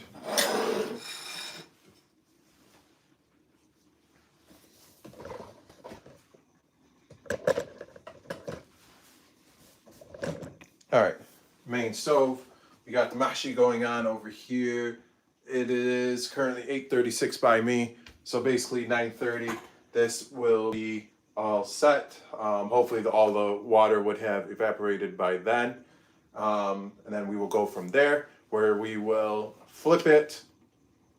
And then I'll take the final shots I need for my thumbnail, for both my social media pages and my website. And then we will say Yallah Bismillah and we will eat. So 27 hours in the making, but it will be done. Other than that, we do have a lot of cleaning up to do during this downtime. So here's my countertop. Got not too much going on the countertop, just a few things here and there over there. On the dining table, we have a bunch of cutting boards and stuff. And then over here, we have a whole bunch of nonsense. And over here too, we also got more nonsense. So let me go ahead and get you guys situated. So give me a moment as I do this, let's see.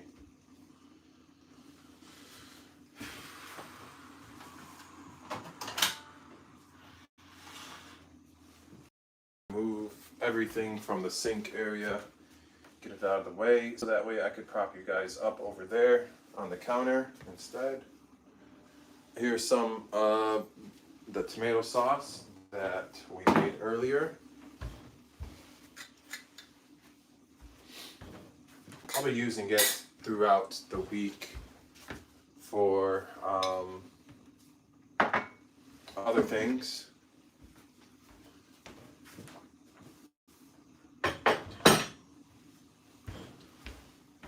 Let's see. Just put you guys here for now. Just moving stuff out of the way so that way we can clean this kitchen up and be ready for when the mahshi is done cooking. That can stay there.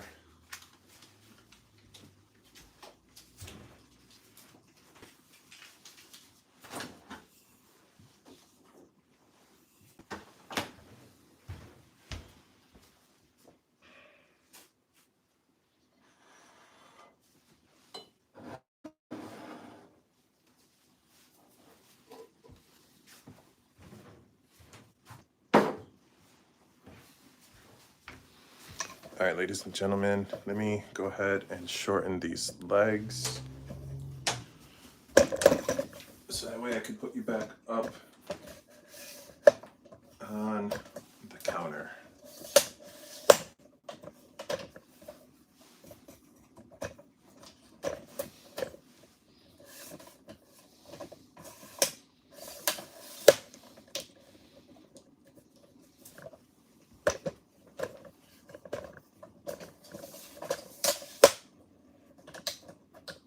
All right.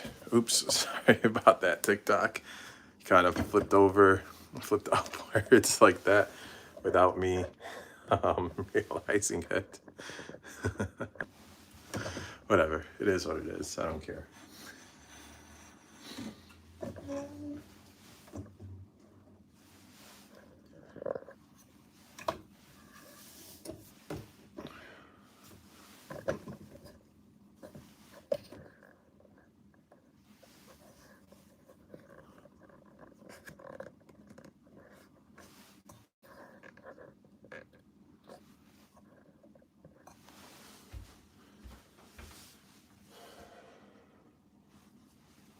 This is the attachment to the immersion blender. We can just set this to the side for now.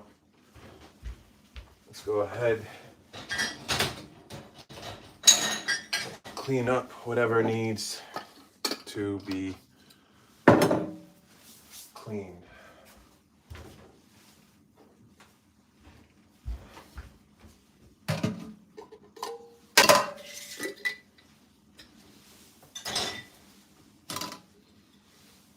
So despite the time it took for me to do all of this, the mahshi, in my opinion, it looks good thus far.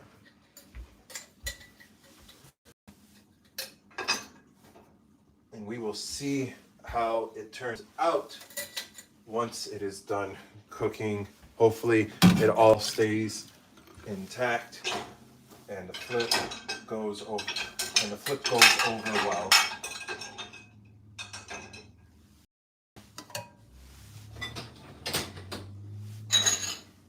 So what was it, on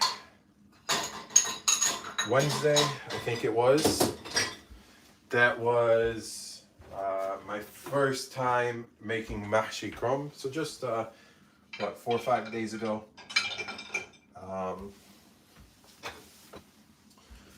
Mama actually came over and she showed me how to make it. Of course, that basically translates to she pretty much did 98% of the work while I just, quote unquote, paid attention to what she was doing. So that's where she showed me the process of essentially boiling the cabbage and how to cut it and how to roll it and all that type of stuff.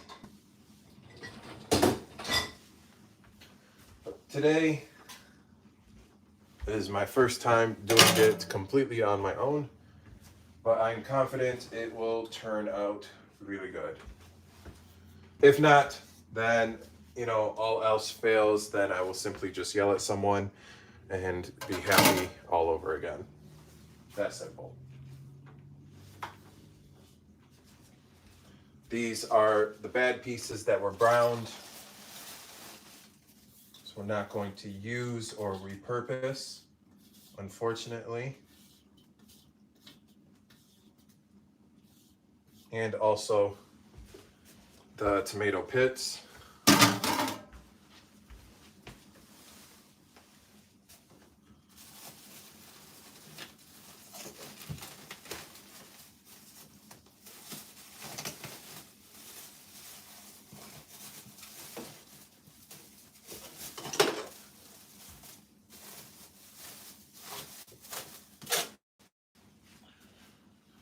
Oh boy, oh boy, oh boy.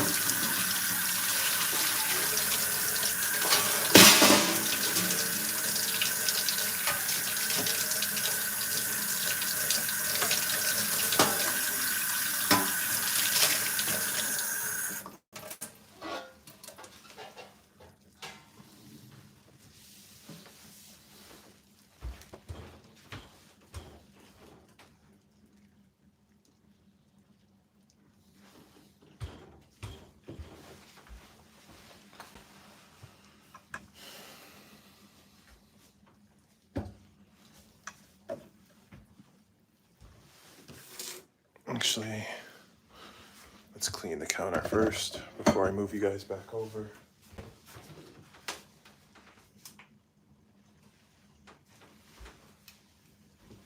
Let me go ahead and plug you back in, YouTube, to charge.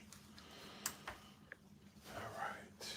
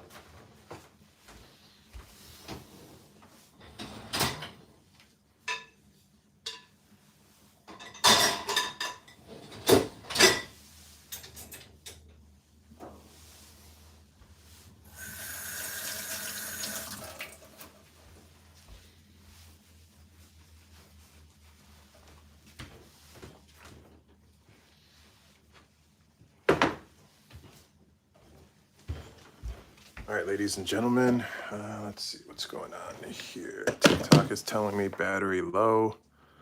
Give me one, oops.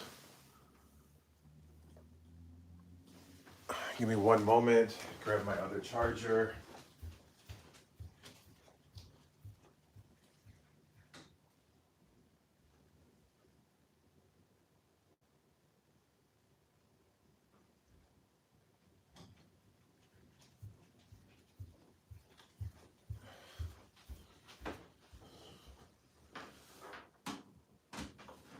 I'm back, just need to plug in.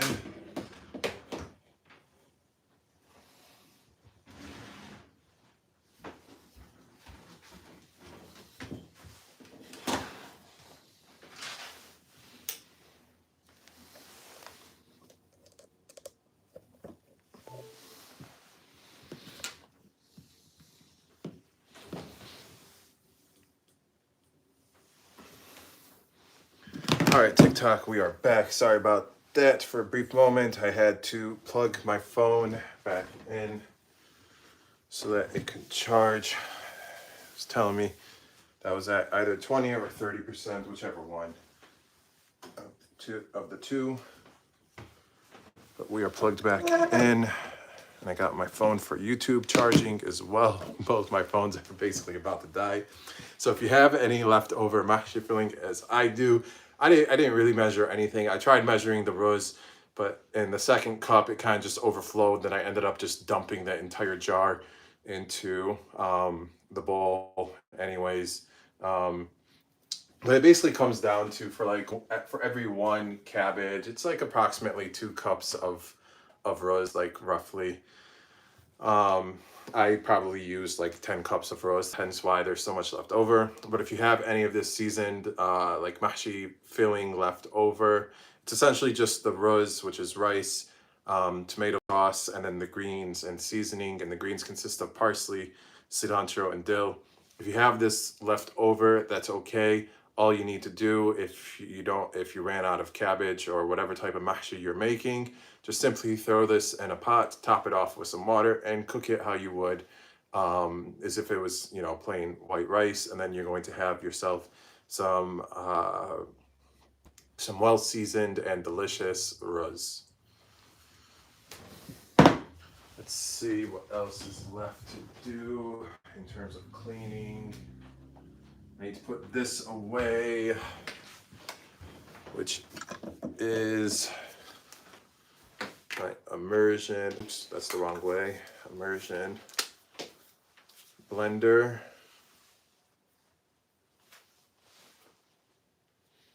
Then after this, I think that's everything in terms of things that that need to be cleaned. And then we are going to check on the mahshi and go from there.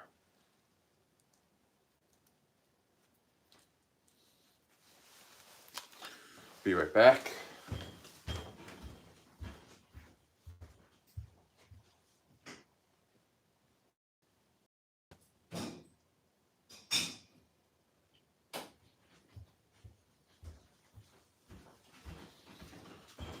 All right, ladies and gentlemen, I am back.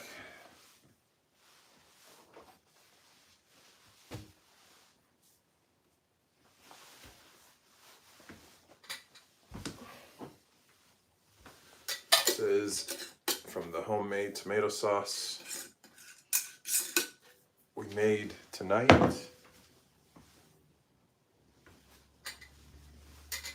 This I'm just going to repurpose throughout the week for other things that I make.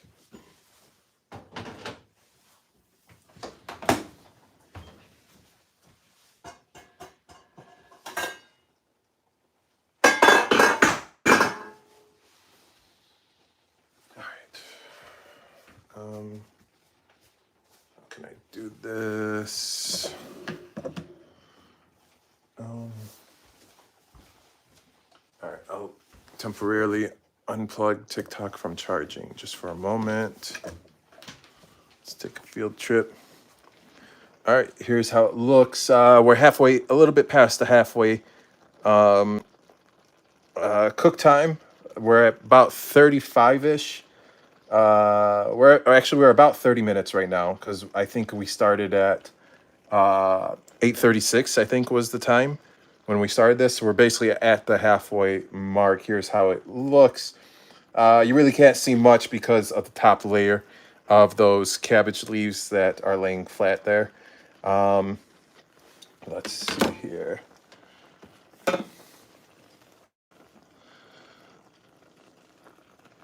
Just to give you guys a sneak peek.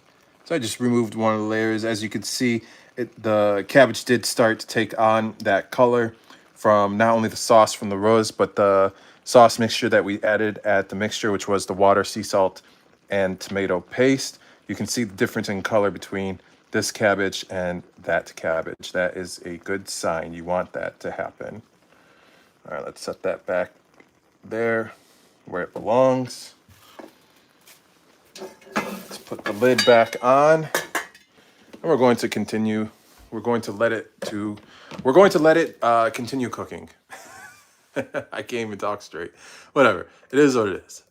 Let me plug in this phone to charge for TikTok. All right. And then this pot here. Let me bring you guys. We'll put you guys this way, I think. And then.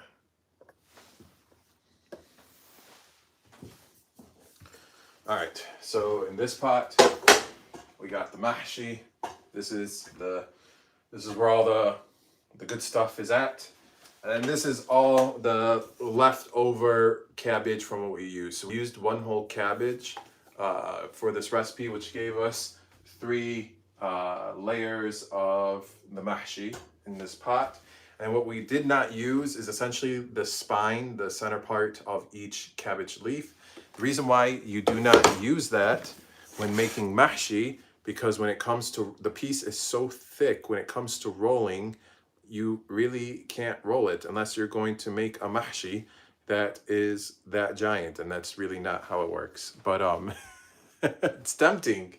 If you watched any of my other videos, like when I make hawashi and kofta and all these other things, I make it, larger, not, giant, but, people do complain that, like when I make hawashi, instead of it being, this thin, I make mine like this thick as if it's a double. And like some people get like so mad at it. It's like, what does it really matter? If you want less lahma in yours, for example, then add less lahma. It's really, there's no wrong answer. Like, what difference would it be if you ordered of having one of mine or ordering 2 of the skinny ones? So it is what it is. So these are all the leftover pieces, and even I'm just calling this the heart of the cabbage because this is like the center of the cabbage. As you can see, it's just very thick. The leaves are just very thick, and they're so curled up onto each other that's really hard to undo this one into just the leaves as I'm undoing it. So it would.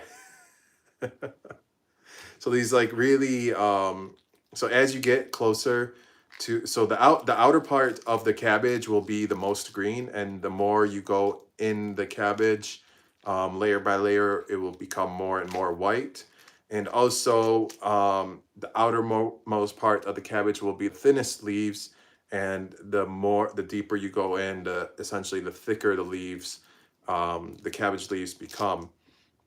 Reason why you don't use these thicker parts for rolling the mahshi is similar to the spine, is that it's so thick, or it's like so like coiled or foiled or folded on itself, that when it comes to rolling, you won't be able to get essentially a good roll. So you do not use these thicker pieces for rolling mahshi. However, you can use this as either that top layer, what I just recently showed you guys, that goes above the mahshi at the very top, which helps trap the steam for cooking purposes.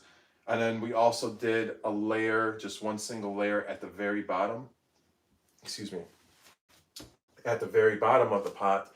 And the reason for that is because it helps protect that first layer of mahshi that's at the bottom of the pot. It helps it prevent it from burning if you accidentally burn the pot, and it helps prevent from it sticking to the bottom of the pot as well too. What is going on here? What just happened?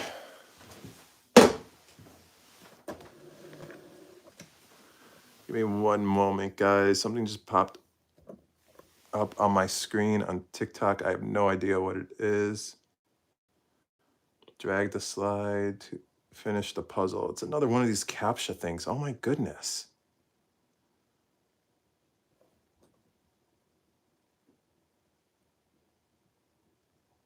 I can't even see what this thing is. All right. Sorry about that, ladies and gentlemen. This is like the third time that TikTok wants me to do the CAPTCHA thing, the reCAPTCHA, whatever it's called, that I am not a robot nonsense. It's like, whatever. It is what it is. Well, yeah, so the bottom layer, you put the absolute bottom of the pot before you start putting any of the mahshi in. You just do a single layer of these unused cabbage pieces, and what that does is it helps prevent that first initial layer at the bottom of the pot from sticking to the bottom of the pot. And it also helps not only the sticking, but in case you burn it or whatever the case is, it does not burn the actual mahshi. It just burns these extra pieces that you do not use for the rolling. And then after you flip it, after you flip the mahshi, you just simply remove these extra pieces. It's just one single layer. So based on the size of the pot that you use, it's probably like 4, 5, 6, 7 pieces roughly that are going across the pot just to make that single layer. So you flip it, then you essentially remove that that layer.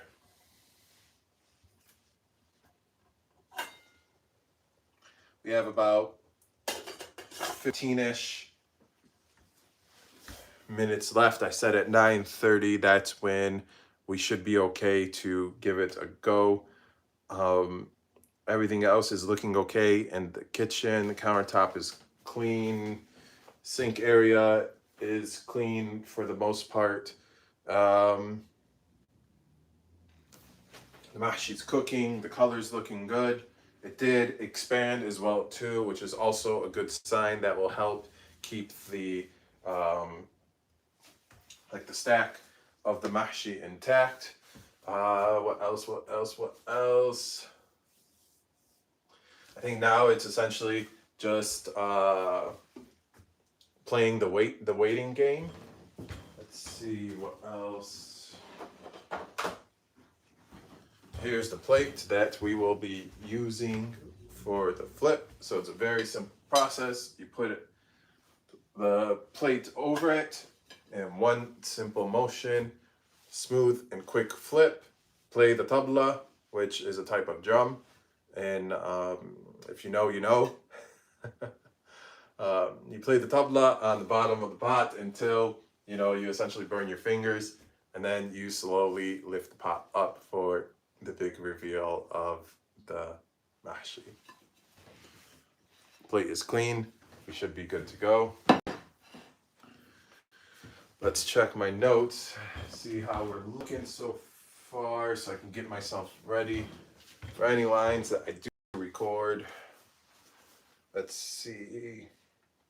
Once the mahshi is ready, it is time to flip it out of the pot. Okay, that's one that I actually have to say as I'm showing the finished mahshi before the flip. I already recorded all of that for the flipping process. I might have to re-record it because like the way I wrote it, it does seem lengthy, like too talkative. Worst case scenario, when it comes time for me to edit this, I will just make the necessary adjustments to whatever it is that I originally said to better suit the visuals of the flip, so on and so forth. And I'm also going to include a bonus with the final cut of this recipe video. I will not be showing it for the live. The bonus part will be how I like to prepare the mahshi, like once when it's left over. What I like to do, I'll give you guys a quick rundown of what I like to do. So I'll take a pan with, I'll heat up some olive oil and some semna, and I'll set the mahshi, just a single layer in the pan, and I'll let it fry for a few minutes on each side until it develops like a nice brown crust on the outside, and I'll keep on rotating it on each side. I'm telling you, that's the best way. Oh, and put the lid on as it is frying to help trap that steam and also heat up the rice as it is giving that nice brown crust on the outside to the cabbage itself. Hands down, that's my favorite way to prepare leftover mahshi kromb. I only do that for mahshi kromb. For all the other types of mahshi, I really don't have, like a favorite method for how I like to reheat it or anything like that. But for this recipe video,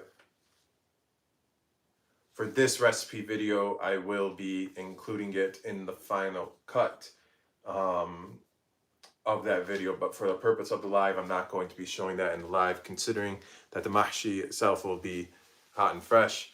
And also considering that I've already been in this live for like 47 hours and I'm tired.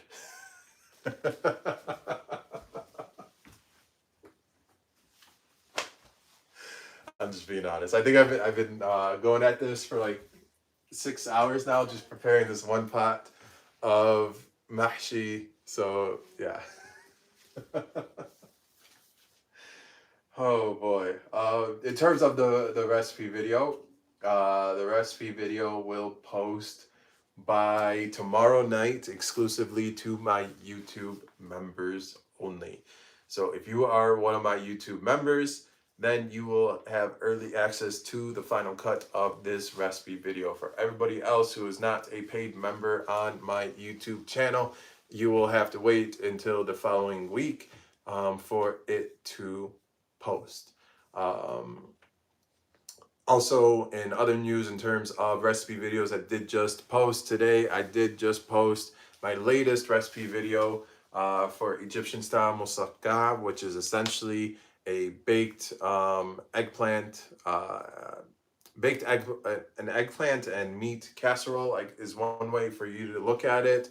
It's layered eggplant with ground beef with tomato sauce, all baked in the oven, and it is absolutely amazing and incredible. If you have not watched it, definitely go check it out. It is a really great way for you to enjoy eggplant. If you're looking for new and different ways to prepare eggplant, definitely check out my Egyptian style moussaka recipe video.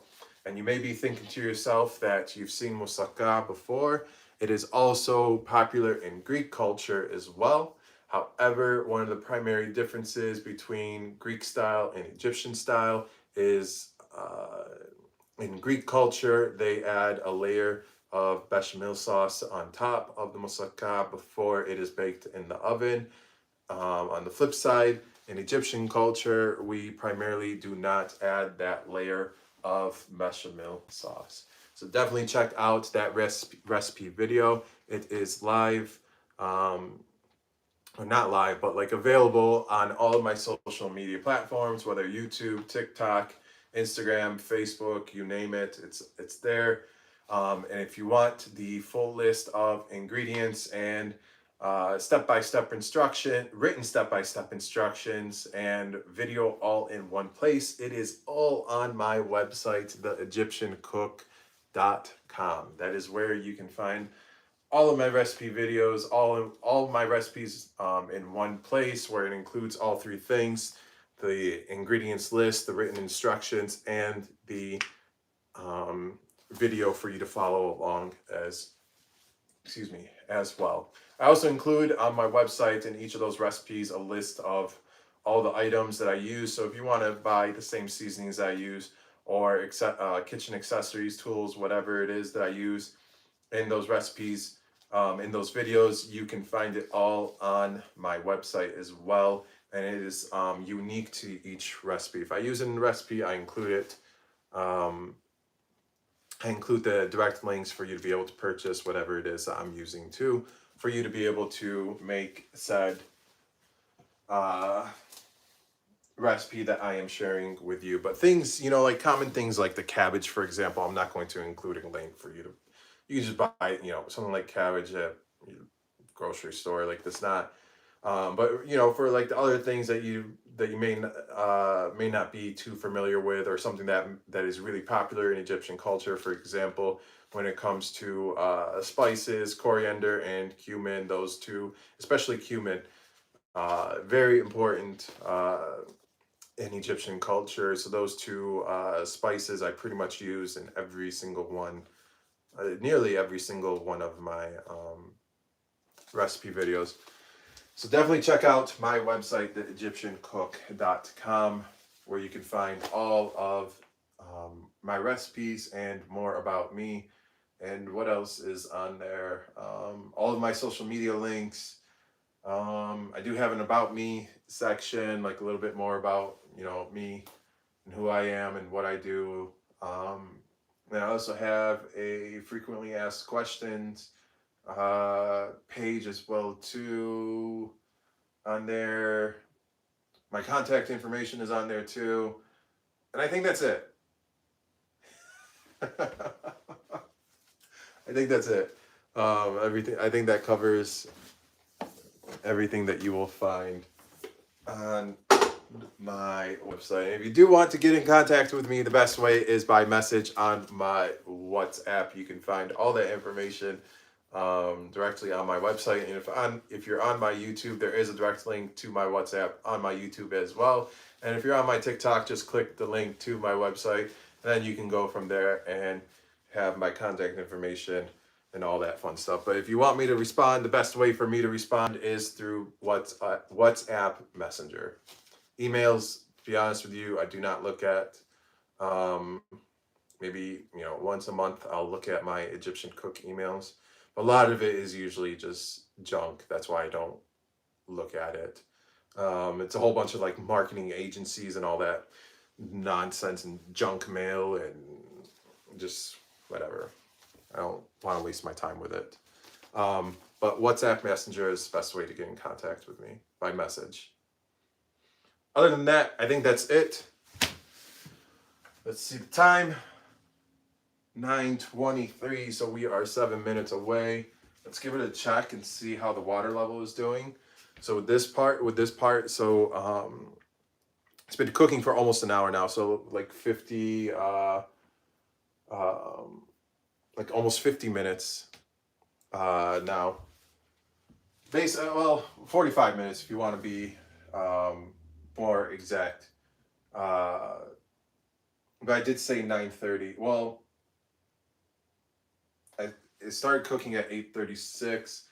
It's 9:23, so it's been cooking for like 47 minutes. So at this point, you do want to check the water level, because if the water level is too high, one of two things could happen here. Either the water level is going to be too high, or the water level is going to be too low. If it's too low, just add like a tiny splash of water based on if the only add like that splash of water if the ruz still needs to be cooked. But then if there's too much water, what you do, considering that the lid has been on this entire time, just cook it, let it cook for like a few minutes with the lid off, and that will help release a lot of the steam.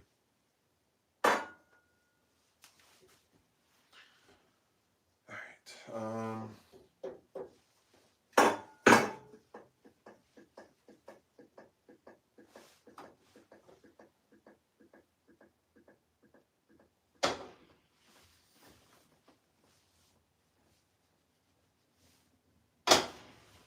I think we should be okay in terms of water level.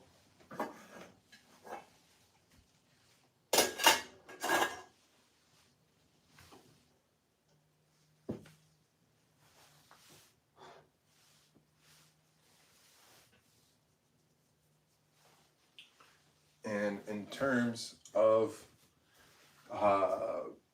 whether it burned or not, I don't think it did because it actually smells really aromatic and fragrant in here. So I'm not worried about it sticking to the bottom.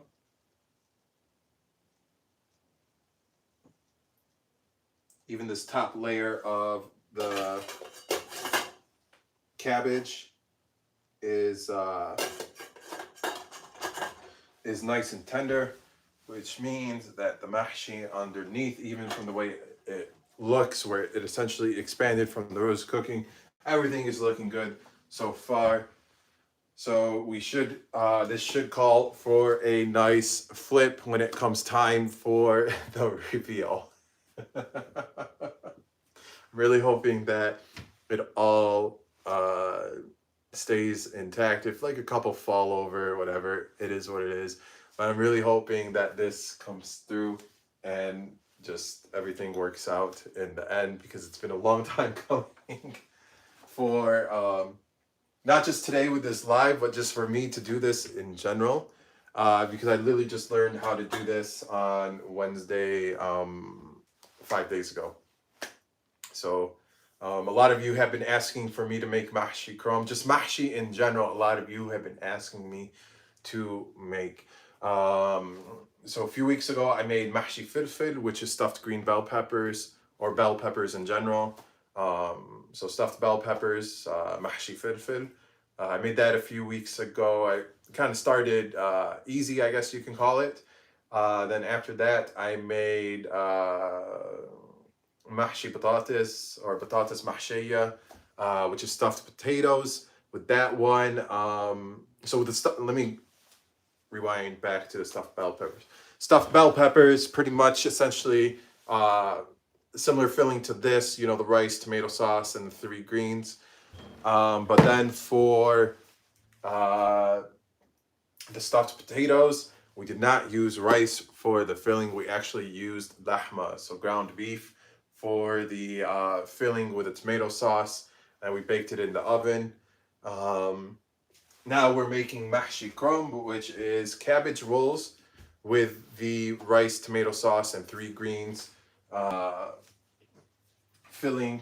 I also plan to make mahshi wara anab, which is the grape leaves, rolled grape leaves. What else? I also have hamam mahshi on my list, which is stuffed pigeons. What else? What's another one that I have? My list is on over here on the side of the fridge, actually, of everything. Here, I'm just gonna run through the list. I'm stumbling on my words. It's not good. It's not a good sign. All right, let's go through the list here. So I have karkade, which is hibiscus tea. Bisara, which is like a I think it's like a pea, like a split pea dip. Tea biscuits that we call biscuit. Hamam mahshi, I just said. Grape leaves, I just said. Cabbage leaves we're making right now. Mahshi onions as well too, so stuffed onions. Mahshi zucchini as well. Let's see, thermos, which is behind me over here. This is one of my favorite snacks to enjoy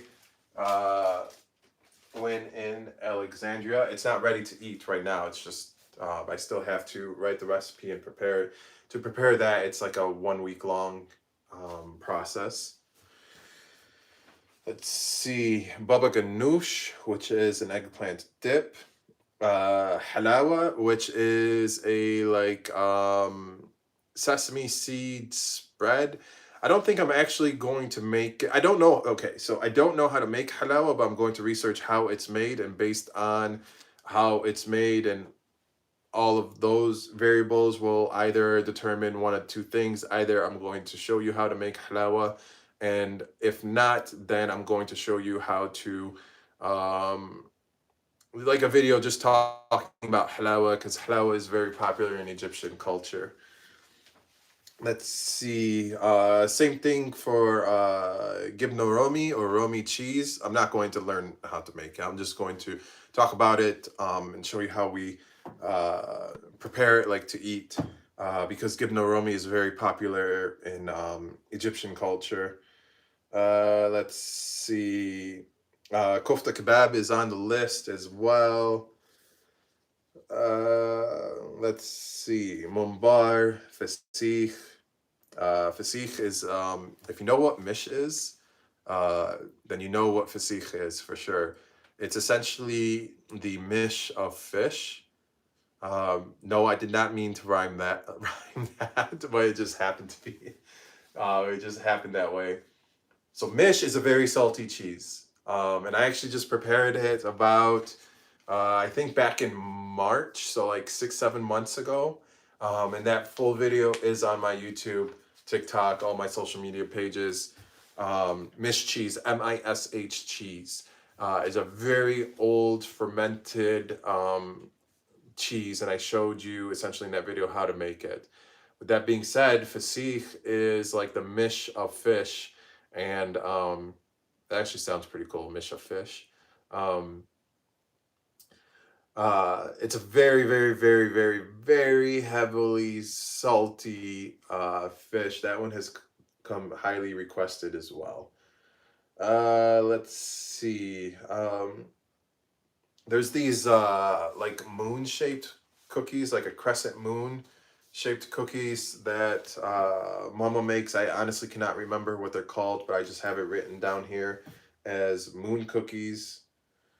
Let's see. I plan on doing a video with molasses and tahina.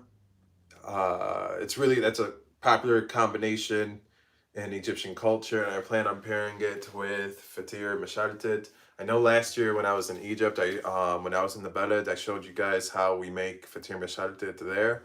But my setup in terms of like my video style and everything was completely different than me being here in my own kitchen. So I do want to be able to give you guys a different look of me making it at home as well with my normal setup. What else? Torshi, which is like a mixture of pickled vegetables. Tamr hindi, basbousa, and baklawa.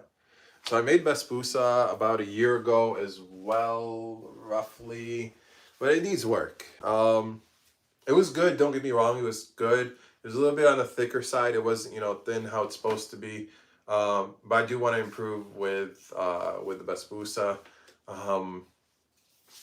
So earlier I had discussed one of my weaknesses, I guess you can call it, when it comes to the kitchen, and one of those things is just rolling in general. So like rolling this mahshi was a struggle for me. When it comes to like making, the little kofta, rolling that is a struggle. Even making ta'meya, rolling that is a struggle. So I use an ice cream scoop. So just like anything that involves rolling, I'm really not the greatest at doing. And take a step further, one thing that I think I'm better at rolling than I am at making desserts. That's why I want to make basbousa. I want to make it right. I want to make it, super thin, how it's supposed to be, and just, crazy amounts of the simple syrup as well, and the little half almonds on top, and life is good. So that essentially gives you guys an update on my list of foods that I plan on making in the future. Another thing that I want to make that I've made before, however, I want to make it like completely from scratch, is ملوخية. So I made ملوخية like plenty of times, especially at the beginning of my uh, like my beginning days of creating content and sharing recipe videos. But each time that I made ملوخية, I've always used the frozen packs. Let me show you guys what I'm talking about here.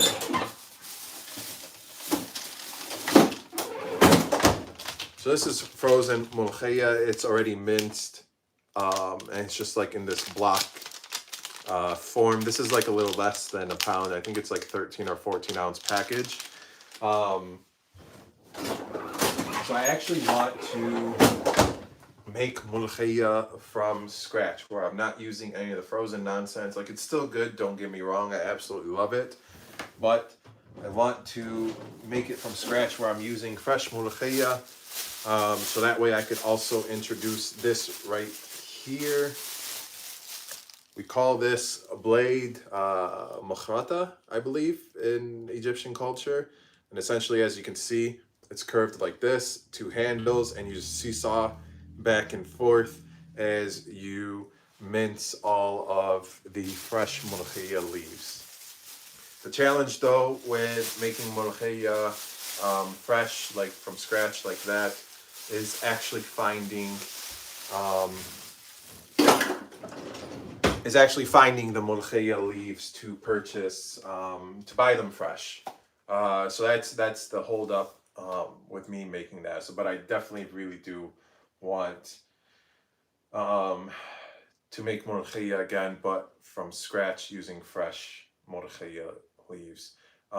Without question, when it comes to what my favorite Egyptian food is, even though I'm not really a big fan of soup, like in general, you know, like the chicken noodle soups and all that type of nonsense, ملوخية is hands down my favorite Egyptian food of all time.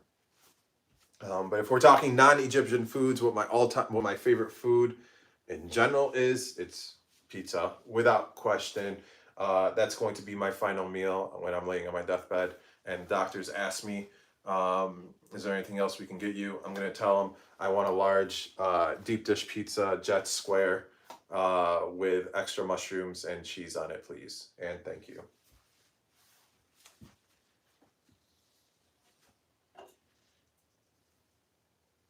All right.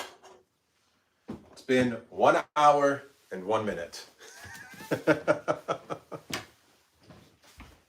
All right. It's enough talking. Now we got to get back to work. All right, let's see. What are my lines? No, this is for the leftover stuff. That won't be until tomorrow. What's the Mahshi? It's ready. It's time to flip. All right. I need to bring the countertop stove back over. I need to get set up over here. Let's turn this off. Let me turn this camera back on, my main camera. All right. Let's rotate you guys this way. I'll adjust you guys again in just a moment. Just bear with me here as we get ready.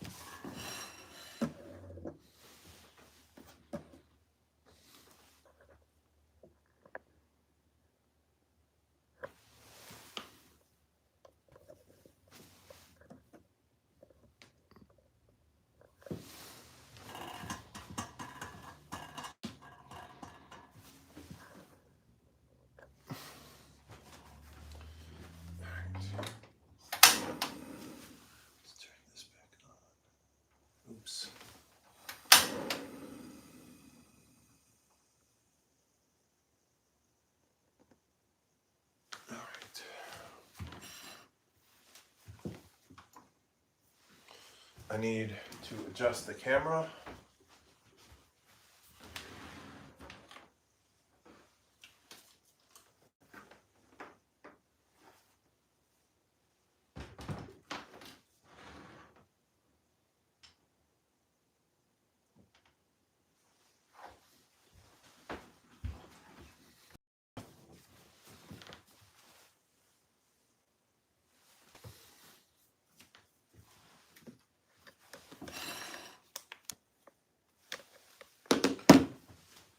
Ladies and gentlemen,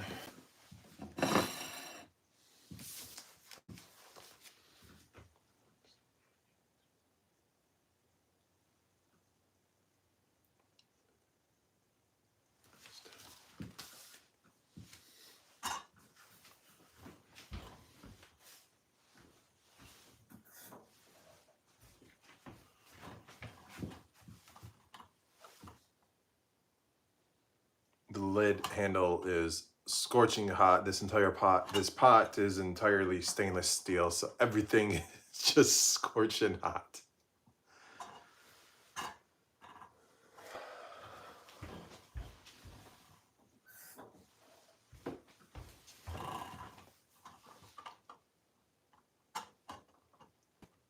I just took like a few drops of cold water onto this towel and just squeezing the towel onto the handle. That will just reduce the temperature of the handle to where I can do what I need to do and say what I need to say as I'm doing what I need to do. All right, ladies and gentlemen, let's do this. All right.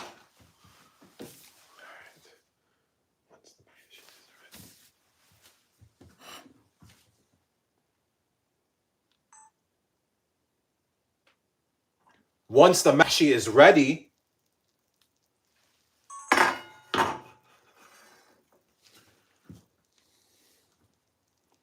let's review it, make sure we're okay. Once the mahshi is ready, should be okay. Let's move this out of the way. Hot, hot, hot.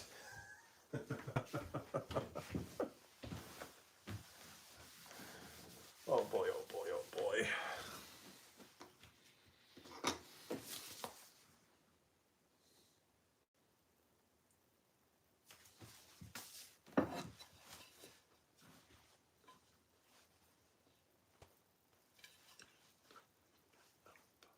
Okay.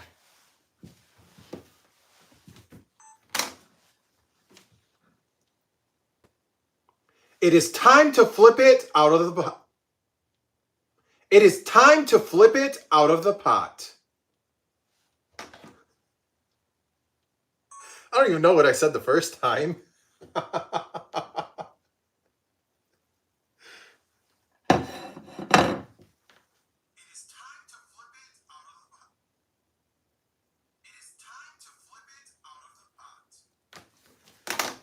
right. Oh boy, oh boy, oh boy, I make myself laugh. All right, let's turn off this heat. Let me do a little bit cold water.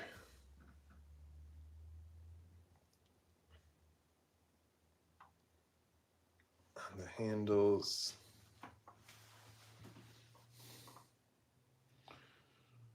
So, all right. I actually need to get rid of the countertop stove for this part because I'm not going to put this glass plate on the stove. So this can go here like that. This is all done.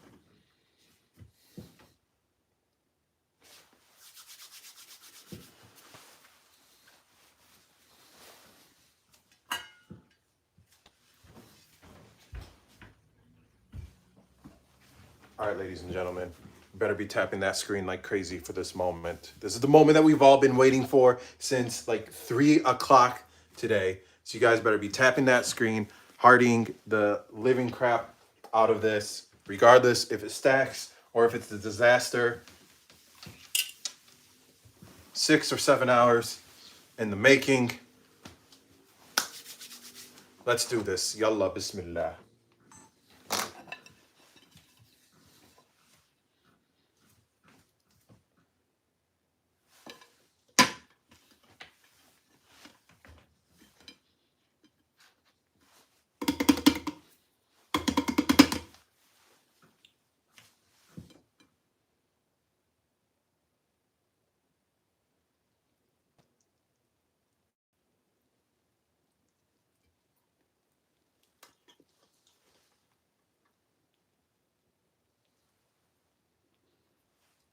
A few of them did stick to the bottom, but that is okay.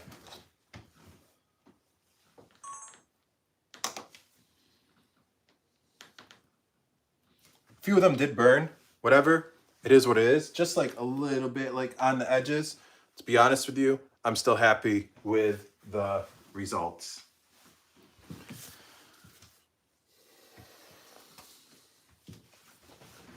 All right. Let me...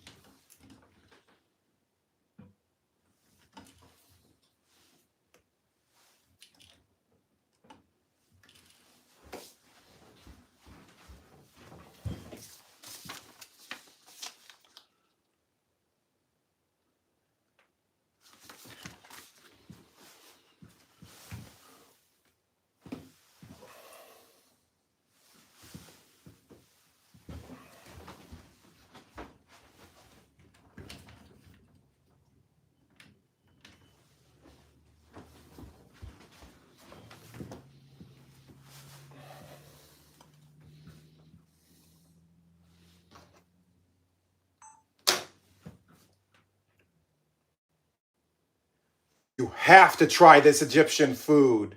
Let's make this Egyptian style cabbage rolls.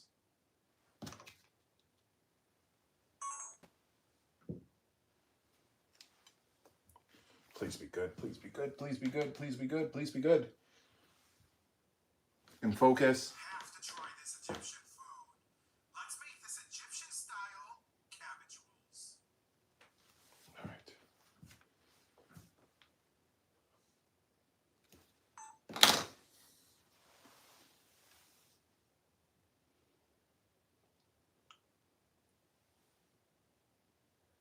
You have to try this Egyptian food. Let's make this. You have to try this Egyptian food. Let's make this Egyptian style cabbage rolls. No, no, no, no, no. I shifted to the side.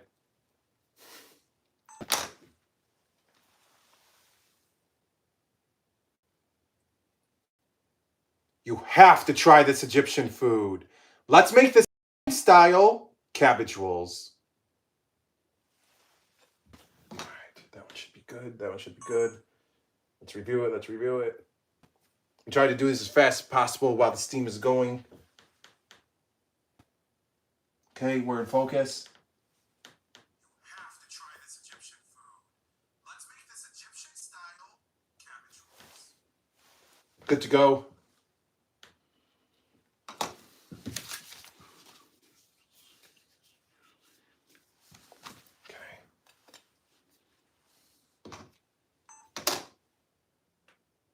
For more Egyptian food, culture, and spontaneous yelling, click join to become a member.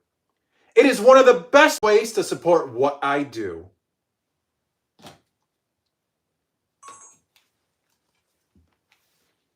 That one we can just, whatever, as long as it's okay, it's okay. Okay, we're in focus. I'm in focus.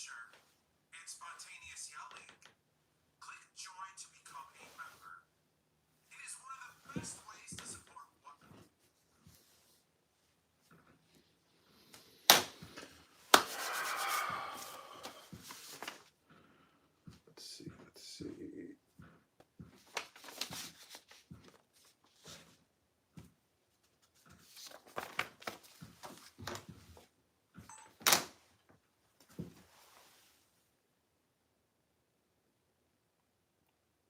In Egyptian culture, we call this Mahshi Kromb.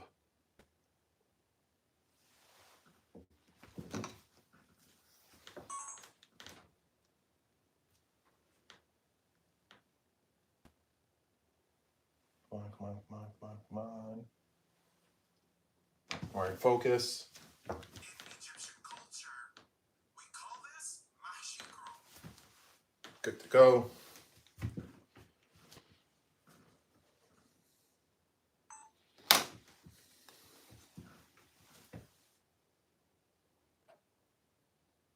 Yalla bismillah. Yalla bismillah. Yalla bismillah. Yalla bismillah. Yalla bismillah.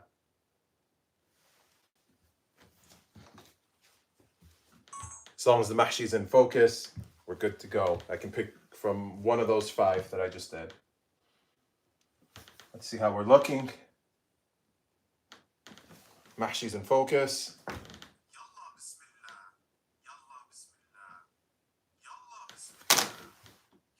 Mm-hmm.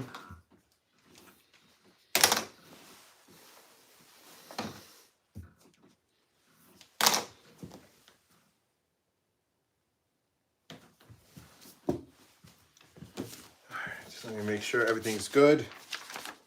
All that's left for me to record will be come tomorrow morning, basically, for how I prepare any leftover mahshi kromb. It's one of my favorite ways to do it. I'm going to quickly explain that because this is still too hot for me to actually eat in terms of temperature wise. So tomorrow morning, what I plan to do is I'm not going to be going live for it though, but it's going to be essentially exclusive for my final cut of the recipe video. I'm going to share how I like to prepare any leftover mahshi kromb. So what I like to do is essentially some olive oil and some semna in a pan. Then I set just one single layer of the mahshi in the pan, let it fry for a few minutes on each side with the lid on. And then I rotate it or turn it um, to the next side after a few minutes. Once it develops like a nice brown crust on the cabbage. And the reason why I put the lid on the pan is so that it traps that steam and it helps cook the ruz. Telling you, it's one of the best ways to eat any leftover mahshi kromb if there is any left over. Here you go, YouTube and TikTok, Egyptian style mahshi kromb, also known as cabbage. Also known as cabbage rolls in Egyptian culture. There you have it. 7 hours later, we did it. A few of them did burn in the pot, which it is what it is. It's okay. Like that many burned, got stuck to the pot. So let's take one out and investigate. So it didn't like burn, but you know, that's just called flavor. Yalla bismillah.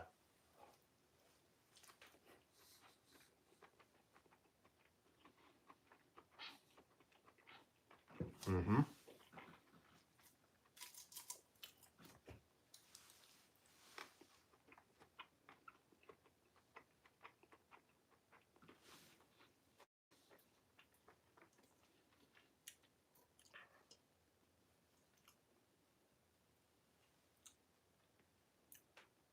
That's essentially what I do the next day when it's left over, but to all the sides. Yalla bismillah.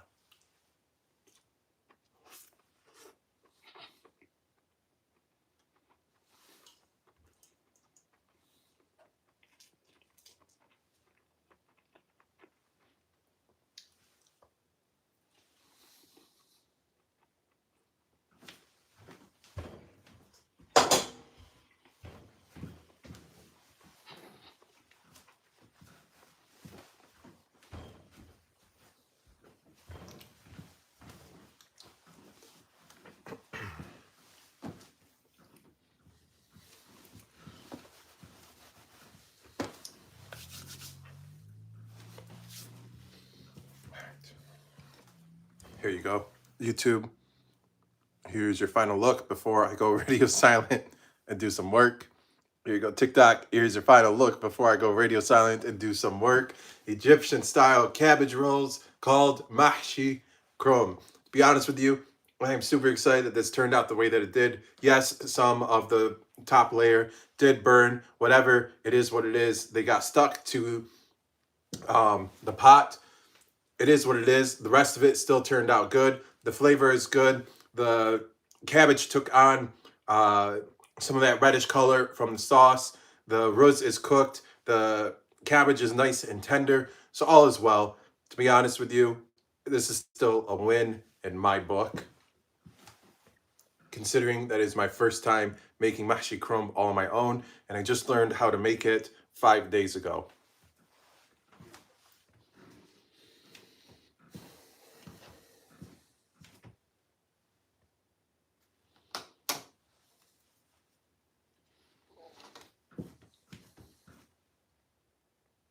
Yalla bismillah.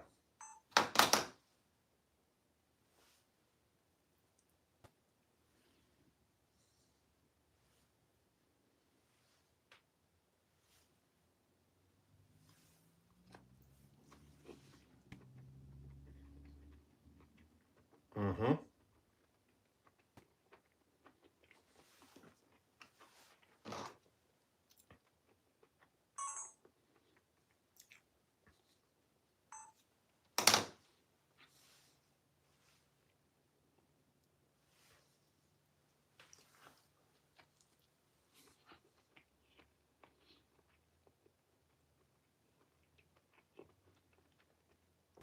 Mm-hmm.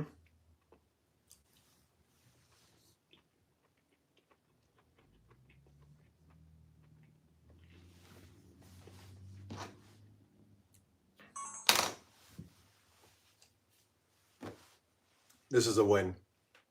Mm-hmm.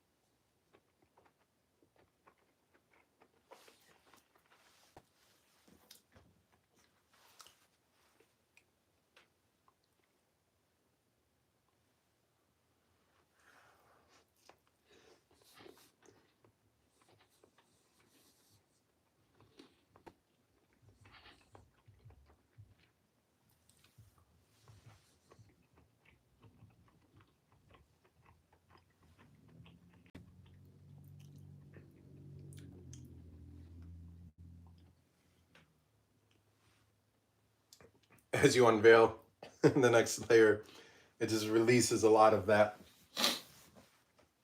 trapped steam, and it is scorching hot.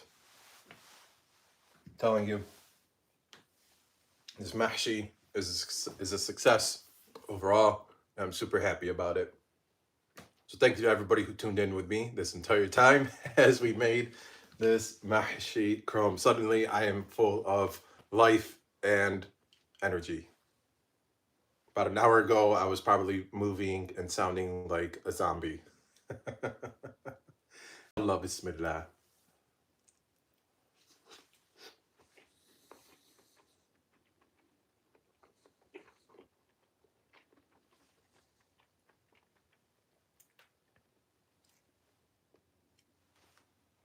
As soon as you move on, it just unlocks a lot of steam.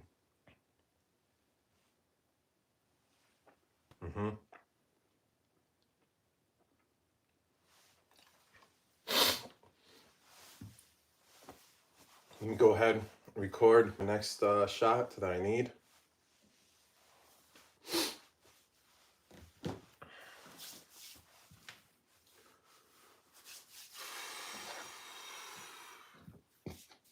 Excuse me.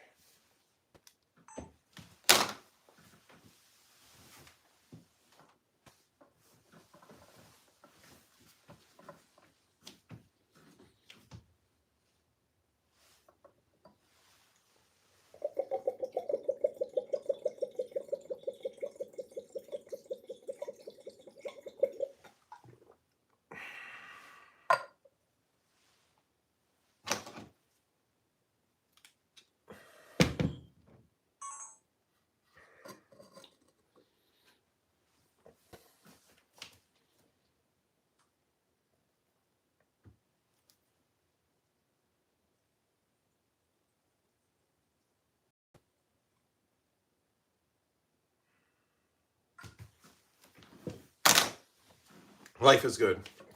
For those of you who are wondering what this is called ulla. I don't know what it's called in English. It's called ulla in Arabic. I have no idea what the exact translation is. It's essentially a clay pot or clay vase, whatever you want to call it. And there is water inside. If you look at the outside, like especially this bottom half right here, there is some condensation and occurring, and the color of the pot is much darker because of that condensation. What happens is, considering that this is made out of 100% clay, you put water in, it essentially acts as like an insulator and coolant for the water. So if you put water in here, it will stay cool in its entirety. As long as it is condensing like that, that is a good sign. That means the ulla is doing what it is supposed to do. But if you pay attention, like as it gets up higher, there's not as much condensation. That is essentially just a sign for you to know, what the water level is. Just pay attention to how high the condensation goes, and that will let you know, the ulla has about, this much water in it right now as we speak. A little bit earlier, it was a little bit higher up, but now it's a little bit below this rim or at that rim. So this is called ulla in Arabic. I have no idea what the direct translation is, or like what the exact or technical translation to English is, to be determined.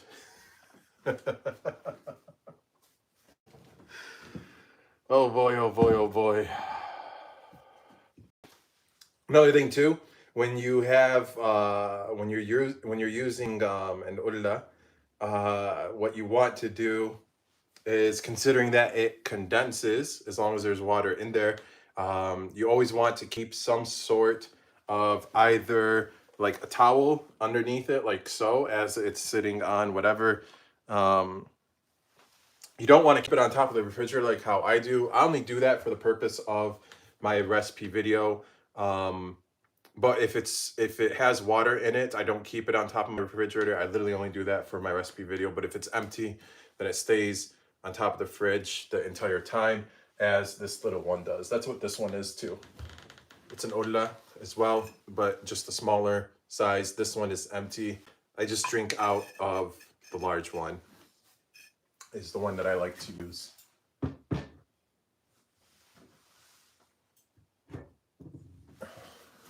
So that's what this is, for those of you who are wondering.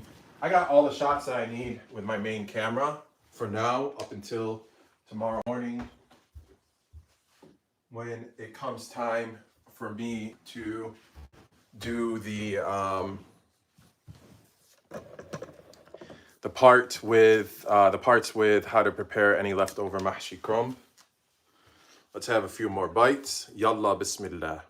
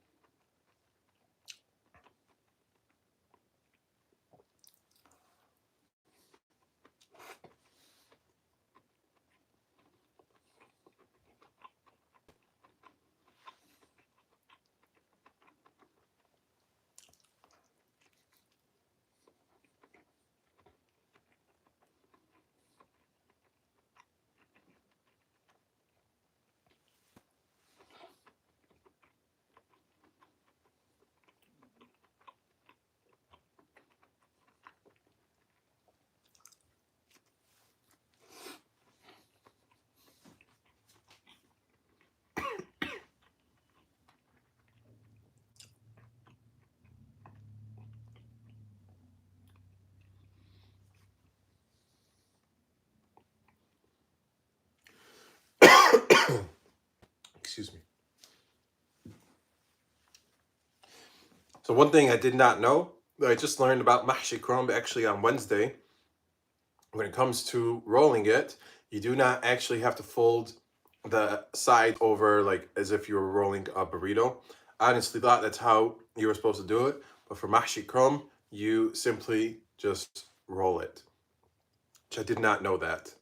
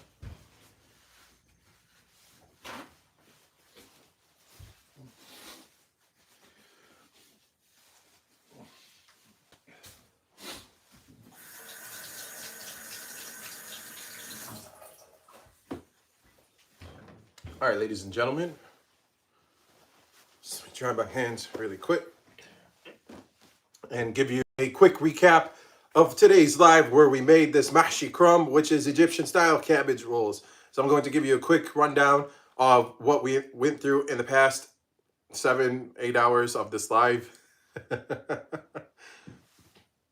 Excuse me. To make this Egyptian style cabbage rolls. So we started with the cabbage, one whole cabbage. We cut out the core, and then we brought a pot of boiling water with sea salt to a boil. We put the whole cabbage in, and the water level was about halfway, at least halfway up the cabbage. Then every few minutes we rotated the cabbage to the next side, and essentially what this did was help soften the cabbage until it essentially easily peeled off. It peeled off like one leaf at a time, one layer at a time. And then once it peeled off, we submerged it in the water for a few minutes to let it cook a little bit more. So that way it can become a little bit more tender. Then we removed it from the water and set it on a tray. After that, once all the cabbage was, all the cabbage leaves were peeled, we cut out the stem, which is the really thick part, center part of the cabbage. We cut that out because you cannot use that to roll. It's just too thick for you to be able to roll the mahshi. We set that to the side, and then we cut each of the leaves. We cut each leaf into two. Then each two was either cut into 2 or 3 based on the size of each leaf. Then we worked on making the mahshi filling. We started with making tomato sauce from scratch. It was a very simple process. Fry some onions with some garlic and some olive oil. Then for this one, we added a little bit of samna as well. Once it all became fragrant, then we added some diced tomatoes. Then we seasoned it with coriander, cumin, sea salt, and black pepper. We gave it a nice mix, and then we blended it all with an immersion blender to make it nice and smooth, like you. And then once that happened, we transferred the tomato sauce to a bowl, and then we added the greens, parsley, cilantro, and dill, those 3 greens, all of them chopped. Dill, in my opinion, is the absolute best one of the 3 when it comes to making mahshi, followed by cilantro, and last but not least, parsley.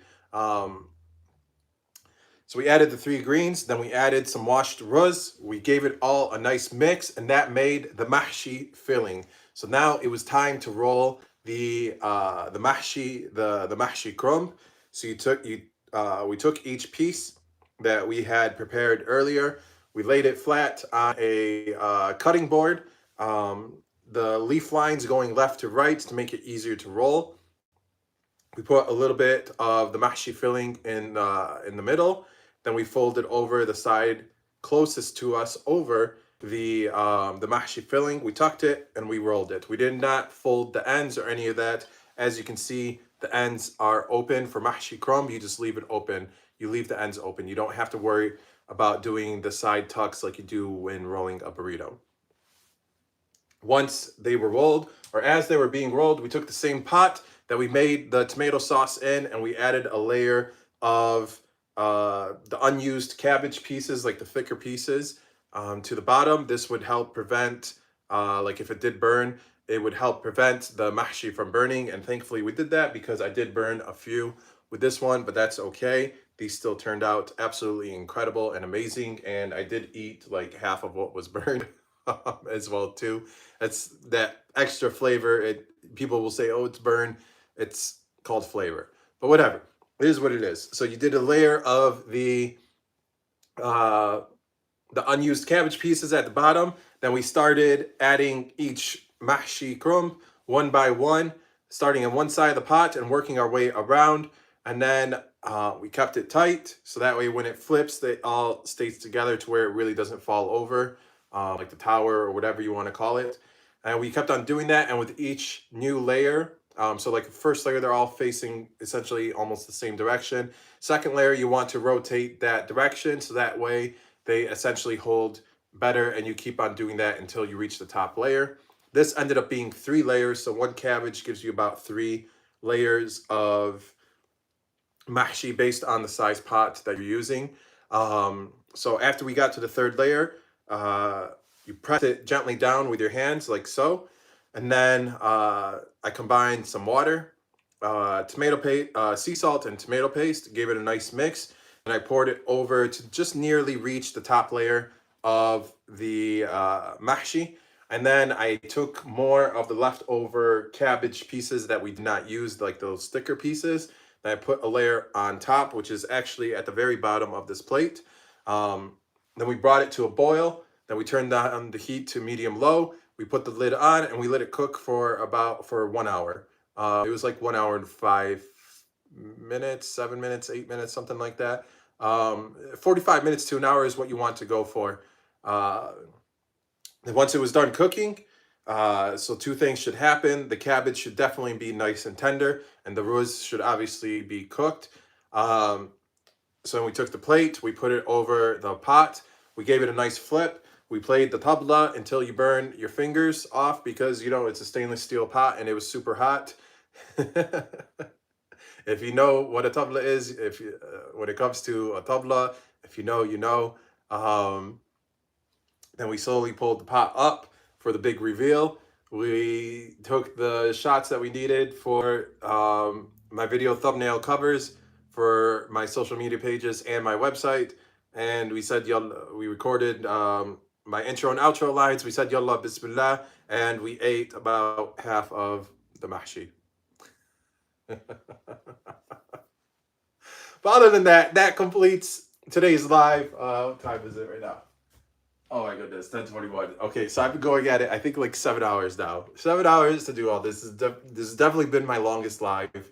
Was supposed to do it yesterday, but yesterday it was raining pretty much all day. And anytime it rains, because of the sky window over here in the kitchen, it sounds like a drum line. So it just been too much noise interference with my video, especially like for my final cut of the video. Hence why I went live today instead.